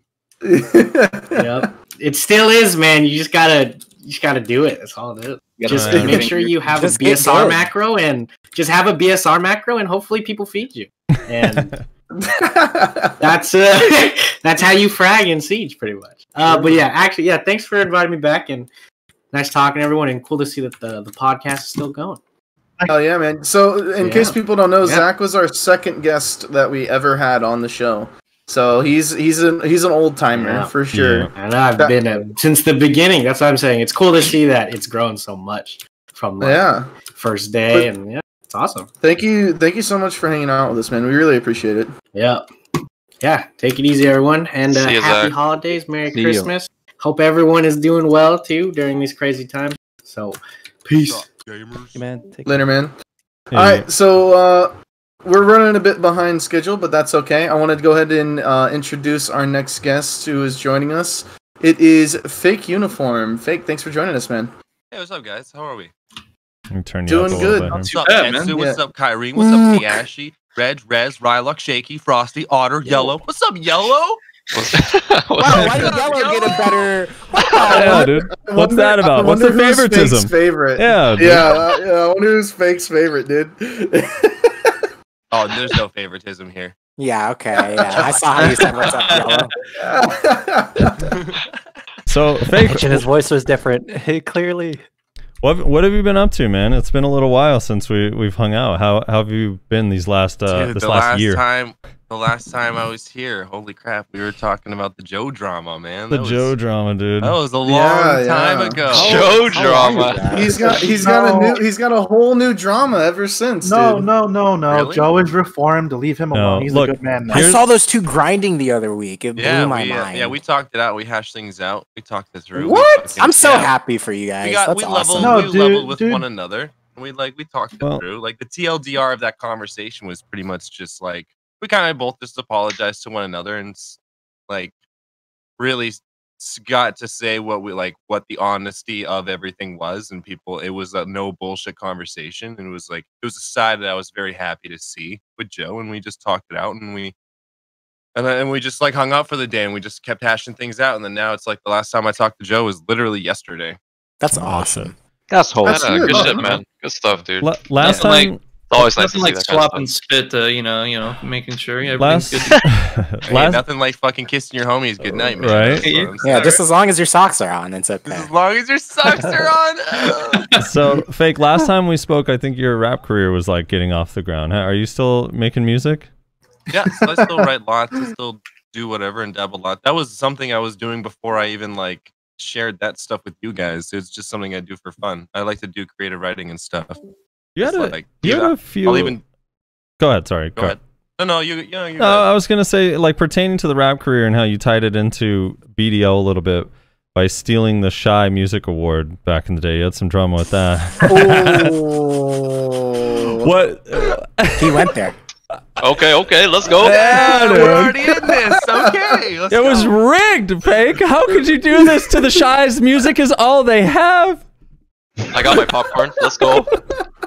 Bro, I spent an outfit on my Shy outfit, okay? Dude. I leveled up my Shy a little bit, okay? When you... No, I ain't done talking. Go ahead. Let's hear it. I did all those quests for the gold Bari dues in the fucking back in the day, okay? I earned my keep. I made all that shit by ear. It's just their fault they set up the competition in such a... Yeah. Yeah. It could have been better. When you told me, winning. Okay. When you told me about it, I was like, I didn't even know there was a Shy music competition going on. But then you go to the forums, and it was a salt mine. It was actually a salt mine. Forums are great, dude. I don't care. It was a salt mine of sore fucking losers. Like, I was sitting here, and I felt like I was being perfectly fucking reasonable by saying, like, yeah, like, I think this should be set up differently, but, like, I still spent a long time making what I made, and whether anyone liked it or not, like, I spent the same amount of time making something any other fucking contestant did, and it made staff picks. So like that alone, like, was like, okay, well, it was good enough to be there. But then they had, the voting system, and it's like you'd be off your fucking flipping your lid, man, if like you thought that no other person was going out asking their guilds and all these other people to like vote for them during those times. It's just, yes, I had the strongest platform at the time, but like I reached out and asked like Cacao staff if this was like against what was going on. They said no, this is perfectly fine, because I told them I don't want to win like if it's like with dirt on my hands, and I got the fucking okay and I got the clear. So it was just like, and then when you look at the results of that competition at the time, like I think I got a few hundred votes, and then the person in second was just over half of what I had, and then like third and fourth and fifth and the rest below all had dramatic lower numbers lower than the second place. And it's like, even looking at the numbers of the competition, like I can't even say like that many people probably gave a fuck about that contest until like, I don't know. I think more started to feud from it. Eventually you started getting these people that actually wanted to vote, and then people who were being aware from my stream who ended up voting. But then you have people that found it through my stream that were like, well, fuck this guy, I'm voting for second place. So like, I don't know. The voting structure. Do you get hunted by Shies now? Oh yeah. Are they feeding you to mobs in your nightmares? You have Shies bubbling you with Sacrea mobs, dude? No, but I definitely think my idea. Discord that I'm not welcome in for sure. What? Oh, Shy no. Discord. Oh, You no. got banned in the Shy Discord. Feels bad. So I have to ask, when no. the last time we had you on the show, Fake, was September 2019, and back then Striker was in a strange state because they weren't particularly great in large scale, and Succession wasn't out yet. And now suddenly you guys are like the top absolute top tier echelon grinder at every location in the entire game. How does it feel? Is this well deserved? And we fucking deserve it. I know. I can hear. I can already hear it. I just want to say I think it's good. We deserve it. I don't It's fucking good. care. I literally started playing that class when it came out. It's been fucking. It was really good in PvP when like CC It was limits OP weren't a at the thing. start, and yeah, then... for sure. But it was like, where were we grinding at those times? We were like, I was in Sawsons and Pirate Island at that fucking Anchums. time. Like, we weren't where it Helms. matters now. Like, if we were still the same striker condition today, like, we wouldn't even be thinking of Poland's. We wouldn't be thinking of that. Like, that's just, I'd be still in Mansions with 290 AP. Like, happy I'm just Kutum. fucking doing enough as a 245 Kuda Musa. Like, Hey, we put up with this shit for fucking years, man. And like, now we're finally like very relevant in grinding. And like, I don't think we're busted. I think we're definitely fucking strong. We definitely are strong in comparison to other classes for sure. And like, there's other classes that like we're hanging with now in PvE. But like, bruh, I literally watched all these striker mains roll to Mystic because Mystic fucking was better at grinding. And like, I And now it's stayed, the and I didn't opposite. flavor the No, it's the fucking opposite. re-roll.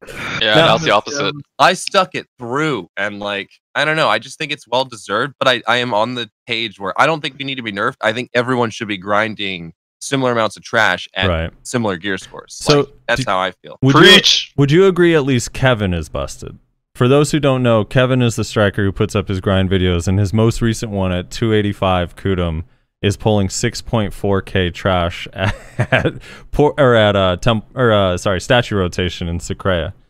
What? Must be nice. How? Must be nice. What extra pack does he Statues do? rotation is main rotation. Kevin would agree with me, I bet. Yeah. I'm putting money on that one. Statue these days is main. Hash is, like, there's a video of a Hash getting 6.2 there, a video of a Lawn getting 6.2 there. I love Hash. It's So crazy. good. How do Is they he extend? running like jacked up? Is he doing like house buff, courage, fucking AP enhancers? Or is he doing That's too all this- much. Kevin? The heck? Or you mean everybody? No, Kevin. Is Kevin's? was Kevin Alright, going stacked? Here's his buffs. You ready? In the video, wait, hold on. Okay. He updated this because he saw a Hashashin beat his record, so then he went back and made a new video. Okay, so his buff bar, he has like just the random guild buffs, but these are legit the buffs on his bar. He has Simple Kron, Spirit Perfume, Alkstone, Villa, and Frenzy Drop. That's it. Oh my. Wait, what? Yeah. I gotta talk to him about what he's doing. Yeah, dude, he's crazy. So here, I'll put the video in chat. But yeah, he is nutty, dude. He gets 6,448 trash, and it's not like a 15-minute video or 30. It's the full hour recorded. That's the OG hours. That's the OG That's what you know is hours. risen. Yeah. Yeah, dude. Not no friggin' 3-minute grind video. Oh, you can hypothetically clear 7,000 trash here. I grinded for 10 minutes, and if you do the math, Yeah. I don't. I killed one pack, and it took me. So, this amount of time. Fake, are you PvPing on Succession, or do you play Awakening for PvP? I am using Succession. Okay, how do you feel about Suck in PvP? Suck Striker. I mean, it's I mean, you can perform with it, sure, but the toolkit is definitely nothing in comparison to Awakening, and it's nothing in comparison to what other people are doing in large scale. So it's like Right. the amount of effort you're putting into even perform okay is in Succession's kind of, I don't know. It's not that it's not needed, it just feels like it's not needed in a sense, because I just feel like our toolkit's kind of lackluster when it comes to those scenarios. In the duels, like, it's fine. In grinding, it's clearly fine. In large scale, it's, yeah, like, we don't have a Black Spirit Rage. We don't have these Bond or Core, whatever fucking skills that just came out for Awakening as well. Like, Awakening keeps getting a ton of stuff that's really making it just like, yeah, it's the large scale decision for sure. And there's a lot of edges it has on Succession right now. So What I don't know. What in particular does it need to help? Well, large Rage scale? Hammer originally was a stationary move, and it's a move where we like slam the ground. It's a lingering super armor, and that also has CC potential in it. In Succession, they removed it. Yeah. In trade for like 15% more damage and being able to use that skill also as like a mobility skill kind of as well. And it'd be such a good engaging skill, and I don't know why the fuck it's gone, but it really needs that. A few people say there's a few other things that feels like it's needed. That's one of the big ones for me. And then Black Spirit Rage for sure. I don't know what it would be, but like Striker 50% is his leg drop, and it's a big blanketed AoE damage and a CC. And like we don't have, and there's nothing like that in Succession. So Black Spirit Rage is definitely needed for Succession. Right. So, Fake, now that you're on good terms with Joe, maybe you can put in a good word for us, because I tried to get on Joe to come onto the show like 3 times, like forever ago, and every time he just never replied, and it's a real feels bad, because I'd love to have him on and talk about stuff. Not interested, man. Let it go. I feel like he's an interesting character in the community. Shoot me a message after, I and think I can he gave you the idea by it, because I'd suggest it. He never replied to me. It's not like he said like sorry. Feels Maybe bad. just Red like flag. know you, and yeah, I'm not trying to be that guy, but like you got to think of it from our perspective sometimes too. When I constantly get messages from people where it's like, hey, No, can you check on my 100%, gear? Can you yeah. check on my channel, and like I don't know, you catch him at the wrong time, and he reads the message with the wrong energy, and like I don't know, like but for sure, you shoot me a message after. I'll for Relatable, sure. Fake. So relatable. 100%. Like I know, like You make like one guide, content Yellow. You creators. make one fucking guide.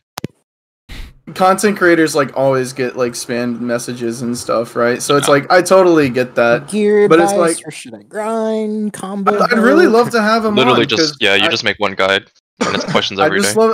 I just love to talk with him, but It really is like that. Yellow. Wait, you speaking got of people. Speaking of people that can't seem to get on the podcast, unfortunately, our next guest is Armin TF, which actually has not been a guest on the podcast before, but we tried to have him as a guest for like Drum 2 roll. months straight. And I got dodged. Yeah. 2 months straight, we tried to have Armin as a guest, and we couldn't make it happen, scheduling conflicts among other things. So Armin, finally here, man. It's your time to shine, brother. Yeah, real quick, I just want to say Joe who? Oh, wow. Okay. So Okay. Yikes! Holy shit! Yeah, So what class do you play, Armin? And kind of introduce yourself, because you haven't been on the podcast before, so the people don't know you. I'm Armin. I play Suck Ninja. Compared to pretty sure everyone here, I'm way more new compared to you guys. I played back in the day, around Steam launch for a couple months, but I ended up quitting. And then I started picking up the game again 9 months ago. So I mean, technically, I just count myself as starting 9 months ago. So compared to most people here, I'm pretty new. Wow. But yeah, Sound pretty Imagine cool. playing for a year and saying you're new. That's Armin? pretty new though. Let's be honest here. Come on. I'm just kidding. Do you stream, Armin? It's first time talking to you, by the way. I just want to know more about you. Do you stream? Yeah, I stream and I make YouTube videos too. Wow. I'm gonna definitely I saw follow. I'm gonna I follow saw and you- drop a sub. That's just too much, man. It's Too much. a little too much. I'm so I did see you overwhelmed. post. I think it was just last week. I saw you post a montage to Reddit. I think it was, if I remember correctly. And Yeah. yeah. So we asked this to Yellow earlier, but why are you still playing Succession, man? What do you mean? Isn't It's Awakening better? where it's at right now? Aw, dude. Dude, there's some Awakening soy boys out there, man, just jerking each other off. I'd rather stay with Suck, have some fun. It's also faster, which I'm a fan of. To me, Awakening feels a little too clunky, I guess. It's a different playstyle from what I like, and so I'm not really a fan. Plus, Fair enough. I can't dive bomb with Awakening. Can't really do that, sadly. I have a question. Why? What are you gonna say, Bronzy? I have a question for both ninjas in the chat here. Why don't more people? Because I'm a little bit surprised by this. Why don't more people value the super armor in Murderous Intent over the other two?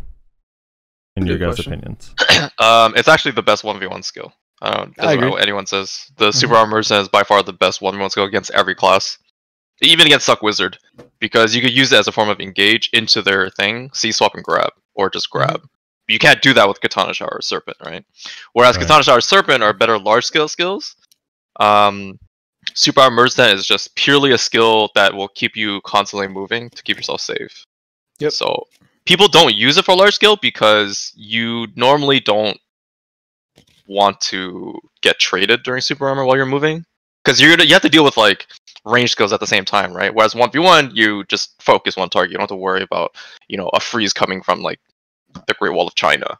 So like you're fine. Yeah, I think for sure Murderous is just better in 1v1. And now I think more of the question is like which one's better for large scale. Just, you know, do you want Float Katana or do you want Serpents? Because I think a lot of it is just preference. A lot of people nowadays, I think personally as well, like Serpents just way better. But I mean, I think that's more of the question versus Murderous. I know Mazap, when he first tried out all the bonds, he liked Flow Katana Shower, he liked Serpent, but he's been using Super Armor Merge Strength in large scale a lot. Oh, really? For RBF. Yeah, he's been using it because he's like me, very similar, where we prioritize movement more than the engage, right? So you move, attack, disengage, re-engage, move, and that's why he likes it more. But then, like, you already rolled back to Succession, so that didn't last long. He realized he didn't do enough damage on Awakening. So I have a question though. Is Awakening still horrific in PvE?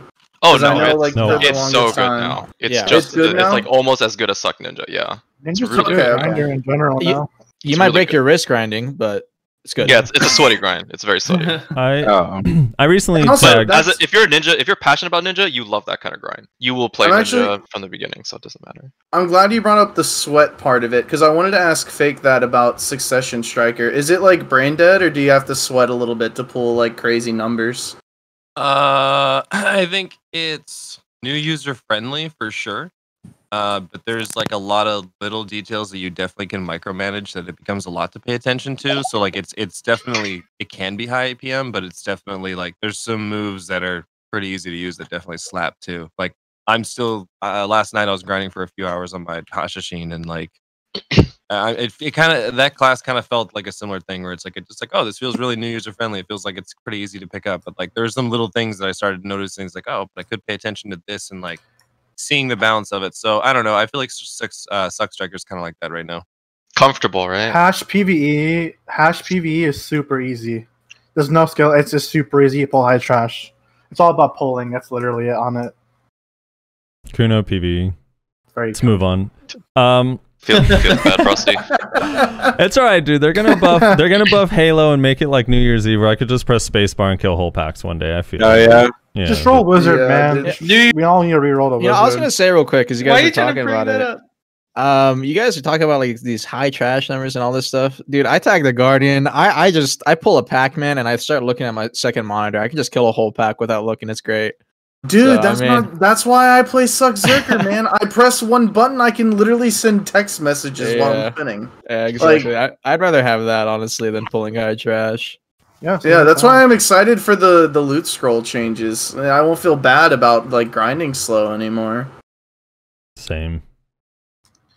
Have you tried Succession Guardian Armor? Because no one grinds on that class, Yeah, and I'm wondering I what the did. deal is with that.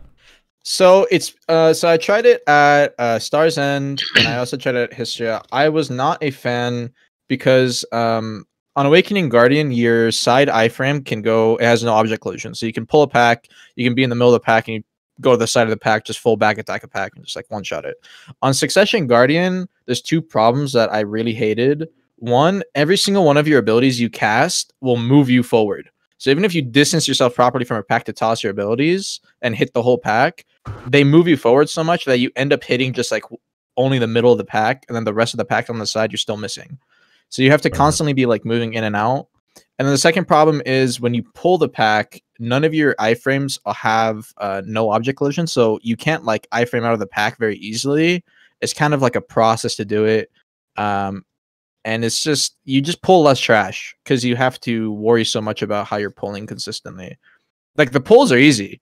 Like you just hit Shift Q and it's like insanely easy.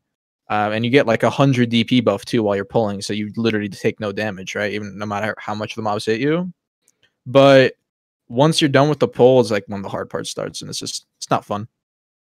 Bell, by the way, is in 10 minutes. I wanted to ask some of the newer people who joined, what did you guys use your hammers on? Let's start with Arma. Let's go down the list of the people that haven't answered yet. What did you use your free hammers? All right, I'm done. I'm a gearlit Andy, so I tossed it at my Aragons and it didn't go. Hey, Etsu, what'd you use your hammers on? I haven't used them. When I had them, I actually logged in. I hadn't played the game in a week, and I logged in to buy the new outfit, and I logged out. I didn't. They're still in the mail, actually. An attempt right now with the boy. Let's see it. Are you playing? Tap on stream, Etsu. Tap on stream. The problem is, I have a flame that I got from Market Order, and I have a C8 dim tree. So it's like I'd use it on Dead God, but I have a C8 dim tree. So yeah, what are you playing? Why are you not on BDO, dude? Make them because every time I go on RBF, there's a lot of mages on walls, and it makes me mad. So I just log off and I go play other stuff. RBF. Oh god, it is. Dude, I really hate that DR change in RBF. I hate it. Yeah, I don't enjoy RBF anymore. So Fake, are you planning on using them on something down the road? Pen Blackstar. Pen Blackstar. I'm thinking main hand. Yeah, either Awakening or main hand. Yeah. Okay. Do we think Awakening's going to come out before the March deadline? Yeah, they changed the deadline. It's already on KR, right? They changed the But I deadline. also have my Dead God, so I don't know. Yeah. I might use it on that. They changed the deadline to June once it actually was like officially out. Like once you could use them. What about you, Morse? Did you I use used it on Pen Blackstar attempt. Did not go well. Damn. Dude. Did not go well. What happened? That's sad. That's such a defeated thing. That just did not go well. I know. Well, that's the thing that's so funny about the hammers is it was like these free attempts, but then when you start seeing your friends or people in world chat getting all these black stars, you start feeling really shitty that yours didn't go. Yeah. One guy that gets mine didn't go, so I feel like real quick, dude. Everyone that hit the Pen Blackstar hit it on like a 110 stack. Then everyone who tapped on a 200, nothing went. That's that's how I was saying, man. If you tap it, dude, just eat a 110 stack at it, man. Who cares? Dude, that's what I did. I 110 stack. I went for it and it failed. I did my 150 stack into a 161. Wait, did anyone succeed in here? No. Oh, I know someone who did though. My friend Chef is in Hashashin. He had Pen Blackstar. I'm so jealous. My buddy Cena literally ripped all his gear, and then he used his J hammers on something else. But he fucking raw taps his Ted Blackstar because he's like, oh shit, that's right, I forgot to tap that. So he logs back in after ripping all his gear and fucking taps that and gets it at a 191. I had a so I was just gonna do it on Dead God as well, and like just on try, which I know isn't that expensive, but whatever. But it actually went on the cron attempt before the hammers, and then I failed 2 TED attempts with the hammers, but still felt pretty good. That's not bad. That's not bad. Kyreem, did you get anything, or what'd you hit? No, I tried with the crowns. I went for Kudum, didn't get anything, and the hammer went for the Black Star. Same thing. Ugh. Is your RNG shit? You sound sad. But we can all bond together. He's just reliving. He's just reliving it in his head. This is a sad topic we're going through. Okay, everyone's allowed to be sad. This is not a happy topic. He gets grabbed out of Chase, and he can't enhance anything. It's so sad. It's the worst. He the said worst. it. He actually said it. No, we're Hashashins now. We get knocked out of our other dash. I would just grab now. Yeah. Yellow, did you use your hammers? Yeah. I got I enhanced it for content. Because my stream was like, Yellow, are you gonna tap your Black Star? I'm like, oh, I don't have a stack for it. I was planning to build it to 200 before tapping it. And I was like, you know what? Alright, well, let's just go tap it for fun. I tapped it on a 129. They both failed. Rip. Yikes. And then you raw tapped it, right? No, I'm not raw tapping. That's usually what they say, dude. They're like raw or no balls. I also tapped it 3 more times because I had like a bunch of crons saved up, but that failed too. Should have been a 110. Didn't Ari Love do her 10 Black Star unprotected? Don't mention Ari. And Love she got it? What? You're not having as much balls as Ari Love. Oh no. She got so much stuff. Didn't she made like a Pen Tungredneck, a Pen Yeah, Bassie, dude. Pen Blackstar, Yeah, Pen dude. Disto. Fucking crazy. And dude. she made money for that Black Star too.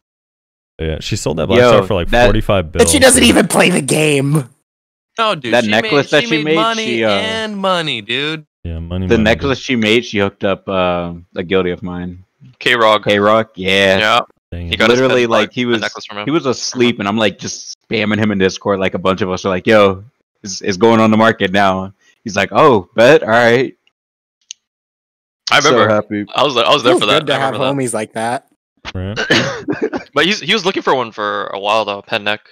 The other Yeah. what'd And you then get? we were like, "Yo, Ari Love got a pen neck. Go get a K-Rock." What'd you go for? Yeah, what about you, Piotr? What'd you use for your hammers on? Unfailing Pen Blackstar. Hey. Ah. It's only 60 Fun. memory fragments, dude. It's only 60 memory fragments. It's fine. Yeah, only 60. Well, it was a little more because I also I had half the crons and I used. Wait, the how other many? half. How much durability does it take when it depends. fails the pen? 20. Oh yeah, 20. Takes never 20. mind. Yeah, it takes 20. I was It's like thinking Dead God. 60. It was like the Yeah, fuck? no, I was thinking Dead God or Fallen God is 30. I did each. two. I did two hammers and the cron stones. So Did anyone get screwed going for duo on their Fallen God? Like, did it? I got fail pretty lucky with miserably? mine, so I'm pretty happy. How many crons is it for duo? You don't cron duo, but it's like Yeah, about you just tap 1500. it till it goes. Gotcha. Honestly. Yeah, it's not My too friend bad. failed so. 20 prize. What stack would you use Oh for my duo? god, 20? I used I started on 127. It failed the first time, and then it went on 120 or 130 or 131 or whatever. Oh, okay, so like a 95 would work. Basically, I got it on 120 something. It was originally like just a vanilla 100 stack, but Alright. it just failed my way up. What should I be going for pry? Isn't it six, like like if you can 60 valk to 60s, 80. Yeah, if you can Never valk 60 to 70s or 50s to 60s, it's not too bad to start.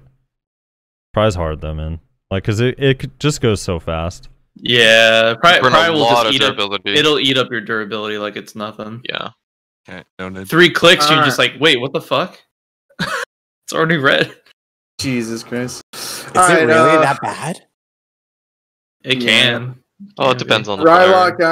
Rylock, I know you got to get going here, brother. So we'll go ahead and let you go. Thanks for hanging out with us, though, man. Appreciate you stopping Thank you. by, hanging out, Yeah, and man. having some discussion with us, dude. It was fun. Appreciate it. Thanks for having me. It was good talking with you guys. Take care, and I'll see you. Later, man. Take it easy, Yeah, man. and you can. Take care, brother.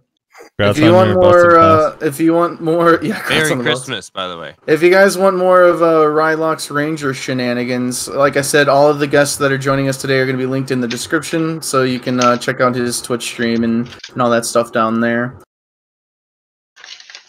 Man, what a day! And we're not even done yet. No. That's the crazy part.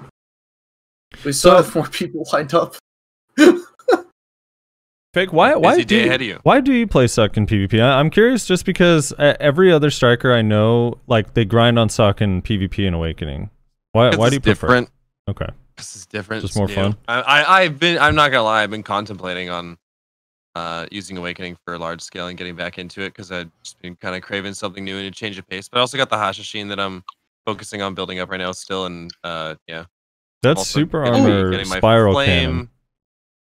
Yeah. Isn't this some fun? So from what I know, I still see a lot of higher tier strikers use Suck because it can kill you with really low AP. So like they can end up running these like DP meme builds and be 260, 270, still one combo people that have fairly high DP.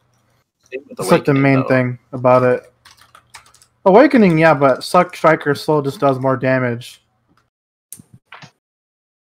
At the end of the day. Fake, I'm glad you're here because I'm gonna bring up a conversation that we were having before you joined, centered around grabs actually. And I know like we already had this discussion, but I want to get Fake's perspective. Don't take my on grab. it. It's all I have.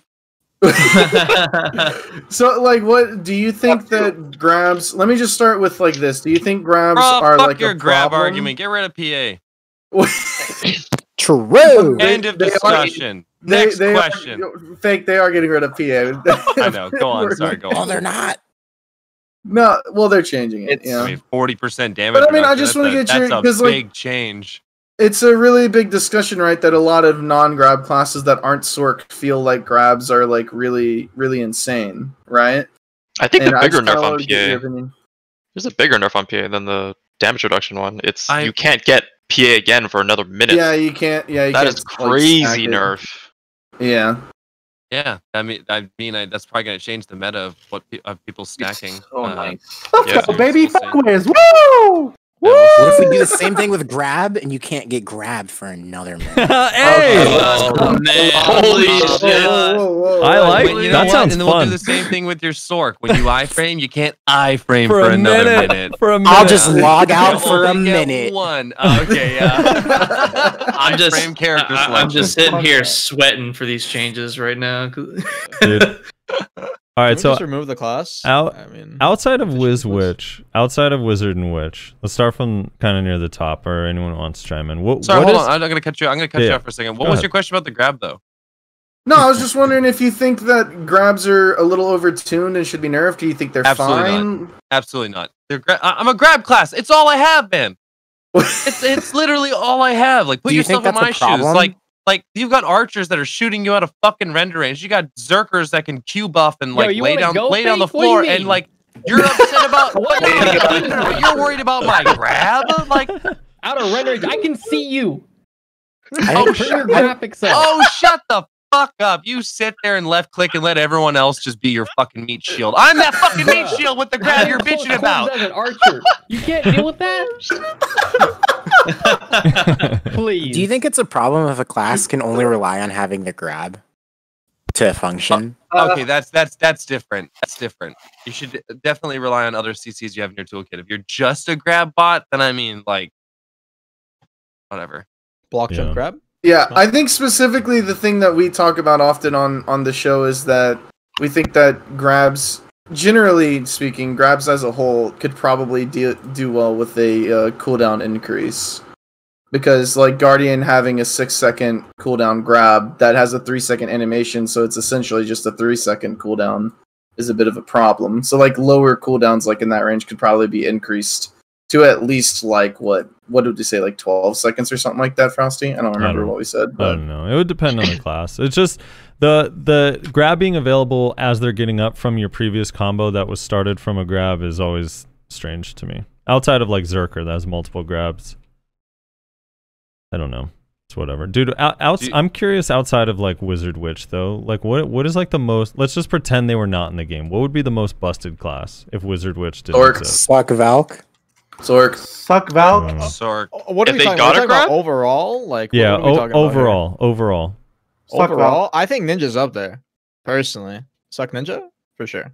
If they lost a grab Suck Valk. or No, getting no, a no, grab. no, I'm no. just saying if Just Wizwitch if Wizwitch, yeah. I'm involved, I'm on Yeah. the Sork train. Oh, Sork trainer Valk. if Witch and Sork, Wizard no. didn't exist, what would be the most busted class in the game? Probably I'm going Suck Valk Sork. though, right? Probably Suck Valk. I wouldn't say Sork because you have to understand Sork has a lot of counters. It has a lot of counter classes, so no, wouldn't be Sork. Gotta be shy. It'd be Suck Valk, 100% Suck Valk. I agree. Because Suck Valks and Guardians are already a part of the ball at this point in the game. Those are the two most oppressive classes outside of Wizard and Wizard. I don't know. You can just stack That's hard them. to say because like I'm looking at it from a perspective of all PvP. So I'm gonna hop into RBF and I don't see any mages. Every other class is gonna have like free roam, more mobility. So I think a lot of classes would be a lot stronger because they don't have to worry about fear or intimidation of getting hit by 3 super armors that will one-shot you. but right? You So still gotta swim down from where you're standing, Frosty. Do I have to? Yeah. I do it only to dodge, but you really don't have to. No, as you can sit at the respawn at Vel and still get credit. Suck Valk in large scale just completely counters a lot of the classes in the game. It just does. There's a lot of damage, really protected. And it has the heal, so 100% be Suck Valk after Witch Wizard, and then Guardian. Suck Valk is pretty nutty.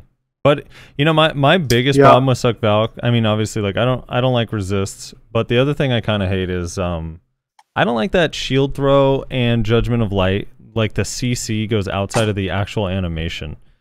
And it doesn't matter if you turn it or Hitbox, not; right? it'll still CC. Yeah, Yeah, so it's like the hitbox. Yeah, the white hitbox. Like, just make the animation as big as the hitbox, so we know like where to stop and start. And also see if they're turning it. Turn back slash. Or get rid of. No, turn back is up there too.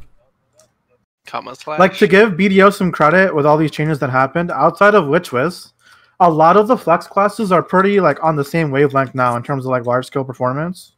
Like, I find that Suck Musa can perform just as well as the Suck Ninja can in large scale at this point in the game. It's just mostly the problems I feel like it's Guardian, Suck Valk, Witch Wizard, and maybe Warrior, maybe, but I think those are the classes outside of Witch Wizard that are going to be really oppressively strong. I still think like underperforming classes would be like Lawn, 100% Lawn, and I'd say Archer even. Archer just lacks the damage nowadays. Agreed. I'm curious, Fake and Yellow in particular, how do you think the publishing moving from Cacao to PA is going to change the game?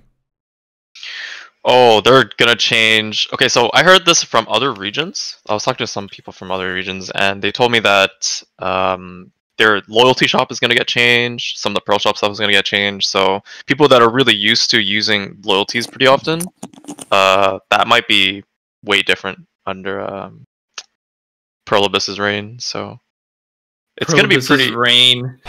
Well, the regime. One of the things I feel like NA is going to be super pissed about if it happens is the Merv's palette. Merv's palette is separate from the value pack on a lot of other servers. Oh my god, that sucks. You know, I only swipe for that palette. I don't even give a fuck about everything else in the value pack. Right? Yeah, pretty much the same, yeah. It's the dies, man. We need those dies. Yeah, the free customization. The die system is awful, man. but PA, don't do it to us, man. Scans equal win. Don't do that to us, please. To take over, you think? Not to interrupt this No. particular debate, but did anyone pick up their Veil bundle or about ready to open? No one got a heart, dude. I already clicked opened mine it. Anyone already. gets You already opened it? I did. It's your turn to get a heart, dude. I got one in Reslar's All right, face. my turn. Right here. No heart. No heart. Easy heart. I got one We right in didn't get Reslar's shit. face the other day, dude. It was so great. We didn't even get a cheer animation. Feels bad. Quick question. Feels bad. Yo, but congrats on that heart. Dude, thanks. It was huge, man. It was great. And Reslar was like, if you get one, I'm gonna be mad. I don't know, but You did say that. You did say that. I said that as a joke. Uh-huh. Before we get going with the next topic, Morris, I know you got to get out of here, brother. Thanks for hanging out with us and talking with us about Archer stuff. Thanks for having me again. Yeah, dude. Nice talk with you guys. Take Glad care. we all agree. Take it on- easy, Have a Morris. good one. Take care, Happy dude. holidays. Happy holidays. Question for Armin. Armin, what's your problem with turn backslash? I mean, the animation is not the full size. Yeah. That's my only problem. I mean, otherwise I can deal with it. But Okay, that's pretty fair. I just Yeah, don't I was how- like, yeah. bro, you didn't say Grimmer Carstens. Like, my brain was so like, what? Oh no. I'm not a fan of like even if you Yeah, are, animation's like, not yeah. displaying. It's like way past the range. It's too. hitbox. You guys talking about Yeah. hitbox? Yeah, the hitbox is Yeah. bigger than its animation. Yeah. Yeah. Okay, yeah, that's acceptable. That's all. I was like curious. I mean, that's like A that's lot of like classes not a have stuff like that though. You know I how was you know surprised- how to nerf blocks in this game? Just add in Getting frame rid of them? traps. Add in frame traps on block. Let me block infinite somebody. I'd be the most happy person ever. Oh, that's true. That happens sometimes, depending on like if you throw. Let me block infinite Locked him somebody, into it. please. I never S blocked on my Archer because it would always. If I could block infinite a warrior, I'd never complain again. Yeah, true, because they'd be stuck in it. I have a question. Am I the only person who like really struggles to like see what Sorks are doing when they're just iframing around me? Like what abilities they're using and You play shit? in Nintendo 64 mode. Yeah, I the mean, more you play probably. against No. them, the more I you see play everything against they them, do. the better. Like you it's read just the like animation- It's just practice, you know. It's experience. Yeah, a lot of it's experience. Yeah. dude, I You fought know, so a many lot of Sorks, I swords- still can't like tell. Like It's if so they're going you need close to to- you, you they're need doing to- you eruption, need to look at their skills. ignition. probably. You have to look at their skills. Sork has a lot of gaps in their kit. So like any class with a really quick CC are usually the counters to Sork. That's why like Musa gives Sork a very hard time. Do you still play? It's Zerker, also or are you playing Archer? patterns. Yeah, they have patterns too. If they go into you kind of get an idea what they're gonna do. They're gonna do eruption, iframe, ignition, iframe. Watch out for turn back slash and grim, and yeah, they're just gonna like loop the same thing when they're around you. Also, get 1 tick of a movement speed, cast speed, slow, and they're done. They're toast. Everything. That's true. You can't do anything if you're slowed. You actually can't. But like I said, just get a Suck Wizard. It'll outsork the Sork, as I said. That's just how you have to beat Suck. Why do people hate Sork more than Suck Wiz when it's like a Sork 2.0? I don't think anyone does. It's just they've hated Sork Fake for saying longer, burn maybe. it to the ground in the chat, dude.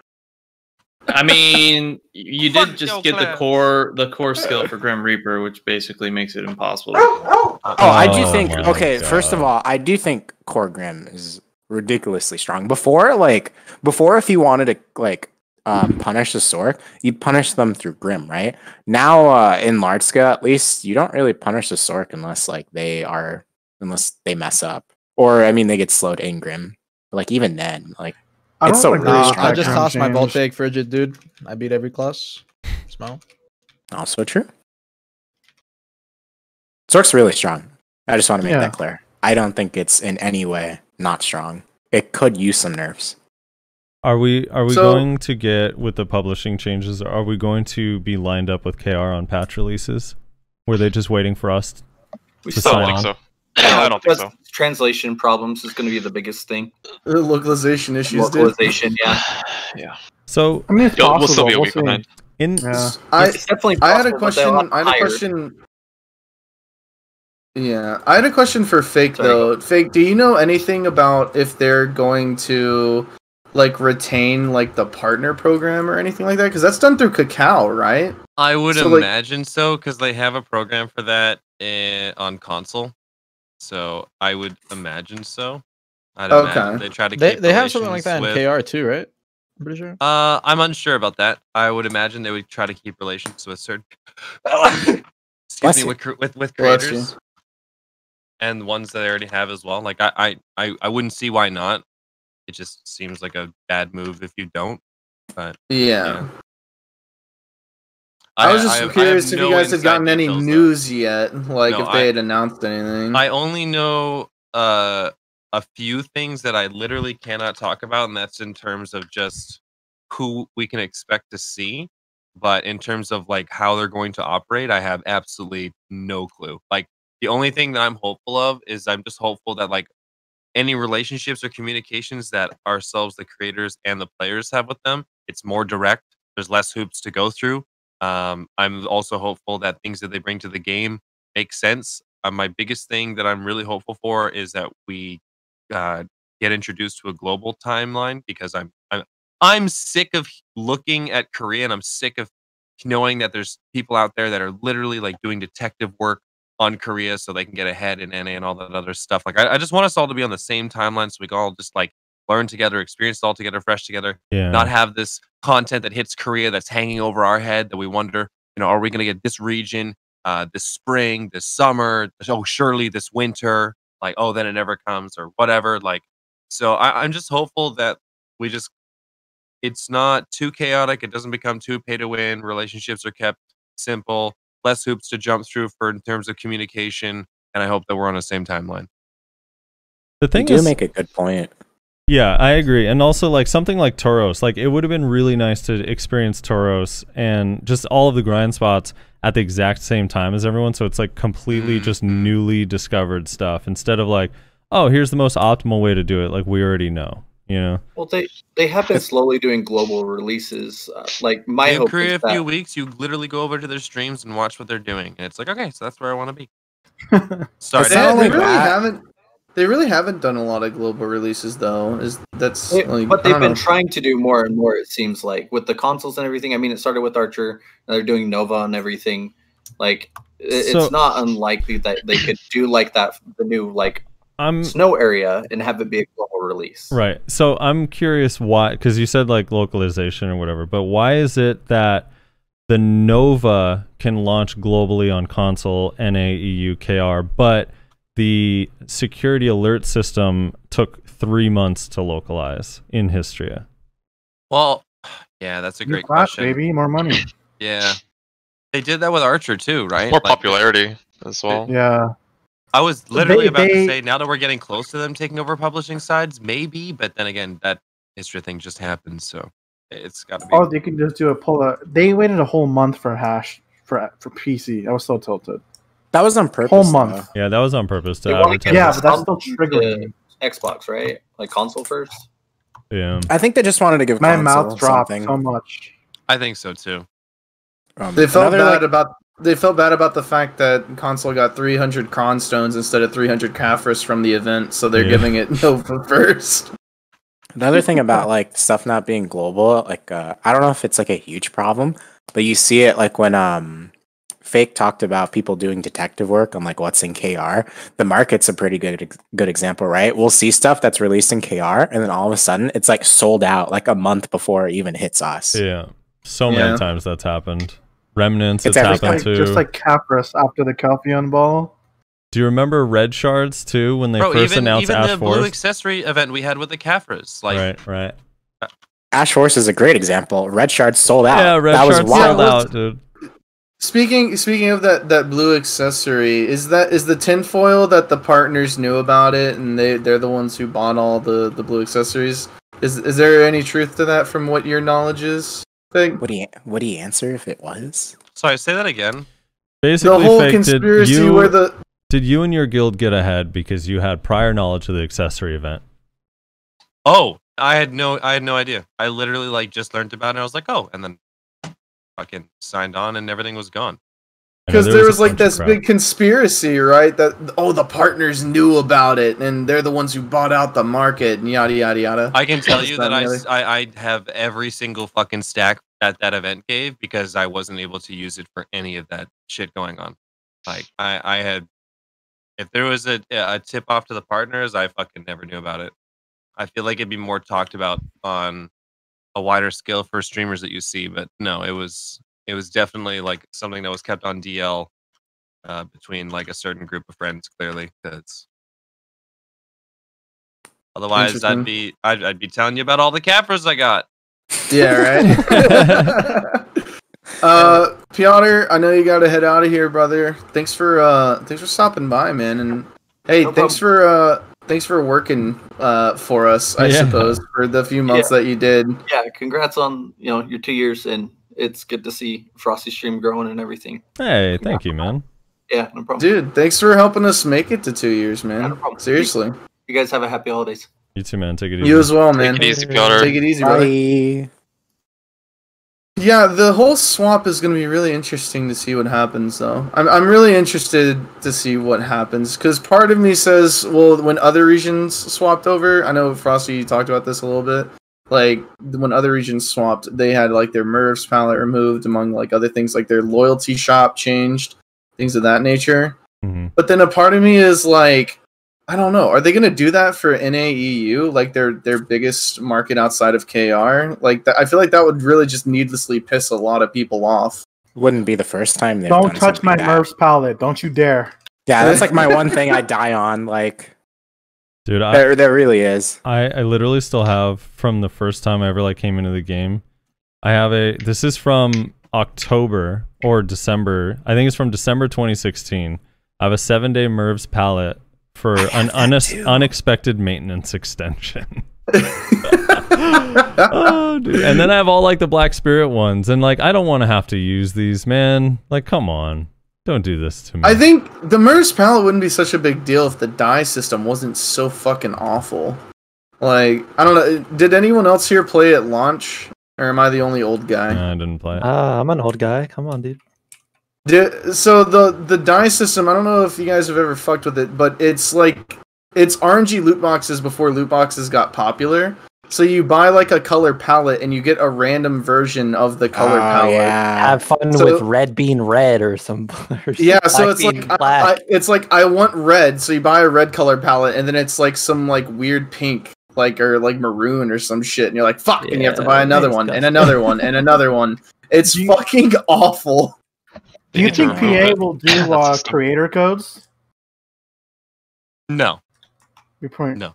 I Dang. like I wish, because I feel like it would do a lot of good. Honestly, I feel like they're even like creators and YouTubers and even like small YouTubers and streamers would be shouting that shit out like constantly. I think it would drive so many more sales to their shop. I really do. I think sometimes people will just buy things just for the sake of like wanting to use their supporters code and letting even that be a reason for them to buy more artisans for enhancing, etc., etc. But I just look at it on the as it would be. But no, I don't think they would do that. I don't think so. Honestly, everything's been working so well with the way they have things. Like doing that would more be a huge favor for creators and giving back to us. And I just could never see them doing that. I really couldn't. If they did, that would be incredible. But I don't think they'll ever monetize their platform like that.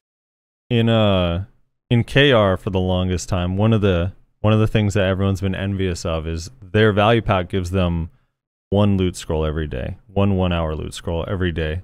Would you? Oh, that's cool. Which is cool. I doubt we'd get that, but which is cool. But if you had the choice to get one free loot scroll every day or keep the Mercs palette, what would it be? Die. And you know, the thing is, I used to be salty about the loot scroll thing, but if you notice, they've been giving us like free loot scrolls, like up the bum every. Yeah, it's so much. Like, I give me go the through all die. my loot scrolls. Am I the so only I'd one probably that take my doesn't loot care scroll. about it? Stop grinding fake. Stop grinding No, I fake. Get would, off your because I just- striker, man. Fuck it, dude. All I need is the die. I think the Luis are just like a going away present. They never gave this much before. Oh yeah, totally, 100%. I think it's Christmas and like It's a going away present. I did like I just wear my ghillie suit. They're and like, that's hey, it. you're gonna miss us. So I don't know why you guys want the dye so much. I feel like Do you really want default die Gilly? That stuff looks ugly. it looks cool, man. What you guys got against it? Come on. No. All right. That would be a scenario. That would be a scenario where when you don't have it, you're gonna miss it. Yeah, really. Well, it's time to introduce our next guest. It wasn't too long ago that we had her on. It is Ellie. Thanks for joining us. Hello. Hello. How's it going? Hey, everyone. I'm doing good. How is everyone? We're doing fantastic. Doing well. Currently, we're talking about the swap in publisher from Cacao to Pro Abyss. Do you have any initial thoughts? Hopefully it's good, and I can only hope for the best because I really don't know how it's gonna be. So, no real opinion about it other than I hope it's for the best. Ellie, last time we spoke, I asked you, what does Awakening Mystic need? And you told me some of your ideas, and then Core Skills came out, which actually kind of helped a little bit with some of those ideas, at least to give an option. And then they nerfed Infinite Fortitude. And how does that make you feel? Well, the skill, well, number one, right? Like hardly anybody plays Awakening Mystic to begin with, but then you have Infinite Fortitude, which was a skill that it's very situational, and you'd only would apply it like in very niche situations, and even as much as like damage has spiked recently, you die in your Infinite Fortitude a lot of the times as well. So the skill was kind of like very niche and very like not used as often. And now they did it even more. They made it even more useless. It's kind of stupid. They're like, like now it's like they kind of done what they did with what is that skill? Shift F. What is it? Wolf's Frenzy. Wolf's Frenzy. Yeah. Now it's like another Wolf's Frenzy where it's like not really used as much. Like Wolf's Frenzy, you'd only use to like maybe catch your target or get a little bit closer and then cancel out of it. And those are very, very, very niche situations still. And then it's like now Infinite Fortitude is like completely like useless because you wouldn't use it. It's stupid, dude. I just think finally all those oppressive Awakened Mystics in Node War are finally killable. I'm just kidding. Like, what are all these bubbles? These unkillable bubbles around the map, dude. Someone needs to do something about them. Did anybody really struggle against the bubbles though? I feel like if you're like experienced player, you know when to grab them after, right? If you have a grab, you just wait for the eruption, grab, and they're dead. Or grab them and extend your combo, wait it out, and then they're dead. So it's like the bubble, you only really used it in very, very small niche situations, and you'd cancel out of it to get out of there, to build either shards or stamina and get out. But like, I feel like the play around against the bubble is like any experienced PvP player could work around and play around the bubble. And it's almost sometimes even worse to go into bubble while PvPing. It's one of those situations, I think, where they're like, hey, we got to nerf PA. It gives 999 DP. Let's change this. People seem to be pretty upset. And then someone in that boardroom meeting is like, wait, the skill Infinite Fortitude also gives 999 DP. It's like, oh, how does that one work? I forgot about that skill. I'm pretty sure it just gives it to everybody, so we should probably nerf that too. Oh, okay, let's do that. It's pretty stupid. I mean, if I had to like make a quick fix right now to fix the skill in any type of way, it's like, sure, if you want to like nerf the PA on it like 40%, then or what they're doing now to it, then make us erupt it at any point, and we still keep the damage reduction for as long as like the buff lasts. I have a more really fun good. idea. I have a way more fun idea. Uh-oh. Why don't you combine the two useless skills? While you're in Infinite Fortitude, you can use Wolf's Frenzy, and it keeps the bubble on you during the animation.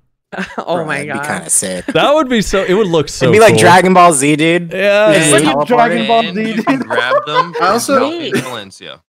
Yeah. I also find it interesting you say that like nobody plays Awakened Mystic, because from the chart that they had at the Calpheon Ball, majority of people play Awakened Mystic, right? Which Isn't that what it said? Yeah, but Is that that for chart, all regions? Yeah. Is that for that all chart regions? must not be PvPers, because whenever I go It's- see Mystics, it's usually suck. 100%. No, Yeah. it's definitely not PvPers. It's just like in general. Yeah, it's in But general. It's still. all aspects of Yeah. the game, so it's not. Yeah, Yeah. 100% definitely don't accurate. think that's a good measure to measure how many people are playing it.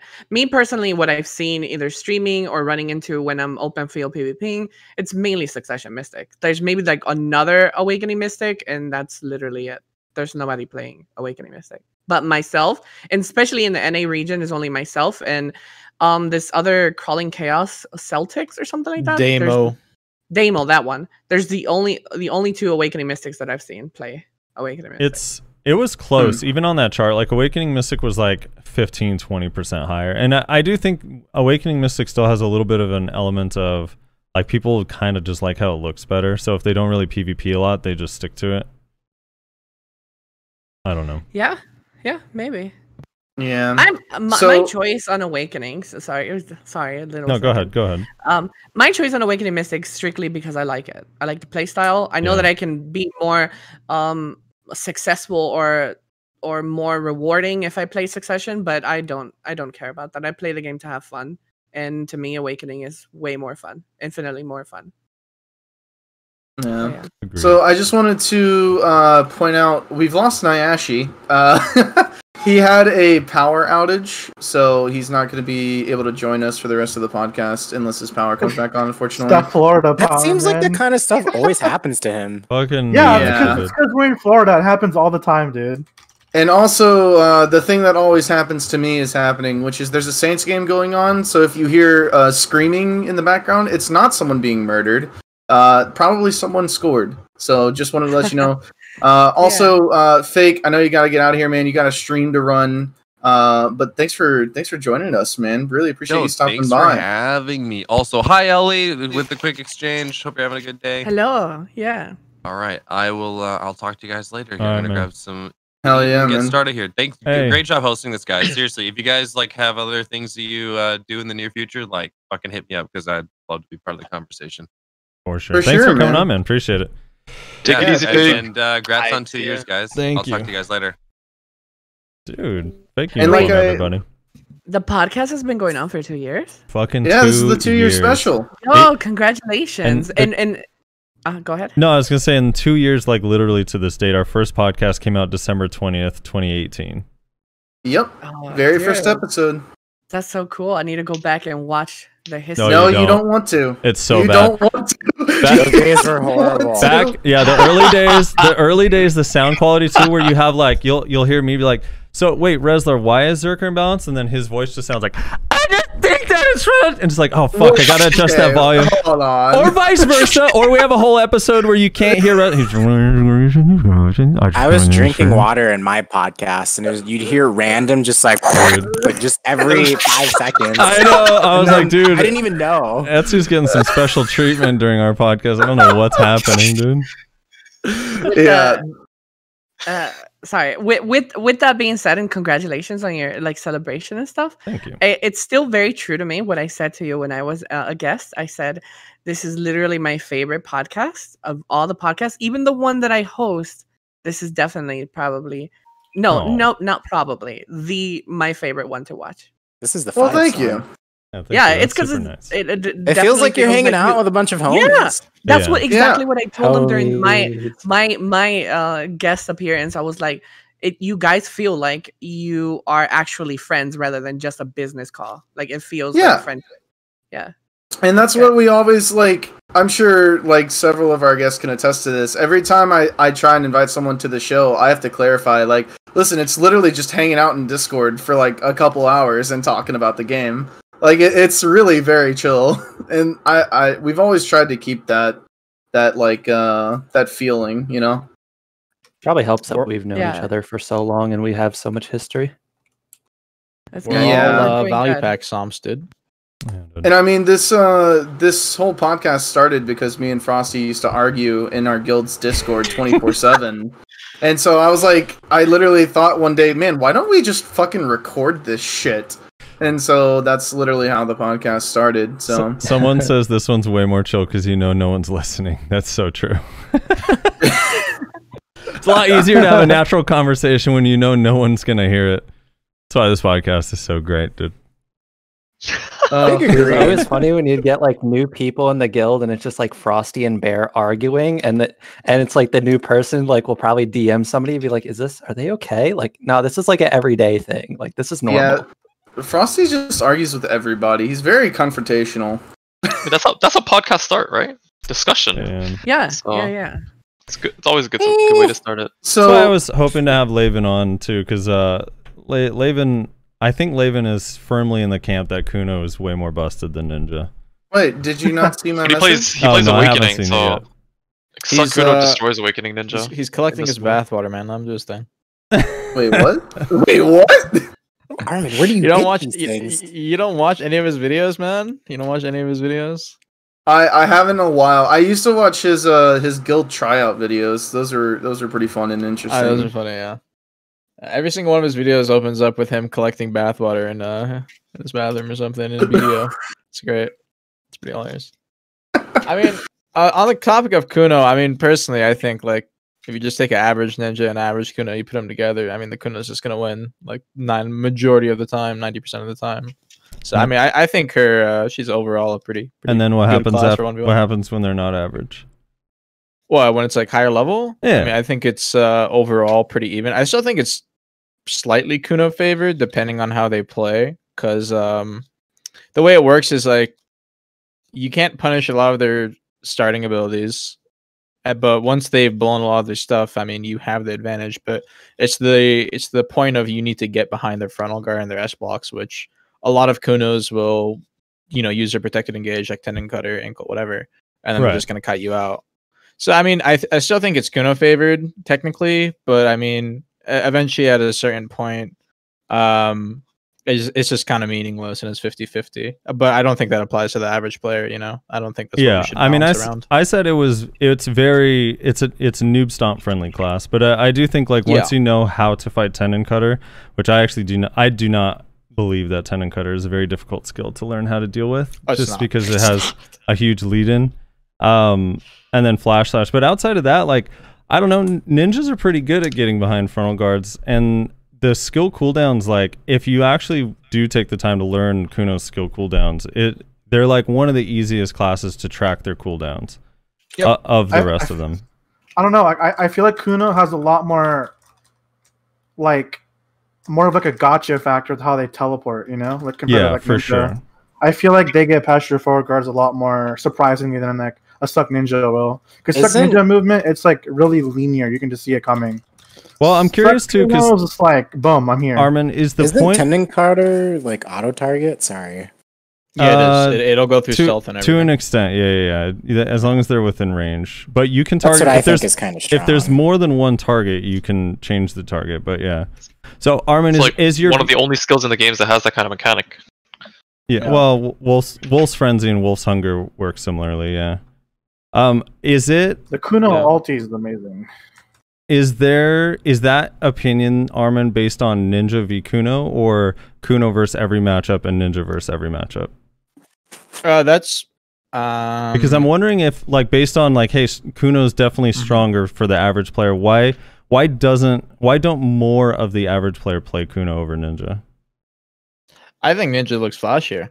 It's popularity, man. It's popularity, yeah. I mean, honestly. everyone's a fucking Naruto weeb. They watched it when they were kids, man. They want to play a ninja. They don't want to play a Kunoichi.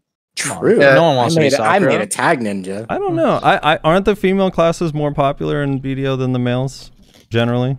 Yeah, but you also got to consider the effect of like the people who play them, right? Yeah. It's like you have like so many popular streamers like then and now that like play Ninja, and like what popular streamers play Kuno? Like I don't know, because like even if you go on YouTube, you'll find Yellow PK, you'll find College Tuition uploading all these videos, but like you don't see any Kunos.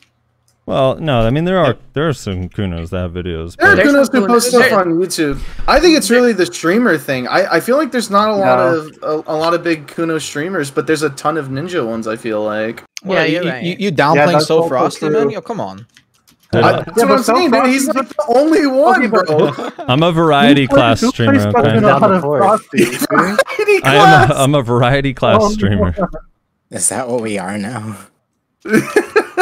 We're We're not variety streamers. We're variety class streamers. Dude, I've spent 10 billion silver on the tag system. Okay, I have a problem.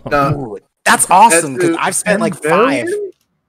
Etsu, the first thing that got typed in my chat whenever you joined this chat was DK Trader, so I think that's your label that you get Dude, to I don't live with for the understand rest of these your people life. because I literally have a DK tag and they've literally seen me buy tat weapons for DK before the tag system. They're just mad that their class sucks and they don't want to roll the sword. They're just mad. Real quick, Frosty, just to answer your DK original Trader. question, like the overall versus singular kind of thing, like just the ninja matchup. I think she's pretty like when it comes to small scale, we'll say like AOA, we'll say like less than 5v5 or 3v3 or something.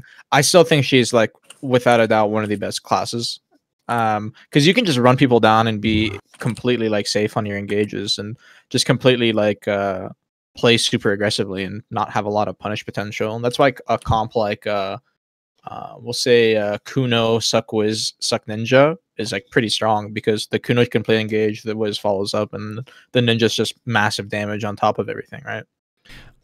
So I think she's pretty good on that. I don't disagree, although I think I don't know. It just depends how you look at it, because some of the engage, like so Crescent Slash, Ankle Cutter, the start of dance don't have protection, right? Yep. So you do have to factor that in, and then the other thing is like in 3v. So I was only really mostly talking about 1v1s earlier, but I completely disagree if someone feels that Kuno is better in 1vx, because just the lack of protected damage makes it like if a wizard or witch is nearby, that's it. Like you can't confirm your kill, or it's a lot more. The story of everyone's life. A wizard, a witch. Well, nearby, I mean, any range, like ranger, anything like malice. If a ninja's nearby, like you're susceptible to a lot of that, so it's harder to secure a kill. Yeah, it's more of an interrupting class. 100% doesn't have very good trades. I agree. But I think she's hard for 1vx. I just think like 3v3, not like 1vx kind of scenario. I think she's pretty good. I'm curious, Etsu, what is Awakened DK's state now after kind of the damage buffs and the speed ups? It's good. Etsu looks at it. I think Etsu had to be right back. Yeah. My understanding is that it's pretty pog though. Ellie, a good friend of mine plays DK, and she's saying that Awakened DK is actually doing a lot of damage, and I had her tested on me. She's like 3 of 5, and it's a lot of damage. It's ridiculous. It's actually being slept on, to be honest. Those buffs they gave Awakened DK are wild. Ellie, in I think since the last time you were on, Mystic got some pretty significant awakening buffs for PvE, and it's in a pretty good spot now, right? Like, do you feel good about? Like, do you feel like you're missing out on its PvE compared to Suck? No, not at all. It's very very similar. I think in most situations they perform very, very identical. There's situations like Histria where Awakening outperforms Succession by a few. and other situations like maybe Stars Inn where Succession performs a little bit better. So that it's very, very, very like close with each other, and I think that's awesome. I think that's cool. I think it's a good change. They didn't change WizWitch since he last came on. How does that make you feel? But the PA change is coming. I have a wizard tagged, so. So you live in that good life. Oh, jeez. I'm living the dream. Now, is that is that a guild requirement? Because like every time I see someone on a wizard or witch and they're in Snake or Cho, I'm like, man, I know that person doesn't love WizWitch, or at least they didn't before they went into it. Is everyone being forced to play that class, or are you guys all doing it by choice? Not at all. It's definitely by choice. I'll tell you a brief summary of how I got into Snake. I applied for Snake like last year, and the, in quotations, no girl policy was still in place, and it's still there for the most part. But I really wanted to be with my friends because I have a lot of friends in Snake, and I said, hey, I will apply, I would trial on my Mystic, and I will join, and I will play Witch and Wizard. Not because there's something that they required, because it didn't come out of them. Though I do think they would much rather have a Witch or a Wizard other than a Mystic for sure. But it just came from my own volition, because it's like, why would I put a Siege guild through that? Like, I wouldn't go as a Awakening Mystic for Siege, especially if we're a castle sitting guild. Like, what the fuck am I gonna do? Like, but you have a vacuum. How many times have you heard that? Yeah, I've heard that, but I'm melt. In Siege, my vacuum does nothing. I literally die before half of the animation even goes through.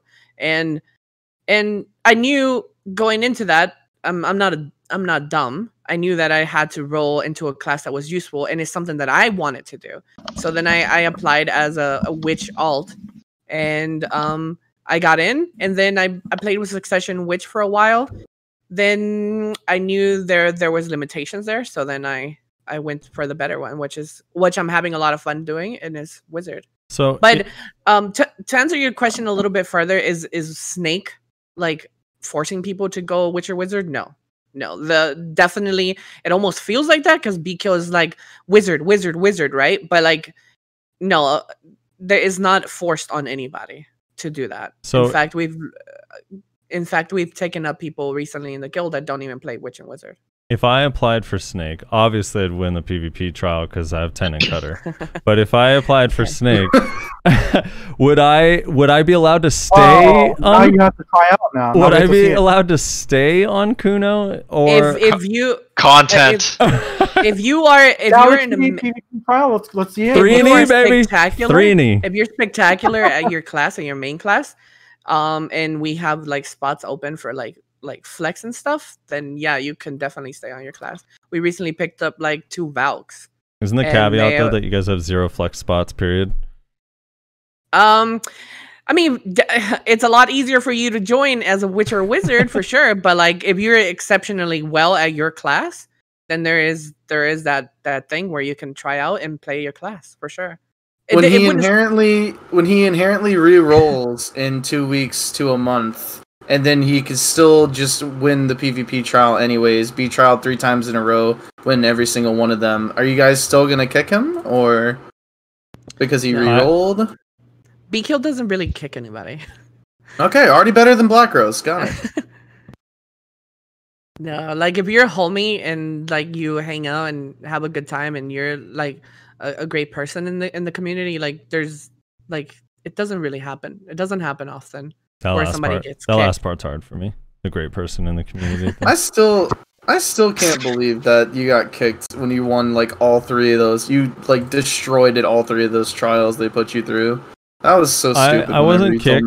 I wasn't kicked. I was emotionally forced out for playing. Wait, you got kicked from a guild? Yeah, we won't talk about it. I don't know if they're still guild anymore. I want to know. Guild Wrestler said Black Rose like 3 times. Oh shit! Wait, dude. You were in Black Rose? You got kicked from Black Rose? Why? Well, in fairness, to be fair, I haven't even been kicked. That's pretty hard to do. Yeah, I joined as a Mystic, which is the irony, and then I re-rolled to Sork for a while, and then re-rolled back to Mystic, and then I was like, I'm gonna go to Kuno, and this was before the Spin Spree buff. And it was like, well, if you go to Kuno, you're going to have to retrial. So they made me retrial once, and I won my trial against every single person I had to fight. And then they made me retrial separately against an officer the next day. And I won't name names, but I beat them 28-4. And they said, to be honest, you shouldn't have lost any. And then what? Wait, what? And then they asked me to retrial a third time, and that's when I was like, I'm out. I'll just leave. I get it. The message is received. The message has been received. Now, at the time, they were like arguably the strongest or second strongest guild, because that was back in the it was like Chotex and Code Black days. So I was gonna say it's pretty crazy because a lot of people reroll and they don't get kicked for it. Yeah, this was a long time ago. This was a long time ago. They had a vendetta. This was a while back. This was a long time ago. But all right, we're overdue on introducing our next guest. He's already in chat. He was so pointedly on time, and then I just didn't introduce him until 5 minutes later. Tim Allen, thanks for joining us, brother. You're really scraping the bottom of the barrel now, huh? How's it going, man? How are things? They really are. They brought you in here, Tim. Oh, okay. Man. Calm down. Everyone. So hello everybody. Thanks for having me. Congratulations on 2 years, man. I had Frostbeat come in to my podcast the other day. I had no idea I thought you guys have been doing it for like a year. So mad respect to you guys. I know it's a lot of work. Yeah. Yeah, 2 years, fun. Man. Fucking crazy. When is Reslar gonna get invited to Nerds and Words? He got pretty jealous that I went on that show with you. They can't take 2 potion shops, bro. They can't handle 2 potion shops. That's what people keep telling me, anyways. I don't know. You told me he wasn't playing Tim, PDO, the main thing I wanna ask you, Tim, is your thoughts on this whole publisher thing. What's gonna happen? What do you think is gonna happen? What do you predict? So I worked with the office who ostensibly is going to work with the PC side, and right as they kind of cleaned house of like the PC guys who were also playing console, because I was partnered with them on console, they came out with like an NDA version of the partner program. And I got to see it before it was an NDA. I didn't have to sign anything. There's like colored titles over there. There is a lot of really strong talk, and I think it was actually in print that you don't have to pay for your buffs. So the console program has some pretty cool things. And just my experience with the Los Angeles team in Pearl Abyss has been really positive for the most part. Some really good people over there. The CMs care. They have like almost weekly streams. Like when something's going on, they stream and communicate with the community a lot better.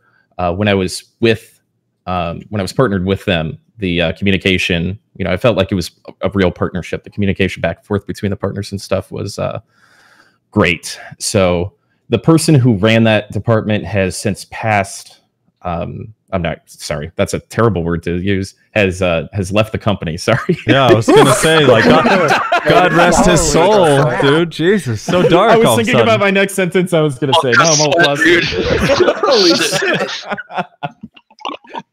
So yeah, I don't know what it's gonna look like, but I saw what it probably is currently on console, and so I don't know what they're doing on like. I can't speak to the stuff on Korea and all that. I haven't done research. Honestly, I don't care. I'm not interested in any of that, but for all those who are interested, it almost certainly can't be worse because there basically is no partner program, but they revitalized it for like 3 months or something, right? And then they obviously got the news that they were getting axed, and they kind of stopped working at it again outside of those horsemen events or whatever. Well, we got a lot of shit to talk about, but first, Yellow, I know you got to get out of here, brother. Thanks for stopping by, especially since you didn't know if you were going to be able to make it or not, but you made the time. We appreciate you stopping by, hanging out. Of course. Are you really rebuilding? Appreciate you guys having us. You rebuilding Skirmish, Yellow? Is that still going on? I am, yeah. So we recently merged with another guild, so I'm rebuilding it again with a lot of my old Skirmish core. Are you bringing in the Naka Mafia crew, dude? There's gonna be a few of them, yeah. Yeah. I'm talking for some people as well. And yeah, thank you for having me. Hopefully you guys have more fun, and to another year of the podcast. Congratulations so much, guys. Thank you, man. Appreciate it. Thanks for coming on, dude. Take it easy, guys. Merry Christmas. Take care, brother. See ya. And like with everybody who's joining us today, again, all the guests' links to their Twitches and YouTubes and whatnot going to be in the description. So if you want to catch more Yellow on his Ninja, description will be down below. You're gonna have to find it. There's gonna be a lot of links down there. So, but he is 100% down there, as is everyone who's joining us on the podcast today. Did you put my OnlyFans link in there? Yeah, I'll do that, man, for sure. Wait, yo, OnlyFans? Yeah, and the spirit. I mean, I don't stream or make YouTube content, so I gotta have something. I have a question. Since you, unfortunately, Nayashi isn't here because it's a question that I thought about like yesterday, or somebody brought it up to me, and you guys been asking a lot of questions, and unfortunately, Nayashi can't be here to answer this, but in the spirit of keeping it a little bit controversial. Okay. Okay, here we go. 2 years of your podcast. Which is your favorite guest and least favorite guest? Go. Favorite and least. Favorite for me is easy, and I think I know what Frosty's favorite is too. My favorite, personally. It's okay. You don't have to flatter me. Both are in chat, dude. Rip. My favorite is Sphero. I like Sphero. I would say Nayashi, but he's kind of like a part of the podcast now. So I don't know if I can say that he's my favorite. Dude, that Sphero episode was rough. Dude, I love Sphero, man. I love Sphero personally. He was like defending all of Warriors by himself, and Nayashi was like just going for the throat. Yeah, dude, but that's why I love him, man. I personally am a huge fan of Sphero. I like him as a person. I like what he makes. The content he comes out with is always like super clean and entertaining. Yeah, I don't know. He's by far my favorite guest, since again Nayashi's kind of a part of the show, so I don't think I could pick him. And your least? My least? Why don't you tell me your favorite first? Let me sit on least for a second. My favorite until today. No, I'm just kidding. My favorite guest of all time has been Kyriem. I think the Kyriem episode was probably my favorite one because the thing is about Kyriem is that we have like very opposite opinions on a lot of stuff, but we have like a legitimate, like real conversation and back and forth. That's not like, oh, you're fucking stupid, or you know how BDO conversations get like real fast. They get out of hand. Bad. And the thing is with Kyriem versus a lot of other, and I hate to bash an entire community, but versus a lot of the other Musa community, is that Kyriem has put himself in situations and tried to do different things, and instead of just like, hey, we suck, like actually tries to overcome the things that are challenging. So for me, that's why Kyriem has been my favorite guest. Like I respect that about him. Yeah. So yeah. Wait, and then Rezar, what's who's your least favorite? Yeah. All right. So here's where we get to throw shade. My least favorite, personally, is probably Norelio, and the reason for that isn't because he's like not a cool guy or whatever. Like he's entertaining as fuck. But that was the first time I ever had somebody just up and leave the podcast to go take a shower in the middle of us recording. What a gamer. Yeah, which is a very Norelio thing to do, but like at the same time, I don't know that like it's disrespectful. Again, we try to keep it super casual here, but that level of casualness is like okay, now did he bring his mic into the shower? That would have been the real alpha man. He did not. We asked him a question and he just didn't respond, and we were like, oh, maybe he DC'd or something. And then he just told us, he was like, oh, sorry, what? I was taking a shower like 20 minutes later. Okay, wait. So, to play devil's advocate. Okay. Did he think the podcast was over? Because sometimes when it's just like 1-on-2, like the subjects devolve into something else. So I could imagine he was like, oh, we're probably done. No. I think we were not there yet. Yeah, I think the thing is that we stopped asking him direct questions like about him. And we kind of just started talking about like the news stuff more that we do. Because like whenever we have guests, we spend time talking about them specifically, and then we talk about what's going on like in the world of BDO, right? We talk about like the news essentially, and then we'll ask them their opinion on the news. And apparently, whatever we were talking about that episode didn't really interest him, or he thought he didn't need to be there. Hashashin. Was it Hash? It was when they like announced it. Yeah. Yeah. So I don't know. And like, no shade thrown to the guy. Like, he's fucking hilarious. Like, I watch his stream every now and then. And he's a funny dude, but like, just that was like, to me, that really kind of like rubbed me the wrong way. I think he did it to spite Hex. You know, he was a longtime rival of Hex back in the Vixens days. In Vixens, yeah. Yeah, dude. So the thing is I've actually changed my answer on this. So Rezlar stole my old answer, but my new answer is different. But the thing is with Norelio is prior to that, him leaving to take a shower, he was an awesome interview. If you haven't seen that episode, it was really, really good. I really enjoyed it. Yeah, that one was freaking awesome. But like I said, it was just that event that rubbed me the wrong way. Aside from that, he's a cool guy and fantastic guest. My least favorite guest is someone who's coming on in a little while. Is CPCP, and this is for a couple reasons. So reason number one with CP is we recorded an entire episode, and in that episode my audio didn't come through, so the whole interview was just him responding to things you can't hear, and Rezlar responding to things you can't hear. So he was already cursed from the start, and then the second time we brought him back on, he wasn't a striker, which is why I wanted to talk to him to begin with. Yeah, he re-rolled the Guardian, wasn't it? Yeah, he rolled the Guardian, so it was just like a clusterfuck. I'm like, damn it! What? I'm like asking him striker questions, like, well, right now I'm on Guardian, and I'm like, oh no. The episode. Oh no. Yeah. I mean, Etsu kind of pulled the same crap. You know, he gave up on DK I literally have a tag, on. DK. I don't want to hear it. It didn't exist back then. Tagging did not exist. When you brought back me then. on the first time, You had just rolled the Sork. You had just a no. long time ago. Here's actually what happened. When you came on, you actually hadn't officially rolled a Sork. But for the last like 2.5 weeks, you were exclusively playing Sork. You were like you were leading the DK on, dude. Nope, you already broke up with her. You just never told her. You already broke up with her. You just never told her. But I had the weapons. Doesn't matter. Doesn't matter. Yeah, you still had your wedding ring, but you were out with another girl. Sorry, man. Do stream titles not matter? I put in the stream title. I'm a DK player. No. So, yeah. So outside of, I mean, we've had like really, really. We've had cool guests. I don't know. It's been cool. I don't think we've had any issues with guests ever. Even Norelio, like that episode was a good episode whenever, he was actually there to answer questions.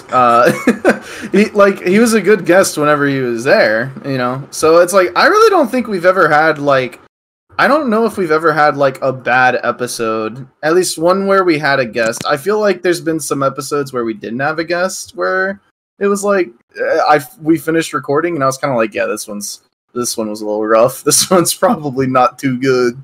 Our Hedon episode was rough because the audio was so bad. Yeah, the audio was horrible. So bad. We had a gate that was basically like blocking out half of everything Rezlar said. So like it was like, oh no, this is awful. I don't know what's happening, dude.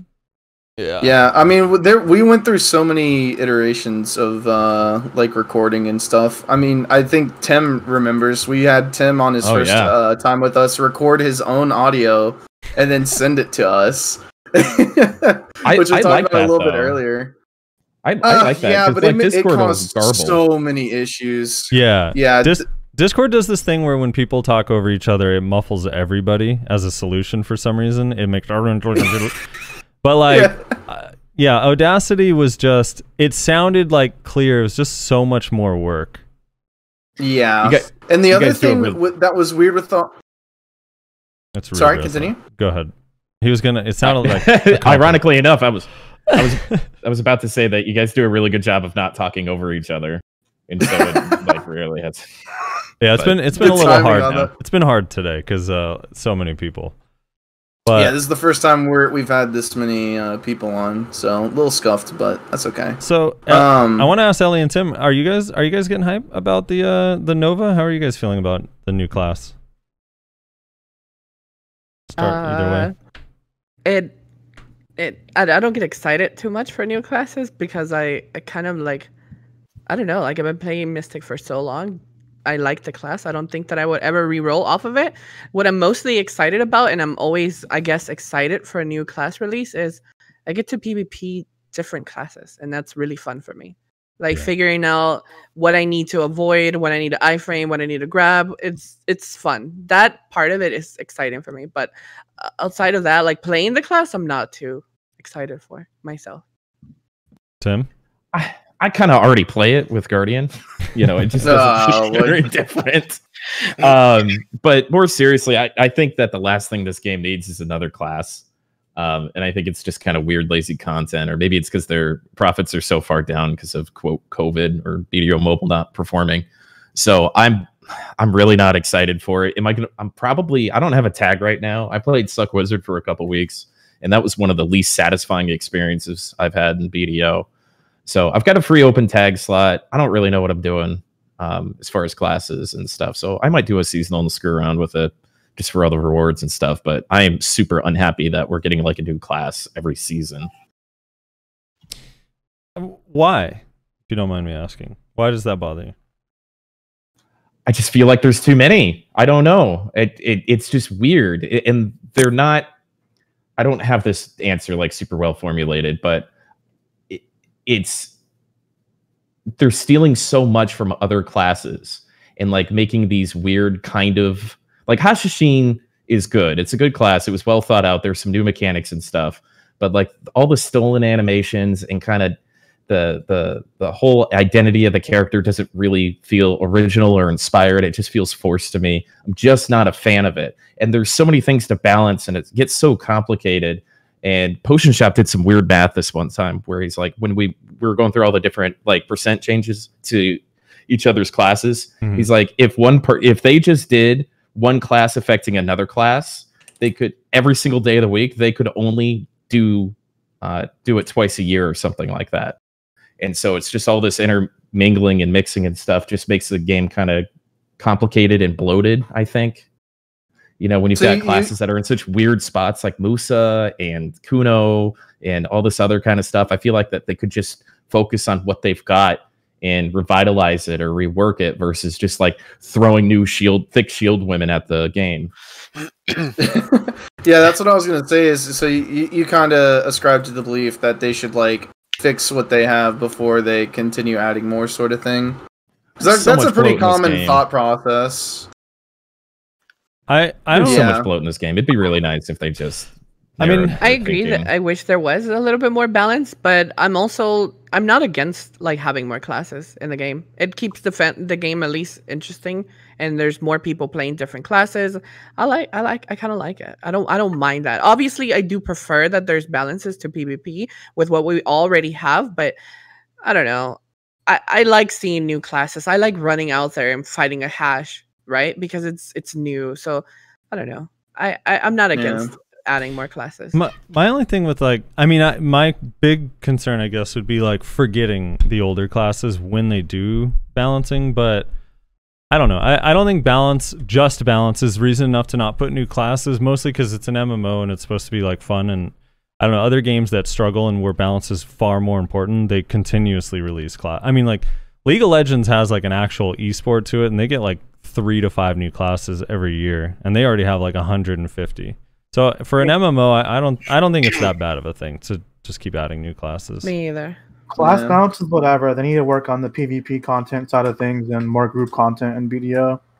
Stuff that's meaningful, because right now that's what's lacking in BDO. I agree with that. And I think, if there's a certain amount of time that they're using, I wish they'd be using it for stuff that Shaky just said instead of, just throwing more thick shield women at us.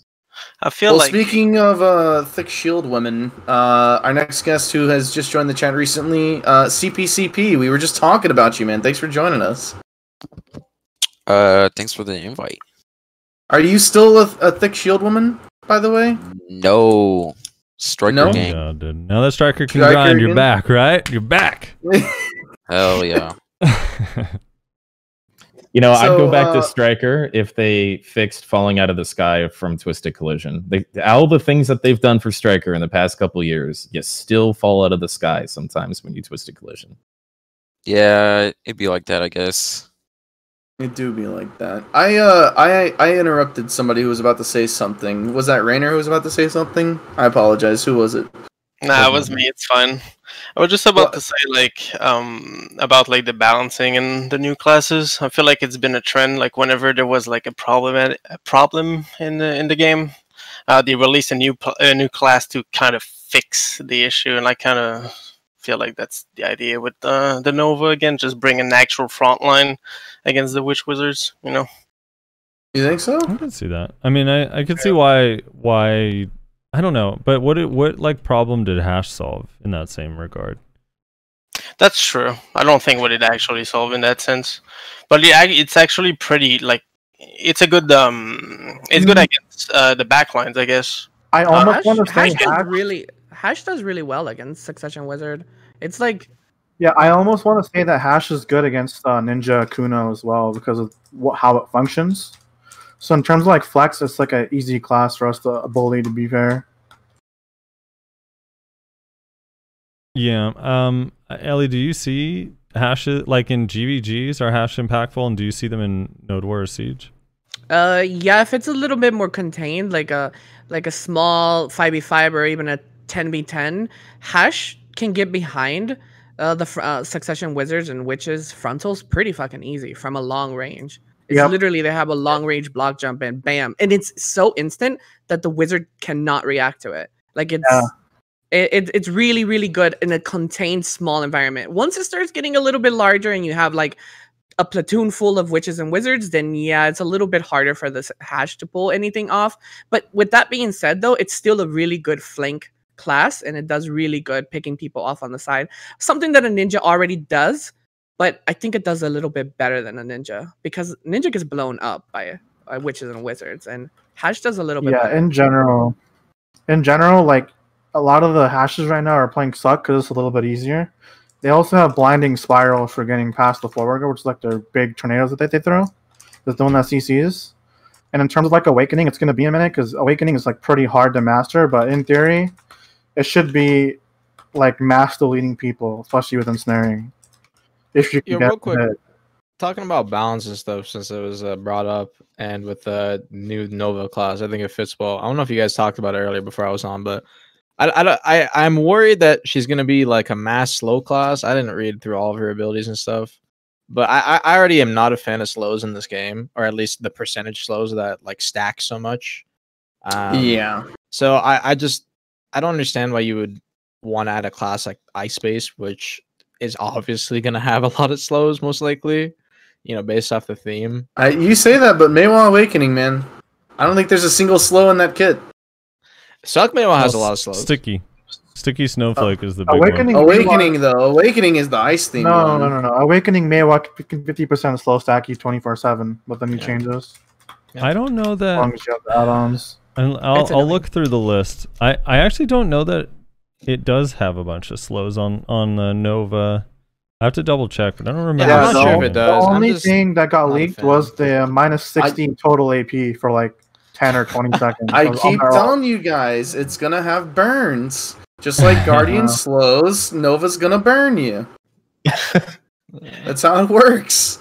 I like the wall they're gonna bring with it though. Like it's like I'm not sure what it's gonna look like, but you can place like either like a soldier wall or like a heist wall. I'm not sure exactly, but I like that idea. Okay, a wizard can just meteor over it, no problem. It's like a meteor death box, dude. I'm gonna be honest with you. Yeah, no problem, dude.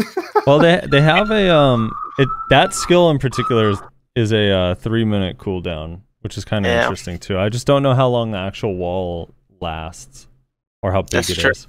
The gospel W. So I just throw strats. You get 4 Novas and you make a cube, box people in. my only hope. I was gonna say my only hope is that it's not like Shy Bubble, and it actually, if you have a skill that ignores collision, that the wall can be moved through. Otherwise, it's gonna be weird. I don't know. I can't believe Shy Bubble's still in this game. I really can't. Yeah. CP, as a former Guardian, does Nova interest you at all, or are you good with Striker right now? I think it looks really cool. It also looks like really annoying to fight against.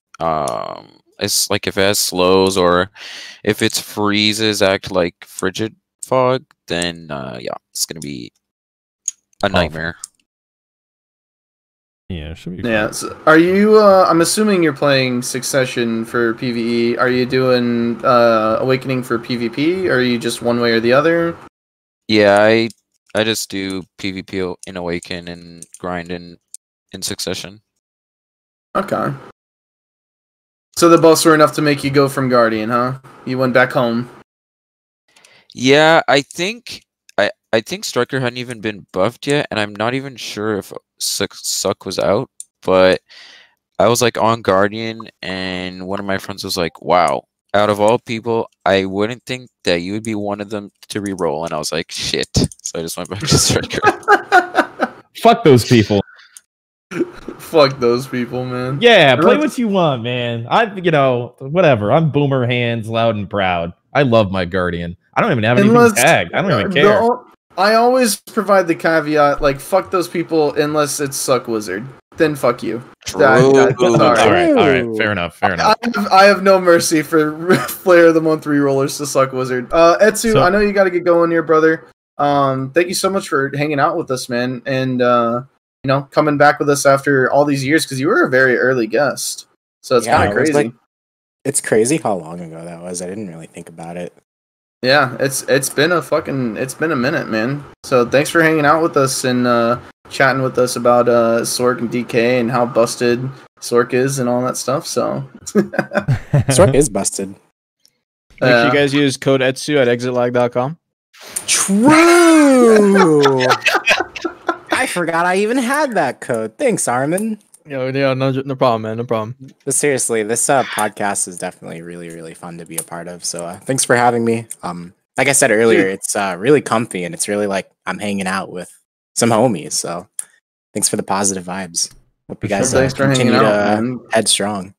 Appreciate the kind words, Etsu. Yep. Adios. Later. Later, brother. So to confirm, I had my researchers digging. There's 0 slows. There are 0 slows on, at least on Nova's pre-awaken kit so far, from the leaked screenshots of her skills. I mean, you never know, man. Awakening comes out, 90% slow stack. 100% true. Coming out. It's I'm could definitely playing happen. her, so I mean, she looks kind of hot, dude. Not gonna lie. Speaking of Awakening, because we have like almost a whole new crew here now from when we did this earlier in the day. I want to wait, real quick. I want to ask CP something, because the last time you were on, CP, was March 23rd, and we were talking about Striker Succession at the time, because it was like, remember, it was like on Global Labs, it was strong, but the actual one we got, it was like right in that time frame. Do you fuck with Striker Suck at all, or do you hate that spec? I definitely like it for grinding because it's broken. I do like it in PvP in like very, very small scale when I'm kind of just like fucking around, I guess. It's fun to fuck around on, but if I like want to win, then I'd be in Awakening. Because, yeah, I don't know. I'm just more comfortable with Awakening. Right. All right. What were you saying, Russ? Go ahead. You were going to ask about Awakening? Yeah, because we got like almost a whole new crew here from when we asked this earlier in the day. At least I think so. So let's basically, me and Frosty had a bet the night of the Calpheon ball. I was very tired, he was very tired and drunk, and we made a bet on what the Awakening was. So I'm curious to know what you guys think the Awakening was. Armin, I don't know if you were here whenever we did this last time. I wasn't. You here last time? Okay, so let's start with you, and we'll just go down the list then. Armin, what do you think the Awakening is going to be? A snowball. Okay. Hey, it could be a shape-shifting snowball. You never know. Yep. Nah, I mean, honestly, I think the coolest one. I don't have an answer. I think legitimately that's my answer.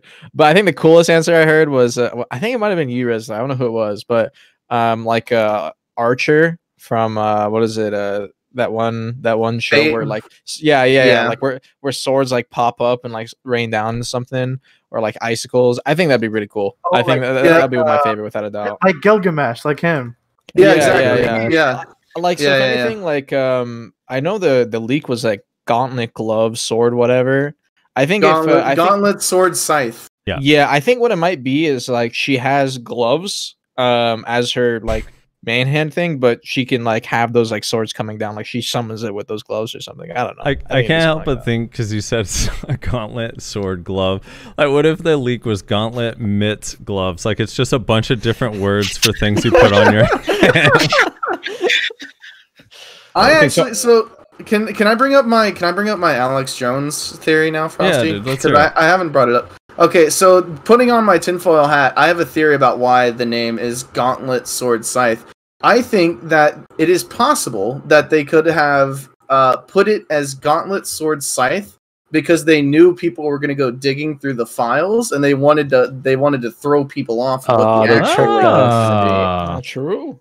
Yeah, they were like, people always go digging for the Awakening in the files, so let's just name it some bullshit so that people won't know what it is. And they named it Gauntlet Sword Scythe. Dude, that's hilarious. That's almost like a really good theory, but then I remember it's PA we're talking about, so I don't know about that. Yeah, like what happened with Paladin? They were pretty close to the class type with Paladin, weren't they? Yeah, that was my favorite part of the reveal. Is Frosty kept going, dude, it's a Paladin. I was like, it's really more of like a Death Knight. He's like, dude, it's called Paladin. I'm like, yeah, but it's really more of like a Death Knight. It's like Frost and like Shadow Soldiers. Got a tower shield and mace. Dude. They did kind of bait us. Yeah. Didn't we data mine that it was Paladin, but it's Nova, right? So maybe they are doing that. Maybe Rezlar's onto something. He might be. Yeah, they did the opposite of what the data mine was. He's at least I'd really accurate like about to see it be like. Sorry, go ahead. Be like what? I'd be like Magic, right? Like she's got her sword and board, but if she did like the obvious like two-hander thing, it would be, too much like Guardian. So what if it's just like a gauntlet? It's something like a DK Awakening where like she has a sword but summons swords and explosions. If it was something like that where she's casting frost spells or something and then brings out the sword and board. Yeah, get something like that. I think that'd be I would play that. That would be fun and interesting. If she just pulls out a spear or something, I'm pass. Yeah. I want it to be a book so badly because that's what I bet. And now after like sitting on it for like a week, I don't think it's going to be a book. But I want to win this bet, so I need it to be a book. I'm just hoping like you, Tim, that it's not a two-hander that's slow. I just think it's gonna be lame, or a two-hander where it's just you're spinning a lot of spinning with a two-hander. You imagine spending pearls to skin your book? I mean, you already spin pearls to skin the two orbs from Witch and Wizard. Yeah. I do not. I always just use the desert. Most people, intelligent people, just use the desert Gilead orbs, and you just roll with that. What's the stakes on the bet? What was the stakes on the bet, Frosty? What was it, like 10 gifted subs or something like that? Yeah, something like that. I would have to go back in the VOD, but it was like 10 gifted subs or something like that. I don't remember exactly what it was. CP, what's your guess as to what the Awakening is going to be? I actually have no idea. I feel like for a class like this, it would be sort of cool if their Awakening maybe like focused on the fact that they have a massive ass shield. So I don't know, that'd be kind of cool. Or just focus on their summons with the little ice guides. 2 shields. One big shield, please, not 2 shields. 2 shields, dude. What if it's like Archer, where like there is no real Awakening? It's kind of just built into the kit. I actually said that to Frosty. I said, what if this is the Awakening? It's an Awakening only class like Archer, and this is just the Awakening. But maybe. Who knows? I mean, they've got opportunity to make it interesting. The reason why I know that that's not going to happen is because they already showed on KR the Succession and Awakening outfits that are coming January 6th. So there's definitely going to be some. Yeah, they didn't like show them. They said they're coming. That Succession and Awakening outfits will be available January 6th, which means probably Suck and Awakening will be available that day. That kind of squashes that then. Ellie, what are your thoughts? Oh, sorry about the what the Awakening for Nova is going to be? Yeah, the Awakening. He's taking a shower. I was taking a shower. I don't know, like a giant hammer, a giant like I don't know, like the Guardian Nail has like a giant staff kind of big wielding thing, right? And I think the Nova could be a giant ass one-handed hammer. Oh, I'd love it if it was a one-handed hammer. That's huge. Would be so sick. Or like a mage, like she becomes a staff wielding, freeze casting mage. Book wielding. Yeah, something like a mage for sure. Those are my two best guesses, I guess, like a giant hammer or a spellcaster of sorts with a staff or a book. Okay. So Guardian Pre-Awaken. Guardian Pre-Awakening, Suck Wizard Awakening. Yeah. Good lord. Kyrene, you were here when we did this last time, right? Yes. Yeah, okay. And Rainer, I know you were Shaky. Were you here when we did this last time? I don't remember. Yeah. I'm kind of curious, what do you guys make of the pets and shit that they're spawning? Like, is this going to be, are they like striker clones? Are they going to have CCs attached to them? And also, is their damage going to scale with our AP? Striker clones. If they make those things scale with AP and not my clones, I'm going to be pissed. I think they're going to scale because even Hash's summons scale, so I would assume they're going to scale. I hate summons in this fucking game. I so hate hard to Agreed. I hate everyone's summons. Why does Mystics fucking dragons do nothing? This is like literally the only class with our pets that do like no damage. It sucks, dude. I think Mystics should be able to ride the dragon. They look cool, sure, but they like compared to Strikers' clone damage and like even Witches and Wizards' pet damage, it does nothing. Yeah, but Striker's clones look fucking stupid, so that's the trade-off. No, they don't. They look cool, dude. They're like yoked, man. You summon a squad with you, they look cool. Why does Kuno's Delighted Blast count as a summon? I know, right? Oh my god. Well, if you couldn't tell already, our next guest is here, and it is Laven here to argue with Frosty over why Kuno is busted and needs to be nerfed. Thanks for joining us, brother. Thanks for having me. Yeah, dude. Well, 2 years ago, you said, I remember someone sent me a clip of you, Laven, that was, you were saying that Kuno Awakening is better. Well, it might not have been 2 years ago, but before Successions were out. That Kuno Awakening is better than Ninja because their movement is more unpredictable. So I'm curious today if you feel like Kuno Awakening is still better than Ninja. I don't know if I use better. I think everything is like in a gray area, meaning like it's more positive that it's unpredictable. With Ninja, Ninja's movement is more linear.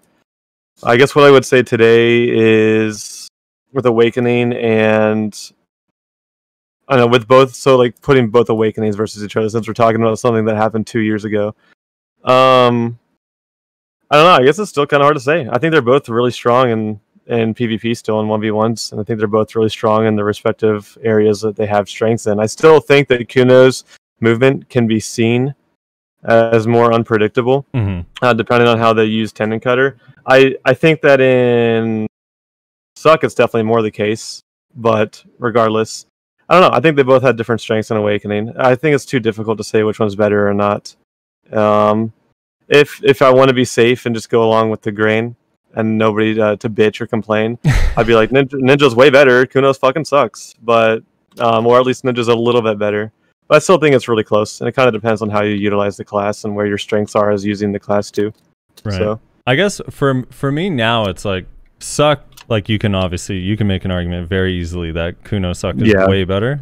Like at least like the argument would be valid. I just feel like Kuno Awakening is in a weird spot right now because there's so much range damage and range CC that it's just super difficult to move with her. It's really outdated. It's outdated. It's still good, but it's outdated. It's like in a really weird spot. She's the Rammus of BDO, dude. She's just, she needs her rework. She's just waiting on her rework. The Rammus of BDO. Jesus. So what have you been up to, Laven? It's been a while since you've been on our show. You were actually, people probably don't realize this, but you came on the podcast way early on. Episode like 13 or some shit like that. Like really early. Hell yeah. Yeah, I've just been literally all year. I've just been away working with COVID. I work in the medical field and also with the military in the medical field. So I've just been going around and helping out, relieving hospitals, other medical assets that need help with COVID, and also doing testing sites and possibly more since more stuff is getting rolled out with COVID. So I've literally just been pulling like 16-hour days, traveling all over just traveling all over every fucking day. So I haven't been I've been just away. So it's nice to be. It's nice when I get these breaks to talk about BDO stuff and the stuff that I love. So yeah. Since the last time you've come on, so you were on the podcast April 15th, 2019. Damn. When you came on last, obviously we asked you a bunch of questions about the Red life. You had your day in the life as a Red player video back then. We talked about the karma system, but one of the funny things is we talked about your opinion on build diversity in the BSL, because in AOA you would run a little bit more DP heavy, and now that is not an option. Yeah. And the BSL doesn't exist anymore. And BSL doesn't exist anymore. So in that same vein, and Armin, I know you PvP a lot as well, and CP, but what are your guys' feelings on the current state of trial characters and AOA? Starting with you, Laven. I think it's good that they kind of taken away. Some classes perform just too good with those hybrid builds, aka kind of going off that conversation with strikers and their summons and shit like that. Because like strikers, with them being evasion heavy and doing so much damage with their clones, like they could build hybrid and almost be untouchable, and also just completely one combo people, and that was a little bit annoying. So I think that having it just be one gear set balances out as much as it can be, you know. The only difference is, why did they take away our ignore resist? How dare you? What have you done? Please fix it. It's because I can't. I mean, I'll get to my opinion on that, but it tilts me so much. CP, your thoughts on the trial characters currently in AOA? I think they are dog shit. Absolute waste of time because of the ignore resist gone. It is just tilting. Everybody just resist checks everything and you die. It's dumb. It's so stupid, dude. Yep. I was listening to you guys' podcast earlier, and you were talking about resistance and stuff, and completely should be removed from the game. Completely, no overstacking or anything. I think it's ridiculous. Sorry to like kind of just 180 the conversation there, but it fits. But the resistance is so dog shit, and the fact that it's on trials, it's dog shit. I can't believe people actually enjoy playing that. It's like you have an opportunity, an RNG random opportunity to get out of shit for free, and that to me is stupid. If you make a mistake, you should be punished for it. Like in most fighting games, in pretty much every single fighting game, especially competitive, if you do a wrong move, you're punished, and it literally can cost you the whole game. And it sucks that you have an opportunity to get out of it in this game because of RNG, and it should RNG, resistance, and PvP should not be a thing.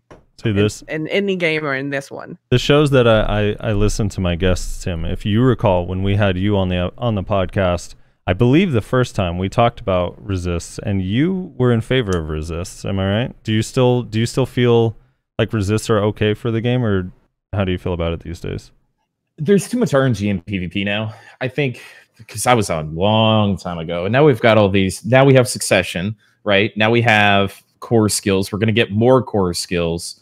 And the desync and the lag in the servers have been considerably worse. So even if I do get a CC, like a Guardian grab, right? Neck Impaler is almost unusable because you have no fucking idea where the body's going. And so I think that all kind of correlates into each other. And to my previous point that the game is just fucking bloated.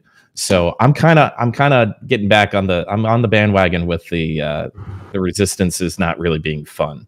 And it has a lot to do with the state of the game. Back in the early days, I was like, yeah, so the combo doesn't finish, you reset. That's why you're supposed to be good at kind of neutral gameplay. And then you go back at it again. It could be annoying. It could be fun. It could give you a break. Like, I kind of like that. But now with where the game is now, it's just another thing to fucking annoy you. Right. I was going to say, so, and Laven, maybe you can speak to this if you agree or disagree, but when they removed those precision crystals out of the main hand, for me personally, I enjoy 1v1, 2v2, 3v3 in this game probably more than anything else in the entire game. When we have those weekend tournaments and the events, they're fun. We had a value pack tournament. It's super fun. The BSLs were really awesome. I enjoyed watching them, trying to participate. I wasn't particularly good, but I looked forward to that, and I wanted to like I would put up my own money to try to host tournaments, and our guild used to have tournaments like every like month or 2 months we'd have a tournament, and then that got removed, and I feel like it just completely killed that passion for me. Like I have zero interest in participating in a tournament, and a lot of my friends like feel similarly because that randomness just causes so much frustration for everybody. I don't know. Is it similar for you or? Oh yeah, absolutely. I mean, like it's defeating the purpose of why trials were made. Trials were made because it would kind of close the gap of gear disparity and put everything on an equal playing field. You know what I mean? So let's say you have, you have two, PvPers and they're battling each other in 1v1. Everything should be 50-50, and the only thing that should make a difference there would be class, which is okay because we know what game we're playing, and skill. And that was it. That was the only thing that that trials had to differ the fight. And then once they took away the ignore resist, it totally changed that ratio of like fairness. And yeah, it's infuriating because you can sit here and you can combo somebody, you can get like 3/4 of your way done, or 2/3 of the way done with your combo, and then they get up, and especially some classes with wake up grabs too. Oh, so like it's just all right, better player wins. Like got you in a combo, like especially if you're like you catch them 3 times with the CC, and then like you're in a combo, and then they resist the last part of the combo, and then they wake up grab you or something, and you're like, okay, like. So let me ask you a follow-up here, because my friend Amritat in chat is mentioning this, and I hear this from a lot of people make this argument, so I'm curious your stance on it. If resists get removed, classes like ninjas and kunos will run over slower classes super easy. It's going to be a win-win situation for skirmish classes. What are your thoughts on that take? I think that resists do exist for a reason, and I think that some classes would fare a lot better with them disappearing than others for sure. But I think it's like a relatively easy thing to balance out with either make resist. I'd be even okay with making resist class dependent. Like for example, incredibly stationary classes like awakened casters. You know what I mean? Like if the shield from Awakened Witch that gives you a little bit of extra resist. Okay, like you're stationary as hell. Like fine. And then it's a pretty interesting concept to introduce combo breakers in a way. That's we have V right now, which everybody uses. That everybody's used to. That's essentially a combo breaker. Now it's still kind of bust in my opinion because some classes have a lot more use of knockdowns or stiffs, or like even stiffs into knockdowns than others, which kind of renders V useless, which is really annoying. But I mean, they could introduce another V type of thing into the game that all classes have on like a very short cooldown in a fair way, or just give those classes that are more stationary like just one extra iframe or something that they can use to resist something like a grab, like kind of similar to like teleportation for casters, like Suck Wiz, how they have like an incredibly fast short TP. Any class that's stationary like that can have like a stationary iframe that lasts like less than half a second, like a quarter of a second long, to just dodge at least one grab. I know what you're saying, and you're right, but I'm gonna debate it or argue a little bit about it. I feel like, say a slower class, let's say Guardian versus Ninja. I think in that matchup in general, I think it should favor a Ninja regardless, right? Because it's much slower to fight a Guardian, and she's more stationary. But I think a very good player, though hard of a matchup it may be, a Guardian can still win that. And you have to preempt. You have to preempt. Do your iframes. You have to know what your opponent is going to play. Like maybe the first three matches, the Guardian will lose, but eventually, I feel like the stronger or the more skilled player will overtake. And yeah, maybe a little bit harder situation for the Guardian to overcome. But I don't think removing resist completely from the game will make this super one-sided either. I think there's still the better player would still win, and to tackle that, another point, there are certain things as counter classes and fighters as well. So it's like a ninja naturally because your skill set is much faster, is going to counter a Guardian. And that's not necessarily a bad thing in the game, because Guardian performs well in other situations like Ninja Right. might not perform better in. So having class counters is not a bad thing in the game. Well, for sure, especially with a game that has not only small scale, 1v1, 2v2, 2v3, 1vx, and also small scale in terms of fighting, and then large scale war. Like, yeah, I think there's differences and like massive changes in where classes are good at. And I also don't think that speed. A lot of people, for some reason, like value speed as just instantly better than the other class. Like that is not. It does make it a little bit faster though. If you have like a 9-frame jab compared to a Guardian that has like a 20-frame jab, like that is definitely easier on your engagement as say a Ninja over somebody who has smaller frame animations. Like you're naturally going to get that CC faster than a Guardian can. I think so. The Guardian has to. So I'd like to also hear from some of the other people that have been kind of quiet but are really good PvPers as well. But before we do that, Rainer, I know you got to get going, brother. Thank you so much for hanging out with us. You've been here for a while too. Holy shit. Yeah, thanks for hanging out with us, man. The first guest we ever had on the podcast, and he's still here 2 years later. Granted, doesn't play the game anymore, but he should be coming here soon with all the changes. Dude, I might hop into BDO and then figure out what class I'm gonna reroll and get off with Guardian. All right, Dude, guys. Thanks for hanging out with us, man. Take care, everybody. Later, man. All right, see you later. I'd also I want to hear about Resistance's Kyrene, CP, and Shaky. You three have been like really quiet this whole time. I kind of would like to know what you guys kind of think about Resistances as a whole and on trials and stuff like that. So I've been playing like BDO for like a really long time, right? And I've been PvPing pretty much the whole time, and like Resistance is something that I've just gotten used to personally, right? Like it's always been in the game whether I agree with it or not, and like I do feel like it is a fundamental of the game that you need to be able to react to a missed CC and get away, right?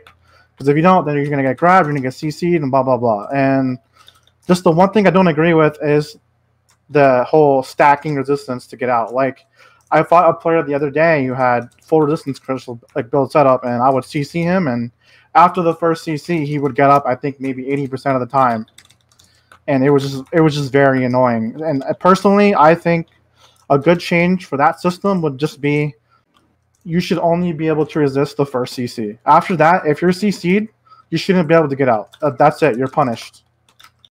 I'm okay with you resisting a CC because of a resistance on the first hit, like that's fine, because that won't really affect it. You're just fishing for CCs, right? What I don't agree with is that when you CC someone, they get up. That should be changed, 100%. Kyrene, what about you? What's your feelings on it? Well, for me, I'd say it's you lose because you played well. That's now I can summarize it. You could be the best player, doesn't matter. Resistance happens, you'll potentially lose, especially like let's say you just get up grab, every 6 seconds, but yeah, I mean, and even then for the trial part, I feel like it removes a lot of the competitive aspect of any trial tournaments, and that's one of the reasons why I didn't participate in much, like in many of them, because it's so frustrating that you just lose because like you just played well. That's how I can explain it. Like you go for the CC, you actually know the holes, and you just go for it. But nope, that doesn't work. You just lose because you wasted your resource, and it put you in a bad situation. But for some reason, you don't resist, and you get caught. And besides that, like I said earlier, for large skills, I think for me it's one of the biggest reasons why Witch Wizard is so strong. They can just cast freely. Like there's no, like, let's say they get blasting gusted from like far away, but they resist it. Doesn't matter, And also, as a rad class perspective, whenever you go into 1vx scenarios, while resistance also helps you get those skills, it makes it so that even though you should CC that pack of people, you don't, and so people that should get CC'd, just get up and like one of them just randomly just gets up, goes and dash grab you, even though you actually outplayed every one of all these people. But nope, the game decided that you you don't you shouldn't succeed.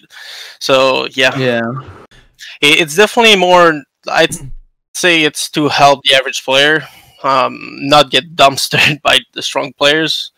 But you know, like I'd say it removes a lot of the skill in the game, even though the game requires you, like, it can require you a lot of skill, but this resistance part kind of makes a joke of it. Yeah, and that's I think my 2 cents of it. So most people in here seem to agree that, like, one, at least for me anyway, for just speaking from my point of view, I think resist just should not be in the game at all. But like, I could live with resists if once someone was CC'd, you aren't going to get resisted while they're on the ground. Right. Yeah, it should just be gone. 100%. That seems to be like the biggest thing, because I understand, like, if you're a guardian, it's a little bit harder to move, or a wizard or witch awakening, like the resist chance, and as a faster class, like, you can react to my whatever, my behead didn't stun them or whatever. It's just when they're on the ground and you have to do a certain combo to kill them, especially if they're at that point in gear where it's like you literally need the whole combo to kill them. Like, you have to do a certain set of skills to get through that combo, and it's just a guaranteed death if the resist happens. So you're like gambling every time. Seems strange to me. Yeah. So CP and Armin, what do you guys think about resistances? Are you kind of on the same boat? Yeah, I agree with Kareem. It just removes a bunch of skill from the game. Like, I feel like especially classes like Suck Valk that are just naturally so heavy on resist, you can play perfectly and you'll still get fucked because you're more than likely to get one of your CCs resisted and then they'll just stand up and grab you. It's kind of funny how, like, the strong large scale classes have innate resistance. Like, that's just I agree on the like, I don't understand why Suck Valk has res to begin with. I mean, if you've seen some of that class move before, like, that class can also still just move insanely fast. Yeah, it has a lot of mobility and everything. It makes no sense for it to have extra res on it. You were asking earlier, Frost, the like AOAs and trials and stuff. Just a real quick point just before that. I don't think res should exist in the game at all, like most people. I just think it's stupid. With that said, though, I still think that, yes, they need to add precisions back to trials, but in the current state of the game, I think AOAs are very healthy to play in, regardless of if you're on trials or mains. I think even if you're on trials with the res, I think AOA is very beneficial. More people need to do it. I think it insanely helps you out skill-wise, personally doing it, and I think more people should overall do it. I joined Skirmish when it came out just so I could do AOA, for example. And I mean, personally, I improved a lot. And I think there should be more tournaments as well. There's already a couple going on. There's like a 1v1 happening soon and stuff. So I do want to add one thing about the trial characters. I feel like their AP DPs for today's environment are outdated because certain classes just function entirely differently in higher gear. For example, like Striker was God tier at low gear. At higher gears, that's not the case. Or like Awakened Musa was a one-shot champion, lower AP, but higher gear, not the case. Like, I think it needs to be updated as well.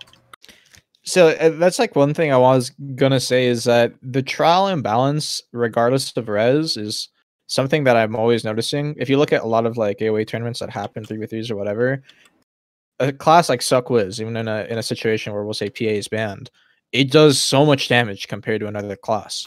Like insane amounts of damage compared to like an Awakening Sork on trials. Whereas the second like the gear changed up a little bit and Sork's hitting a higher bracket, she can actually somewhat burst compared to what is it, like 259 or 256 or whatever. It's such a massive difference that I don't know how they should balance it, but the current brackets they have is just super strange. I think if you bump up the AP and bump up the DP on trials, it'll be a lot healthier. I think 281, 324 would be like a good place to start. They should just change it because people are getting gear up the ass nowadays. It's so much easier. I agree. Because the current trial PvP system, whether you love it or not, it no longer really represents how PvP actually functions in a T2 plus environment anymore. What a perfect way to just piss off your player base that's already like mint because of like RNG percentage in terms of their gear. So like you spend all day trying to enhance your gear at like percentages, and you fail and you fail and you fail, and then you fight somebody who's more geared than you, which means they succeeded those percentage chances, and you're like, okay, whatever, at least, you know, I can still try to beat them. And then they manage to also get the RNG chance to resist your full combo, and then they grab you and you die, and you're like, all right, dude. Yeah, that's frustrating, dude. Yeah, I'm a head out. Dude. Yeah, you're fighting with so much RNG in the game already that I don't think it belongs anywhere in PvP. No. When autoplay Valk when you get CC'd. When I play, like when someone asks me, like if I'm dueling a friend or whatever, and I don't want to just gear check them, or a new player, or I'm trying to teach somebody something, I anytime someone is like, do you want to go trials? I'm like, no. I would much rather just have my Ramones gear. Like I usually keep a set of Ramones and then like just shitty accessories so I can try to gear match them that way, because I'm not taking off my Kudum and I'm not taking off my precision crystals. Like it's just not happening. Because it's, I don't know, it's so frustrating. Like I said a while back, I can't even remember the dollar amount, but I said like I will put up, if PA adds precisions back to trials, I will put up $500 of my own money to help host a tournament if they put precisions back on trial characters, because I think it would be super healthy for the group, albeit maybe it's small nowadays, but the group that wants to have like competitive PvP. I just can't stand the RNG thing, and I feel like it really killed it. Like I don't know, the amount of tournaments, like obviously with the BSL not being around, but there was a lot of small tournaments. Like Yellow wanted to have a monthly thing, Nayashe wanted to do a thing, like the Value Pack wanted to have a thing. Like there was a bunch of tournament ideas that were just, I feel like a lot of people just don't want to participate in them anymore because of it. Are you good? I'll go. What made me mad was how they added a 1v1 arena, but it was like RP. You have to go in VA. Let's go an actual 1v1 arena. Where is my ranked arenas? Like I love the trial discussion, but dude, they're coming out with 10v10s. Yeah, but that's 10v10. Where's like the 1v1 and like smaller scale stuff? Dude, ranked 10v10s. I'm actually down to talk about that if you guys want to talk about that. Dude, before we get into that, we do need to introduce our last guest for the podcast. And warning, he apparently is on his phone because he's not currently home, but he wanted to drop by and say hi. So, Shiro, you there? Yo, what up? What's good, man? What's good? I gave them the warning you wanted me to give them, that you were on your phone. Yeah, what's up, boys? Yo, I want to apologize. Usually, I got like a nice mic and I'm chilling, but I'm out with family. You know how shit goes. But I just want to come say what's up to the squad and say hello. And yeah, what's going on, everyone? How's everyone doing? Well, we're doing well. Shiro, I have to inform you, the first 2 hours of the podcast was a bunch of people complaining about Warrior and Warrior grab. Dude, listen, I love it. I wouldn't have it any other way, dude. It's beautiful. Perfect. You guys, let me go down the list of complaints. You guys have too much damage. Your grab is too fast. There's nothing you can do about your grab. Your forward F recovers stamina. You have too much protection. 360 blocks is too impossible to deal with. You guys have a slow, even though you're already a fast class. What is there anything I missed? Did we nail everything the Bladers mentioned? Yeah, I was gonna say. You I was gonna say it sounds like something Nayashe would complain about. So listen, he was part of it. He was part of it. This just sounds like a Nayashe problem. Everyone else, I don't know, it would actually complain about 50% of it. But fair enough, dude. I mean, you guys got it pretty much. We're on point here. Well, the worst part of like the not being able to do anything about the grab is you know it's coming, and there's just not a fucking thing you can do about it. You do. I mean, how many classes have a 7-second grab in this game? Every 7 seconds. I mean, I think Guardian and Warrior. Mystic. Mystic Striker, 7 seconds. Mystic Striker, Guardian. Don't you dare say Zerker, you piece of shit! I swear to God. None of those classes move as fast as I'm Warrior. convinced and have no Warrior stamina. got struck by lightning and his hands got magnetically charged, dude. They just got that charge. They pull factor, man. Yeah. That is true. That is true. We have magnet hands for days. That is factual. That's the only thing I agree with in this conversation so far. Other than that, it's debatable. Sphere, I asked them what they think should happen. They think that the change that would be most fair is if warrior attempts a grab, that they should themselves be stunned. Okay. Wait, no, hold up. That's not even okay. So Yellow recommended saying that your animation when you whiff the grab should be a little bit longer because it's a little bit too short. You can just quickly, like the grab is almost risk free if you miss it. It's a very small window to punish it. The window is super small. It's absolutely punishable, but it's kind of more RNG punishable though. Right, it's not exactly punishable. So that's exactly what he was saying. So I mean, that's fair, but we think that the whip animation should be a little bit bigger. Okay.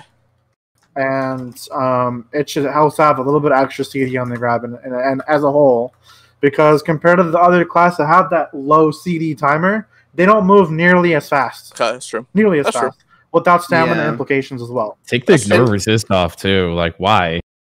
The what? The passive. Ignore resist. The passive ignore resist. Oh, on grab that it's just like basically if it hits, it hits. Yeah.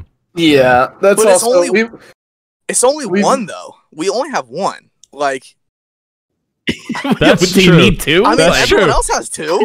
Right. Most people have two. I'm with Sphero. If we take the passive off, we should give them 2 or 3 more grabs. I'm down for that. I'll take those, dude. Do I get that option? Yeah, right. Ellie, is the Mystic grab actually 7 seconds? I thought it was longer than that. Yeah. No, it's 7. 7 seconds. I thought it was, for some reason, I thought it was like 9 or 10. I don't know why. But you see, when Mystic does a skill, they have to commit to their SA.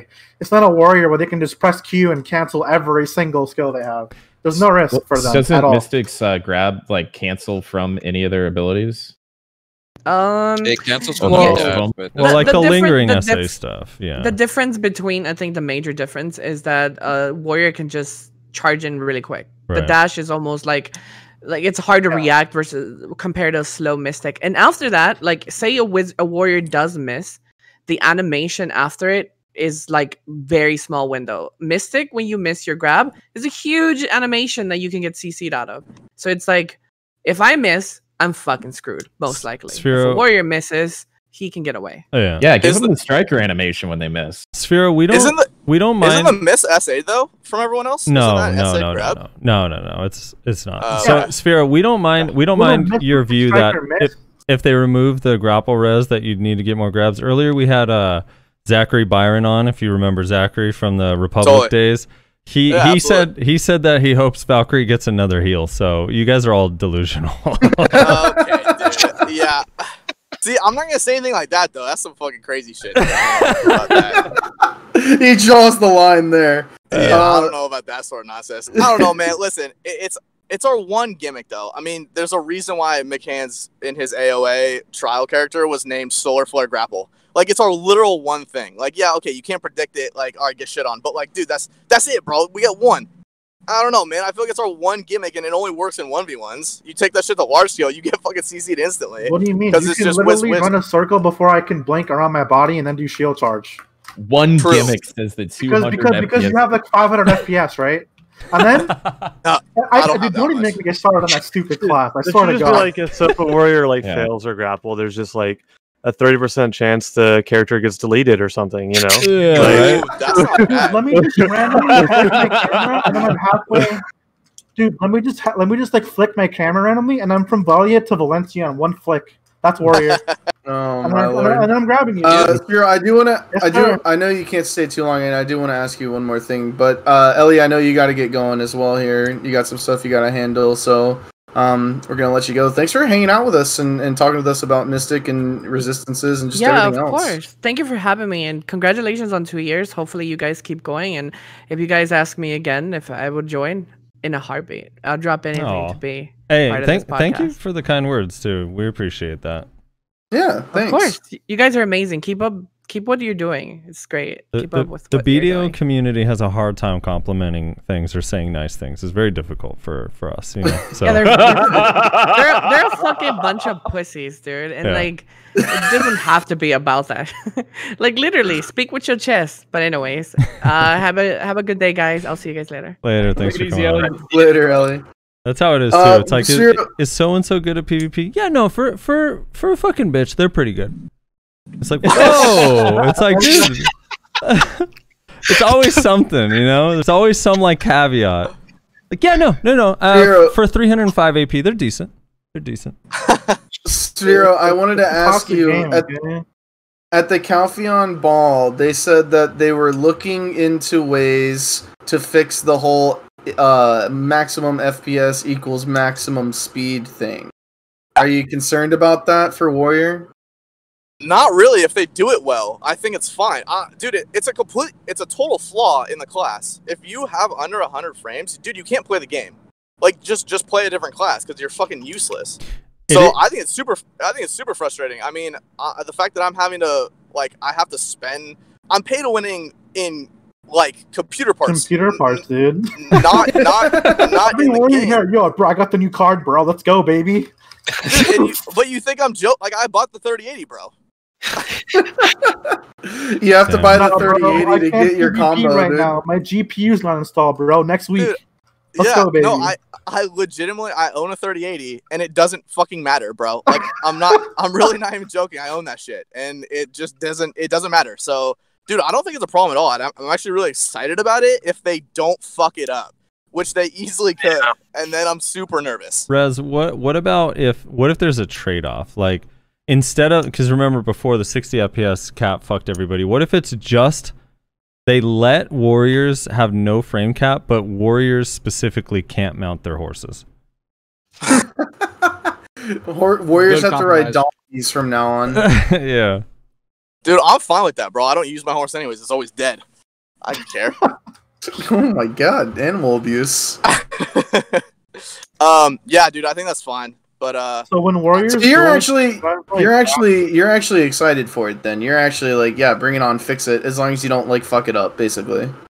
If it's done correctly, dude, it's if funny. It's done correctly, I'm fine. It's really funny because for what 2.5, 3 years of BDO, it's like, dude, this is fucking bullshit. Like, we don't have enough frames for Warrior, like, so we get caught out of stuff, or our skills are too slow. Like, we need so much FPS just to do damage. And now it's like gone full circle, and everyone's like, how is it fair that Warrior gets to do so much damage when their frame rate is high? Yeah. No, I mean, it's really, yeah, it's kind of weird because, I mean, the game's been out for what, almost 5 years now? So, 5 years ago, most people were playing the game on, like, low-end graphics cards, and you were getting barely 60 frames, and the class is actually unplayable. But now that it's been later, it's 5 years later, and cards have upgraded, and you can get a 1080 Ti for like $200 now.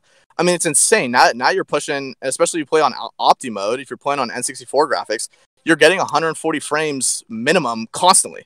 And so now the class is very playable for everybody, and it's kind of insane. Now it's a flaw because it was like a handful of people that could get the frames and abuse it, but now everyone can abuse it. It's like to the general public.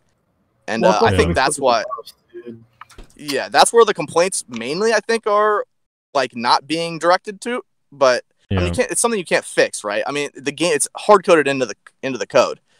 So I don't know. Laven, I have a question for you. As a Ninja main, the last time we had you on, Ninjas kind of dominated Warriors because it was like post CC changes and they had a lot of issues. They didn't get their block cancel yet.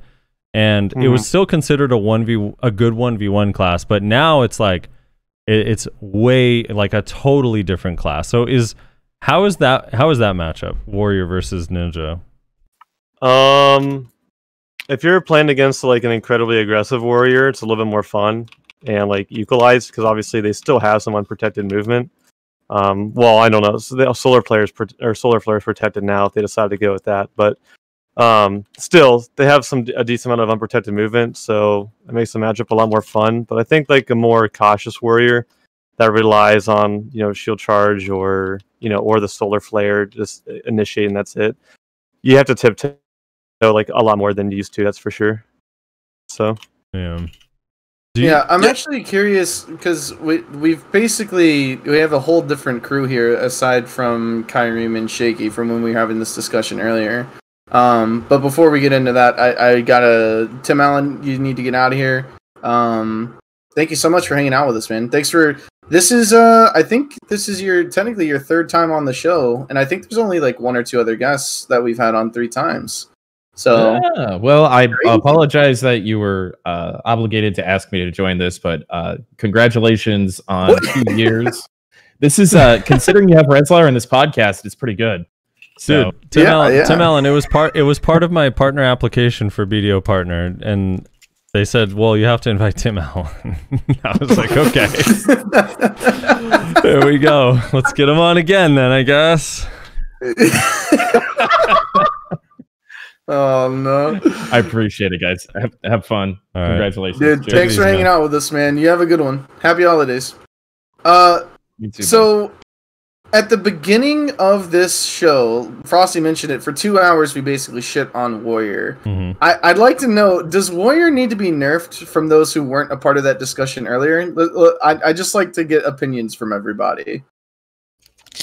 So I don't know if it's like, I don't know if you call it like striker privilege or whatever, but I think the Warrior matchup is like the most fun matchup that Striker has, as long as they're not like a baby and sitting in block for like 2 years. But right, I think it's definitely a super fun matchup. It's like pretty, minus like RNG, CC or whatever. It's pretty skill based and it's just a lot of fun.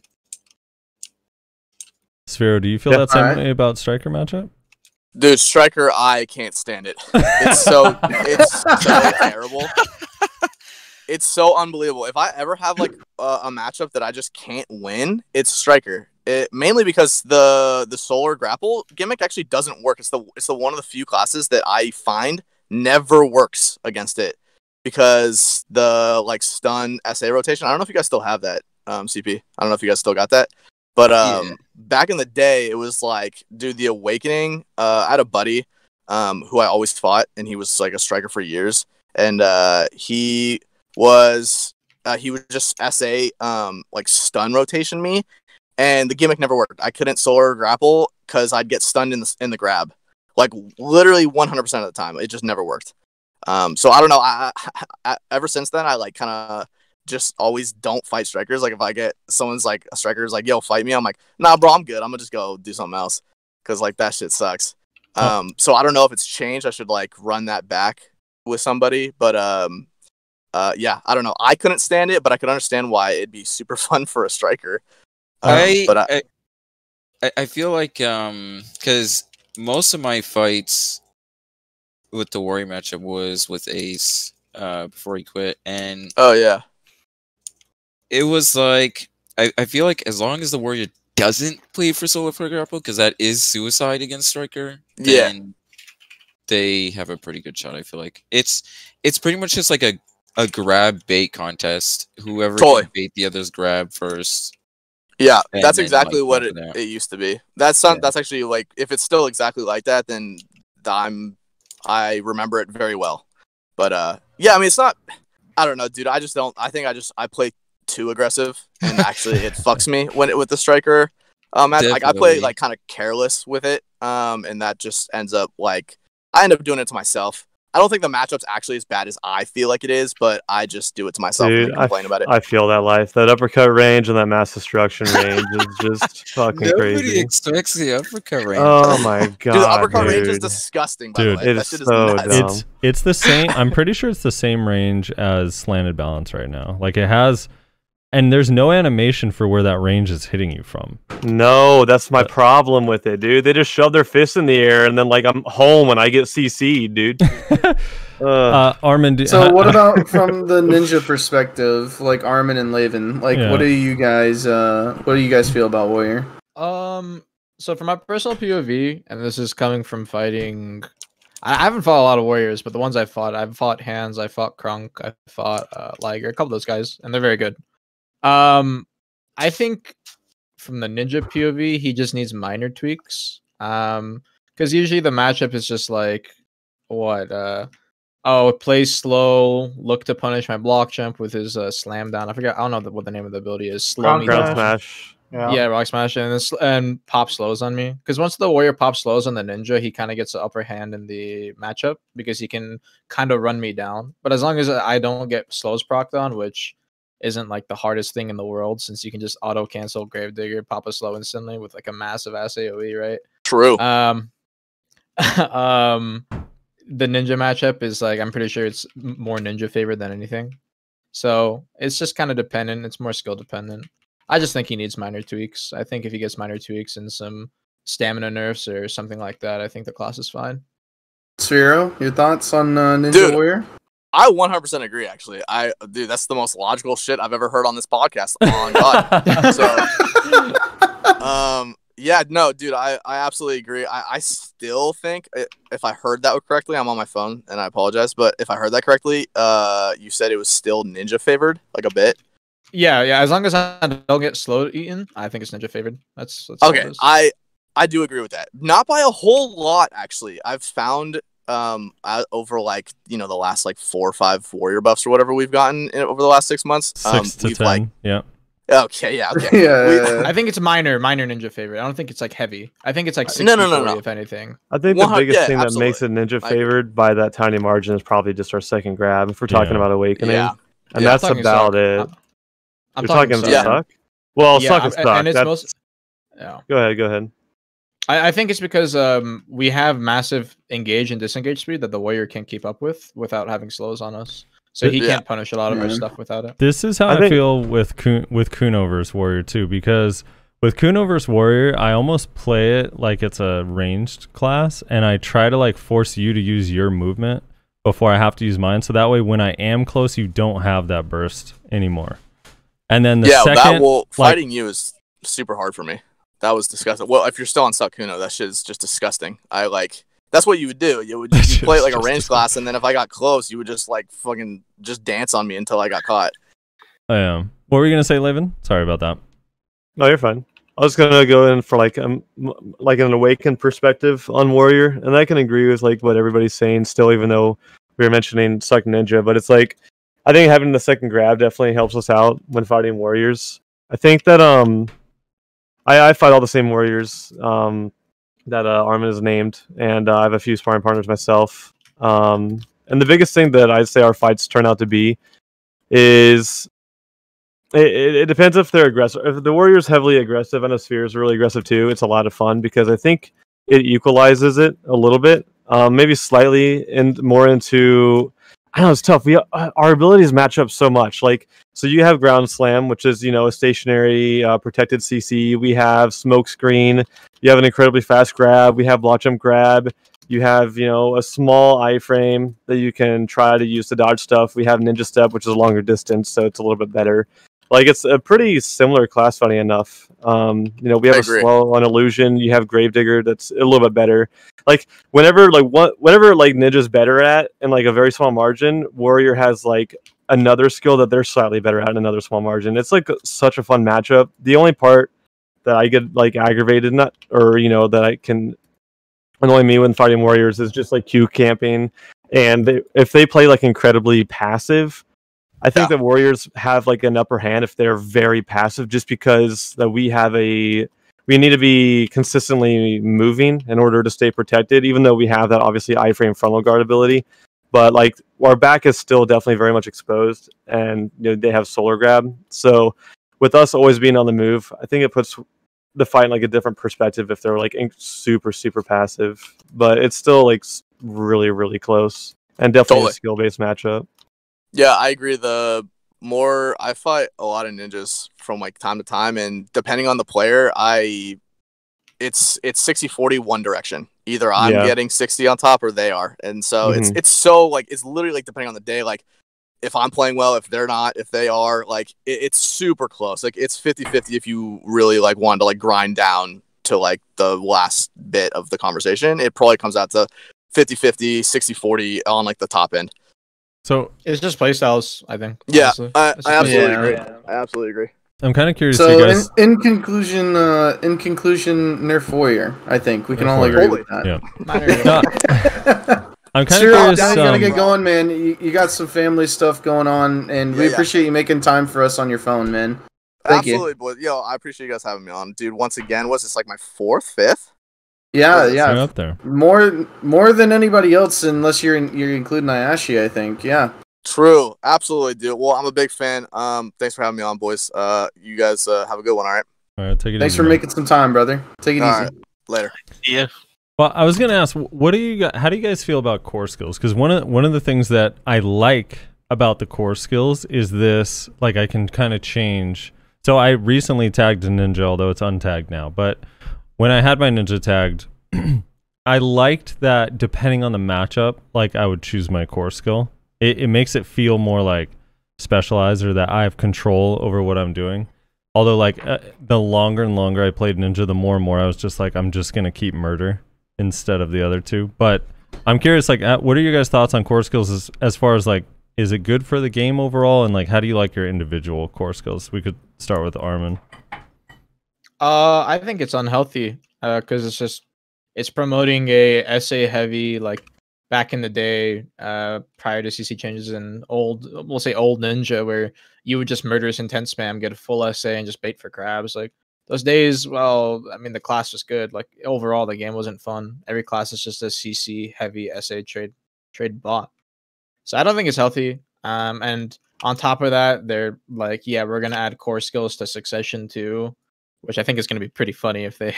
I know you guys were talking about it earlier. I think it's gonna be pretty funny if they comes out and then, like, oh, I can put SA on Shadow Stomp on Succession Ninja, dude. Like, I'm gonna be laughing my ass off personally. Well, I just don't think it's a good idea. It would be Sakuna that gets the SA stomp because we have a prime stomp. Okay, you guys would have Blade Spin Float. All right.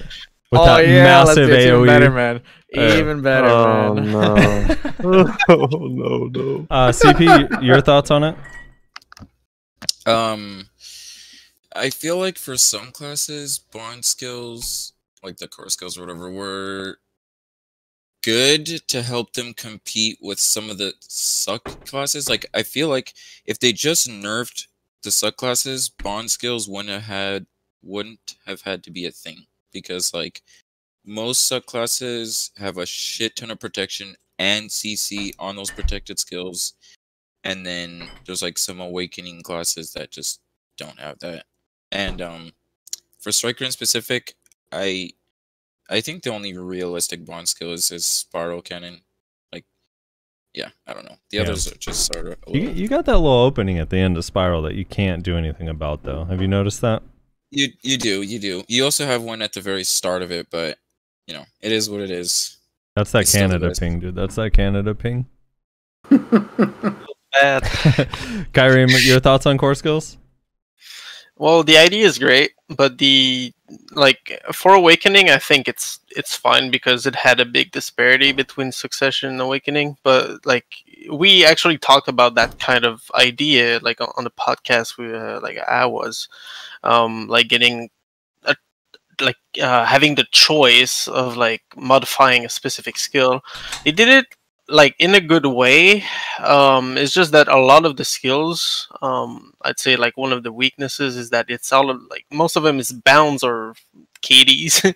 So you have like Adamantine's meta. But for Succession, I feel like it's too much. Like that idea was to help Awakening, in my opinion, and like help make Awakening stronger, giving back some oomph, you know. But yeah, I think for Succession, it's a bad idea. Laven, your thoughts so far? Yeah, I can just pretty much parrot what everybody else is saying. The second it was announced, I had the same worries that some classes it can be a little bit beneficial because they're very behind in the meta because they're just old, you know, the grandparent classes that haven't been updated at all. And other classes, they're just making it way too strong. Back to like the old meta that we are really happy we got away from, which is, you know, uncapped CCs and, you know, just protections out the ass, you know, lingering SAs, and all that jazz. And I think that, I don't know, I feel like that adding protection is always a lot more dangerous than taking protection away. Obviously, it's very class dependent, but it's scary, especially if they're protected CCs, which is just pretty infuriating for the most part, because it's just a complete win condition, like win button for the most, like, depending on what class you're facing as well, which can feel really defeating if your class isn't very heavy on those at all. So, and I'm really, really nervous about, I don't know why they would add it to suck at all, because I think it's agreed upon throughout the entire community that almost every single Succession is, you know, far outdates any Awaken, and is much more clean and better. Yeah. Shaky. I say Meteor's so I say Meteor. Is that what you said? Yeah. So if I remember correctly, they did the whole core changes to make Awakening more on par with Suck, and I think it's not healthy for the game because it just feels like a blanket change.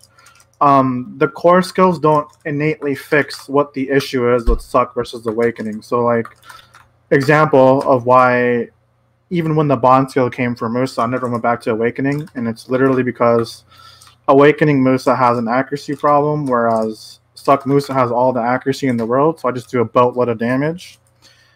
And it's kind of the same thing for Ninjas too, as an example. Like, most ninjas still use Suck because it has SA trading damage.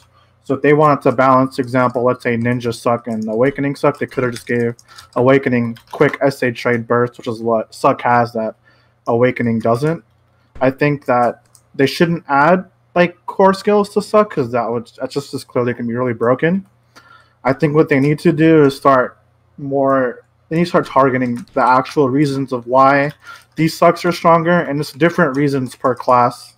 It's not the same reason, It's just a huge blanket change. They need to get more in contact with the community and actually find out why these Sucks are performing better than some of their Awakening counterparts, because it's not the same answer for every class. You can't just do a blanket core skill change across the board. So maybe it sounds like I'm alone in this, but I feel I like the core skills because I never understood why Awakening didn't have, even though like literally in the name, like it's the awakening of your class where it becomes more powerful, why it didn't have protected CCs versus pre-awaken and succession. And I like the idea that there's choice. Obviously some things might be too strong or not strong enough or whatever, but for me personally, like I like that you have the option, because I don't, for a lot of classes, like I don't mind a couple protected CCs, like one or two, or like, DK kind of revolves around them a little bit more, but it never really made sense to me. Like if you think about Awakening Mystic or even like Awaken Kuno compared to Suck, it's just like without any protected CCs at all in Awakening, it just makes it really, really difficult to compete in PvP against most classes. So for me, I didn't mind it so much, but I am fearful because like I understood the reasoning for the Awakening ones. I don't really understand the core ones, but I wanted to throw this at you, Laven. What if the core skills are not an additional protected CC, but rather it gives you 3 skills that currently have a protected CC, and you're allowed to take one off of one of those and put it on something else? Would that be so bad? Like, for example, if you wanted to remove super armor from Smokescreen, but you could put it on Shuriken Murderous Flight or whatever. or Shuriken Flight or whatever in succession, would that be so bad? That's interesting. So I think that's a good idea. The only thing that I would like, this is going to be very very much my thought. It's very individual to me just because I'm fucking weird. So like I don't like that I should have to. This is like definitely just a very unique thing. I don't think a lot of people would agree with this. So I don't like the fact that I need to kind of guess, or that there's so many different possibilities that my enemy can have, because it's like very much a deadly, thing to find out. Like, oh, that was protected. You know what I mean? So like that's, but I'm the same kind of weirdo who would like, kind of like back, if you ever heard of RuneScape, if somebody has on freaking this type of armor, they have that armor on, so you kind of know they're going to be like, they're going to do well against range defense because they're wearing that armor or whatever, like. So I don't think that's a bad idea at all. I would just be annoyed because if I make the mistake, then I'm going to lose experience or lose shit because I didn't take into account, or I had to like guess what's protected, what's not protected on them. But I personally agree. I think the majority of people actually agree with that opinion. That I think, at least from the people I've talked to, I think that it's hard to just guess what that person's bond is or whatever, and that you should just know straight off the bat. Which I mean, there's no way of knowing currently. So I think most people agree with you. I mean, I don't think people hate the bonds because I'm not sitting here saying I hate them. It's just the reason for what they implement them to fix, it's not going to fix the issue, is what I'm saying, right? Like, bond skills are not the answer to balancing Suck and Awakening, is what I'm saying. It's a good addition to the game, it's fun, but it's not going to fix what they're trying to fix, is what I'm getting at. Yeah. That'd be interesting, though. I mean, like, that opened up the entire community to, like, pretty much an extra couple thousand different builds, you know? Like, everybody can put protections and new shit everywhere. You're kind of leaving class balancing up to the player base at that point, which means there's going to be a meta, and it's going to be an uncontrolled meta. So it's like such a double-edged sword. It's really cool, but also very scary. The add-ons were well made in that regard, like giving people's choice. Like a lot of people like have different add-on builds, and like just to come back on the core skills, they're supposedly adding special animations on which you choose, so it's much easier to pick which one it is. Good. Yeah, there's a video. It just makes the skills golden. There's no difference at all. Yeah, they need to do. We talked about that on our last episode or whichever one it was. Like, they need to do a lot better on distinguishing it, but they have the right idea. They're aware that it needs to be distinguished in the animation, but what they came up with was kind of not super good, and hopefully they keep working on it. Ultimately. Which is why I think it didn't because come out. when a hash does it, you can't tell which is the bond skill on a hash, for example. Yeah. Same for Guardian, because the colors are pretty much the same. So you actually can't tell like at all. Like, they're doing the save money approach. It's a lot easier just to throw some bullshit color on it than like have your entire animation team do a new one, which they're trying to get away with. Yeah. The worst part is though, like people, like I'm pretty sure the majority of us played large scale with effects off, right? How am I supposed to tell if this Sork that I can see him holding Grim, even if I don't have effects on? I know that like the character animation of Grim Reaper looks like, but how am I supposed to tell if this guy has SA Grim or not? You know what I mean? Well, they should probably show bond skills even with effects off, kind of like they do for other like really important like skills that they want you to see. You know, like there's a couple where they still show it, don't they? The easiest solution is making it appear on their buff bar, like a small icon showing what bond they have. The problem with that though is that you still have to make contact with them. Yeah. First, you know, and it's like in large scale. In large scale, it's so hard to tell who, like the buff bar who you're hitting. Yeah. Yeah. I think the best thing. I think the best thing they can do. I think the best thing they could do is what they're doing now, but they need to do better on like the whole color of the animation thing. Don't just make it gold for everyone, especially because some of the classes have gold animations, so it doesn't make sense for it to be go from gold to golder. Like that makes no sense whatsoever. But I honestly think that's the best that they can do, honestly. I mean, to be fair, like you already know what bond people use for the most part, to be fair. Like it's already a meta with bonds, so I mean see, that's the thing, is like not really with some of the classes. Like Kuno and Ninja bonds are not set in stone. Like people use different ones for different matchups and different situations for sure. Yeah, I mean, for Ninja, I mostly see Katana Shower bond, for example. Like, right, but you could make, like, if you ask Laven, do you think Katana Shower is the best bond for Ninja? Or Armin? Is he? Okay. I don't think so. Personally, I think Serpent floats better for large scale because you can actually have a frontal more damage, and I think for lower is better for everything else. Yeah, for lower tier players, I feel like Katana is just the go-to because it's really simple. But for higher end players, like a lot of them have moved off of Katana or only use it just for fun or RBF or whatever. But most situations they'll prefer either Serpent or Murder. And Yellow also said that Murder is really good. So it's just, I don't know. It depends. And on Kuno, like I don't think any of the Kunos agree because, like, I mean, I don't even feel like ours are particularly great, but like Wheel of Wrath feels pretty decent to me. Some people want to be able to Delighted Blast in your face, so that's an option. It just depends. So some of them are not the same. Hash is kind of you kind of have to use Sin Splitter, right? No, there's a good 2 or 3 you can use on Hash as well. Like Collapse is a really good one. And Ensnaring isn't a bad pick either. It's also situational for us.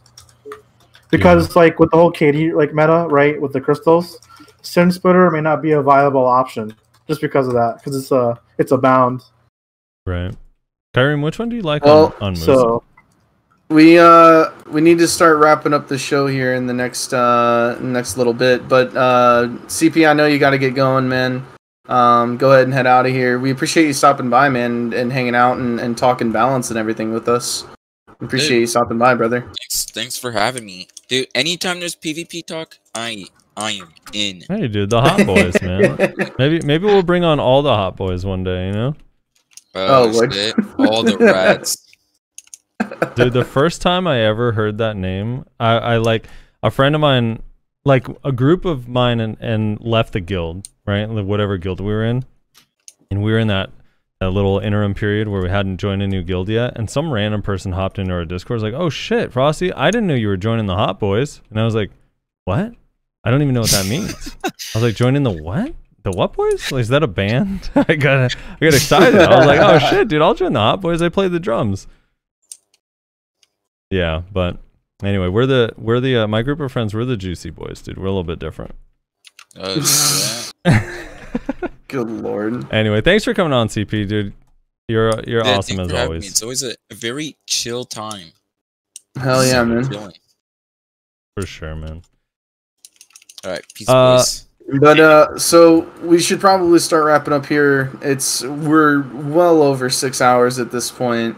Is there any like final topics, since you guys are still here with us, that you kind of want to discuss? Leaving, I know you kind of got to be going here soon too. Yo, 10-man capture the flag? Yeah, we should talk about that real quick. Hold on. You were asking about the Musa bonds, right? Yeah, before we get on, go ahead. Before we get on another topic, I just want to say, yeah, I got to hop out of here too, but it was really nice to be back on, and I really enjoyed talking with you guys for sure. And have a good night. Really awesome. Yeah, man. Thanks for hanging out with us, man. Talking about stuff. Appreciate you stopping by. And great job with the organization as well, and just the setup. Really, really smart and well done. So good shit to you guys. Thanks. Yeah, we tried. Have a good one, man. Yeah. All right, let's talk Musa bonds, and then let's briefly kind of discuss 10v10, and then let's get out of here because I am exhausted. So for Musa bonds, the top two ones seem to be projection and fiery crevice, but I'm leaning more towards projection because it's protected accuracy damage, which is really good for 1v1 and large scale. You can just throw it out and then throw your S rotation in and just draw a lot of damage. Yours, Karen? Do you think you would agree with that sentiment? Yes, bound is just like the bound on Below the Belt. Like I moved down from it. Like I really don't need close at this point. And like we have the BSR for that if we ever need it. Yeah, like you use BTP for the combos anyway, or like just trading, so it doesn't really matter. The crevice is adding more protection, so like it's just way better. It's a protected debuff at the same time, and on top of that, like in my opinion, my favorite one is projection. It's something I actually didn't see coming. I didn't realize, like, because they also did an extra change on projection. They also improved the vacuum on it. So like now it's an actual trap, and it's very like if you're not aware of it, it's very scary. Yeah, and the damage is just a lot. It comes out a little bit quicker too, if you notice. So like, it's really good to throw in like a trade. It's pretty insane. They just get stuck, and it's a lot of damage.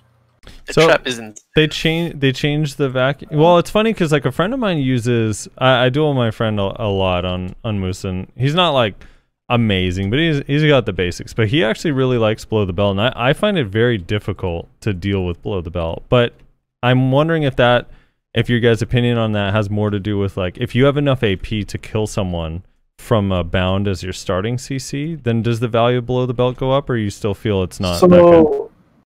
Like, here's the thing, right? Like, since like then, like Musa has gotten quite a bit of really useful buffs and good changes. Like Musa Shout's amazing now for like large scale utility. So, like putting it on Below the Belt won't really change your large scale play whatsoever. You're going to see a bigger impact on crevice or projection. The biggest one is going to be projection for end game PvP because now you have a protected way of melting through evasion. So, up to a certain extent, still like Suck will be a lot better for anything large scale compared to Awakening, but the projection one and crevice are definitely your best play. I wouldn't rely on Below the Belt, especially because of the crystal meta that's happening. It's a bound, so it's really not that useful, to be honest, to have it on Below the Belt.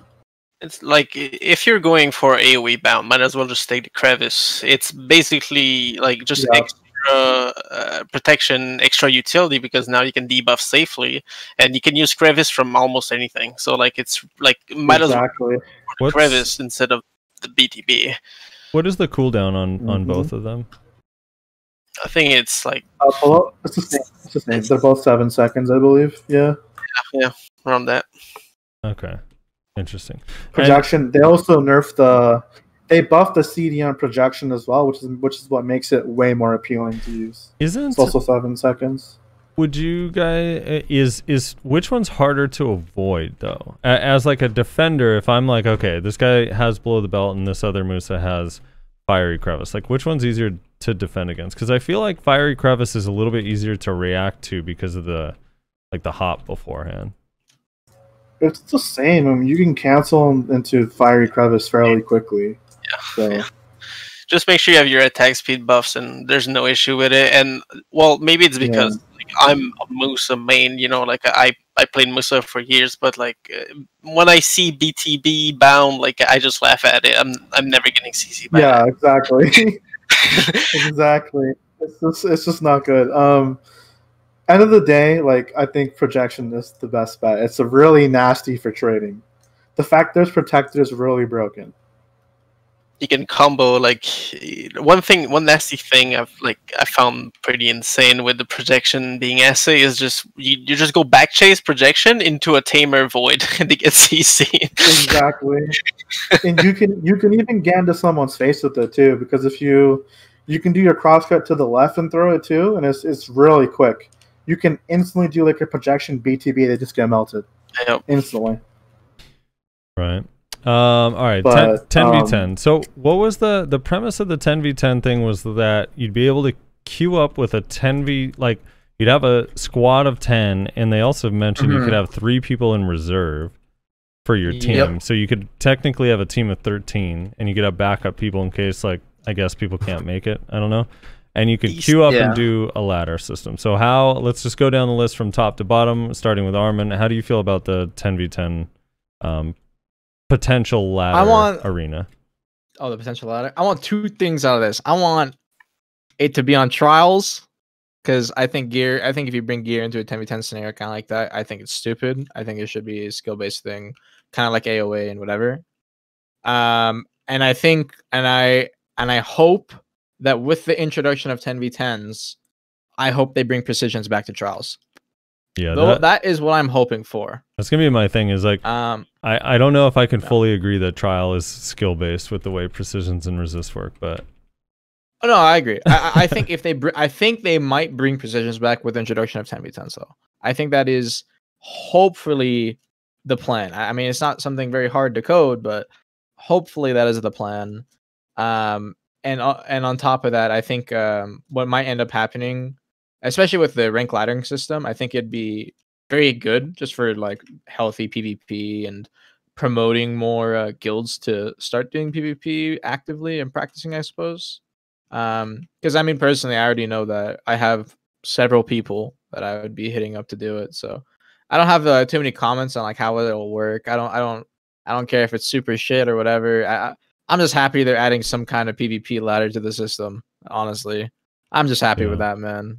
So, Karim, your thoughts? Yes, true. I'm also happy they actually add more PvP content that's actually like potentially relevant. But I honestly want both trial only and gear. I think maybe the gear part, the geared one shouldn't be on the ladders. And just be like, you know, like in WoW you have like RBGs and BGs, you know, so like you'd have both, and like the RBGs have extra rules, so like you cannot use like the engineering items and the potions and whatnot, so like it's a more competitive environment, but you still have like the fuck around type of battleground, and just like you just queue up for it and you get into the game. The only issue I think, but it's also a great thing, is how it's apparently limited to one class, one of each class type of thing. So this is gonna make people like making groups pretty hard considering the current meta. Like maybe because we have the tagging system, it won't be as bad, but like there's so many suck wizards and like Valkyries, you know, the meta classes, like everyone's gonna have the same, like getting the first 5 people is gonna be easy, getting the rest is gonna be a bit more complicated. But I guess if you have it's gonna prevent certain guilds from having multiple teams if it's guild based or it's totally random. So that's we don't know enough yet. Real quick, one funny thing. I think the class ego is going to go through the roof after this is added. I'm going to be honest with you. People are going to be, this is the best of this class. This is the best moose or whatever. You know, like it's going to be going through the roof, man.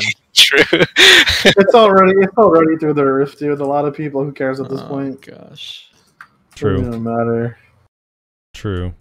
Shaky, your thoughts on the 10v10 arena? I'm personally agreeing with everyone else as well.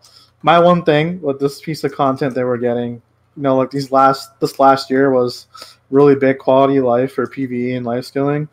We need quality of life for PvP. This needs to be a viable way to make silver in the game.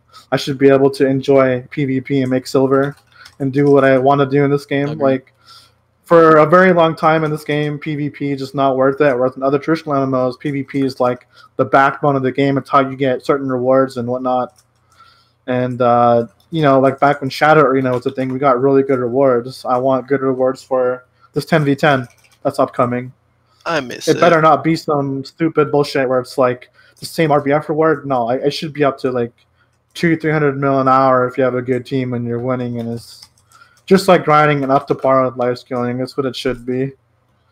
That'll be very healthy for the game because a lot of people really want rewarding PvP content in BDO, and this can be a really good stepping stone towards that, hopefully.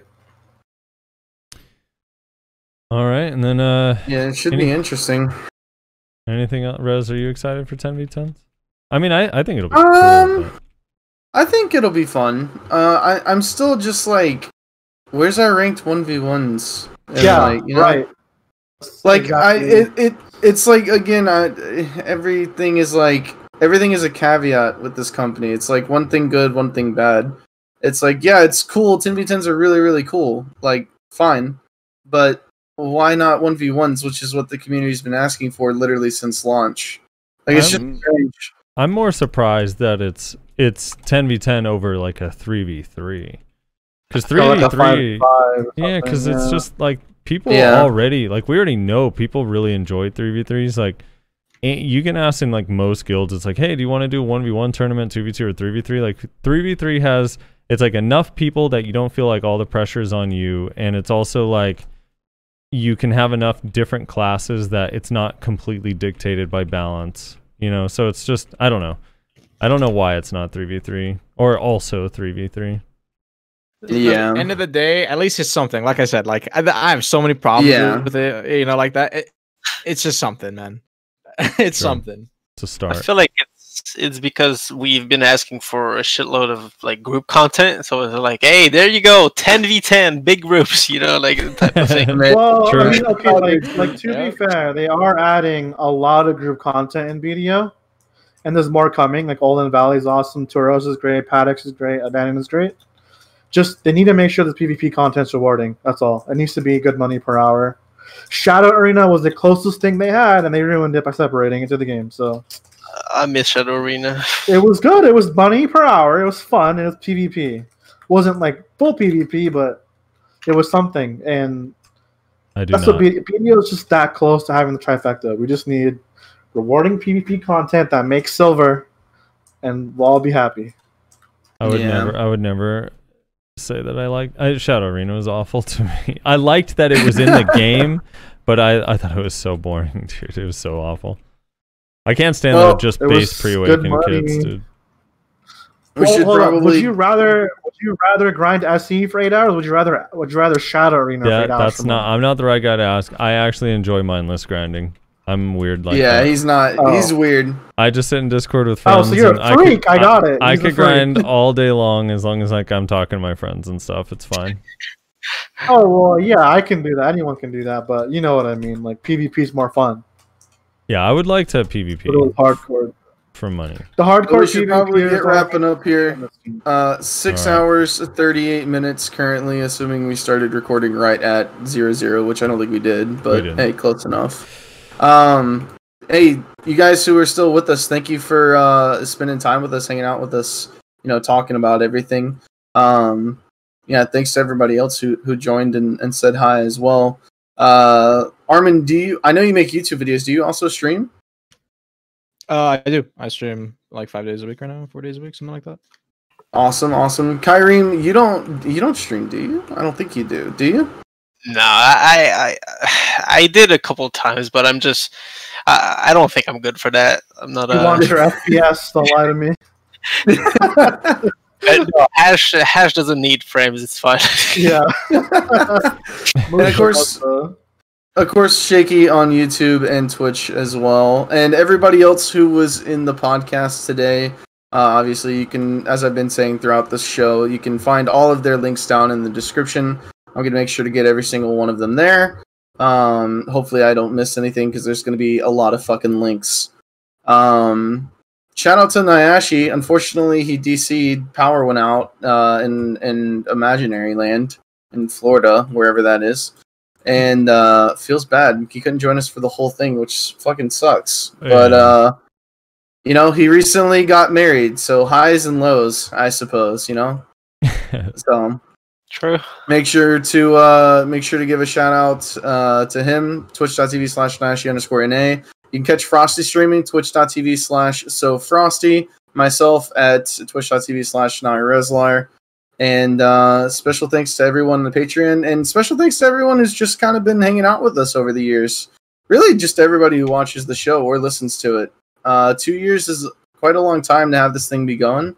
And, we wouldn't still be doing this if we were still only getting, 100 views on our videos, probably, So it's thanks to you guys that you guys like this so much, whether you're watching it on YouTube, watching it live on Twitch, or listening on SoundCloud, whatever. Appreciate all the support around it. And we'll keep pumping out content for as long as we're having fun and you guys are having fun as well. So special thanks to the audience, I suppose, is what I'm saying. Yeah. So I think for people asking, we'll probably do double. We should probably just do double comments next week. Rez, do you agree that would be okay? Do what now? Comments from the last video and this video next week? Yeah. We won't do comments this week. Too long of a show already. We'll do both of them next week. Unless they drop some huge news, we'll try and keep next week relatively short since there's going to be a lot of comments to go through. Frosty, you got anything that you want to say before we head out of here? No, just that that was that was super fun. Like hanging out with all of these people that have been with us in the past, and just I don't know, the memories of it's crazy how different the game is from when Raynor joined us that first time and we were complaining about blade spin flow all the way until now where we're just complaining about blade spin period. It's crazy. I'm kidding. Blade spin is fine.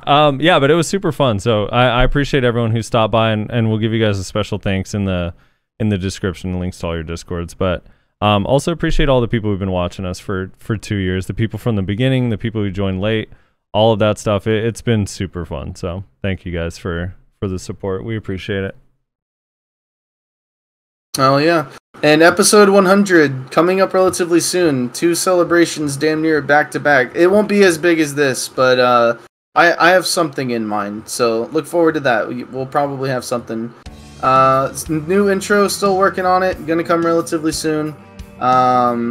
Fingers crossed. And 2 weeks after the Guardian Awakening / Succession comes out, we will be coming out with another tier list. I know people keep saying tier list win. We've already set it in stone. Regardless of any PvP changes or anything, we are doing another tier list 2 weeks after Succession and Awakening come out for Nova. Guaranteed. Guaranteed. It's happening. We're doing it. It's about damn time. We've been delaying it for like a year. It's happening. So look forward to that as well. So thank you everybody so much for listening. Thanks again everybody for hanging out with us in the streams and all the guests we had. And we'll see you all next week.